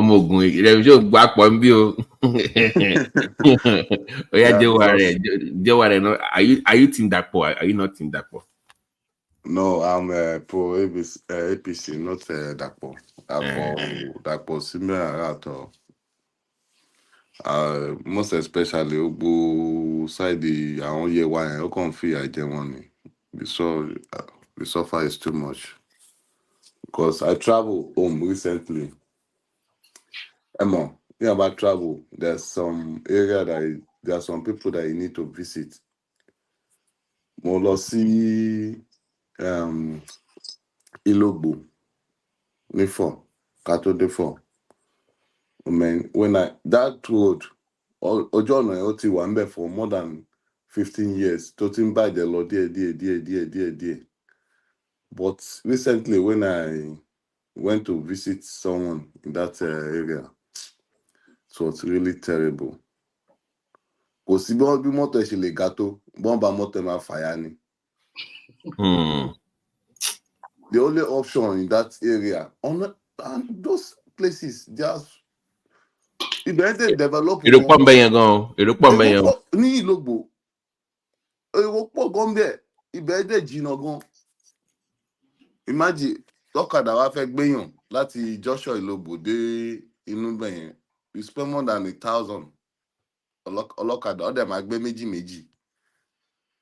So the only option to go in is just ọ̀kadà. Mọ́tò lè wọlé. Àwọn mọ́tò tó bá gbé jíìpù wọlé kó mọ̀ pé tó bá fẹ́ jáde báyìí ó máa bá ṣẹlẹ̀ mẹkáníìkì náà máa fẹ́ fíìsì mọ́tò ẹ̀ padà ni. So that man, àwọn yẹn kò ṣe anything at all, kò ṣe anything. And kò ń tẹ́ ṣe bẹ́ẹ̀ nìkan. It's not only that Ìlógbò. Gbogbo àwọn iye wa yẹn kò tiẹ̀ ṣe anything. He does not do anything there. Maybe he's only focusing on the Ijebu side. I don't even know. Because they are also complaining. Yeah, because the guy is so very terrible. How come you just be moving to different places and be taking pictures, go to so many events? No. But actually, I just say láti endorse that guy. He barely won, no. He barely won now. Yeah. Yeah. No, the last election, he barely won, but they have no option. They have to support him so that the arrangement to know nípa gbogbo chance Yayi jẹ. So Yayi ni o, òun ló lè bá wa ṣe o. That is the only hope we have. By the way, are you from that side of Ogun State? Yeah, my father is from Ifo. My mother is from Mushin. Beside the Songo Jure. Songo Ifo. Yeah, Ogo all our extended family, that is our ancestral home. Ẹ mọ̀ pé Èkó nísìnyí, ìwọ tó bá jọ mi Èkó gbọ́ tí gbọ́dọ̀ ní any other state tó máa fìdí múlẹ̀ sí torí so èèyàn ò lè fi owó gbára gbẹ́sẹ̀ lé Èkó yẹn torí ìwọ tó bá ti náwó lọ́wọ́ ò lè. Táwọn ti move wọnú gbogbo redeem gbogbo ẹni wọ́n ti move lọ gbà for everybody moving in. Just this Dapo alone, in short, that guy is just a calamity for Ogun State. It's just a calamity because I don't even understand. Gbogbo àwọn Ìbàfọ̀ yẹn kò ṣe anything. Ọ̀nà tí ó ṣe ọ̀nà Ìbàfọ̀ tó wọnú Ìbàfọ̀ lọ. That road, ó yẹ kó ti parí ọ̀nà yẹn, kò ṣe ó kò abandon everything. Ó abandon everything láti ìgbà tó ti wọlé. Amusu ló ṣe almost everything ní owó Ìbàfọ̀ yẹn, but Amusu ò parí ẹ̀. Ó kọ̀ pa one lane. Then the other Amusu kò fẹ́ kó wọlé, kò fẹ́ kí bọ̀bọ̀ kò fẹ́ kí dàpọ̀ fẹ́. Kí ló take care láti parí the other lane? Ojú ọ̀nà tí Amusu ti ṣe gan, ó ti fẹ́ bàjẹ́ tó torí that the same lane the two cars is taking. I think that Ifo local government ó ti tóbi jù, ó yẹ kó gbé sí at least bí mẹ́ta. Ifo tóbi náà, ẹ wò láti tó dé kíní lọ́hùn. Ifo tóbi. So a single local government chairman cannot kò sí bó ṣe lè ṣe. Wọn ní power náà ṣé wọn ní power mọ́ gbà ó mọ àwọn gbà ayé 99 gbà yẹn lọ ní power. Wọ́n ti gbàgbà yẹn lọ́wọ́ wọn gbà wọn ní power mọ́ ní local government mọ́ lógún. They don't have any power. Ifọ̀ tóbi náà, Ifọ̀ tóbi. But so ní ọ̀dà pọ̀ yẹn at this point like adet máa kí n tán. Kámú ni wọn àbáyọ, kámú ni. Já dúró fọyà kó gba kámú kó bá ti kó mẹ kó máa lọ tiẹ̀. That's it. Kò lè change. Until kò lè change. Kò lè àwọn èèyàn ti complain. Wọ́n kàn ń sọ fáwọn èèyàn mi pé ẹ̀yin náà tí torí bá ti báyà yìí ṣe tó bá ti gba tíkẹ́ẹ̀tì ẹ gbọ́dọ̀ náwó. You guys should spend money on your pocket. Ẹ máa dúró pé kí gọ́ọ̀mẹ̀ntì gbówó wá. Ẹ náwó at least ìwọ tó bá ní anything náà kó fi convince àwọn èèyàn kán dìbò fún. Tó bá ti dìbò fún gbogbo nǹkan tẹ́ ń fẹ́ yìí wọ́n máa ṣe. The guy will do it because that guy is the only hope. At least mo pé tí tó bá wọlé á fa réèlì yẹn á fà wọnú Ṣàngó tàbí Ifọ̀ yẹn á dé gbogbo bẹ́yẹn. Yes. Wọ́n ní díẹ̀. Gbogbo bẹ́ẹ̀ yóò yẹ kó. Oh my God. Gbogbo Ayédè Pakoto all those areas that we did. Okay, the major thing is that federal road kọ́ tẹ̀ ọkọ̀ bá a ṣe ojú ọ̀nà yẹn náà. Ṣé wàá fẹ́ lọ sábẹ́òkúta nísìnyí wàá ṣe lọ gba ọ̀nà Ìbàfọ̀ lọ sábẹ́.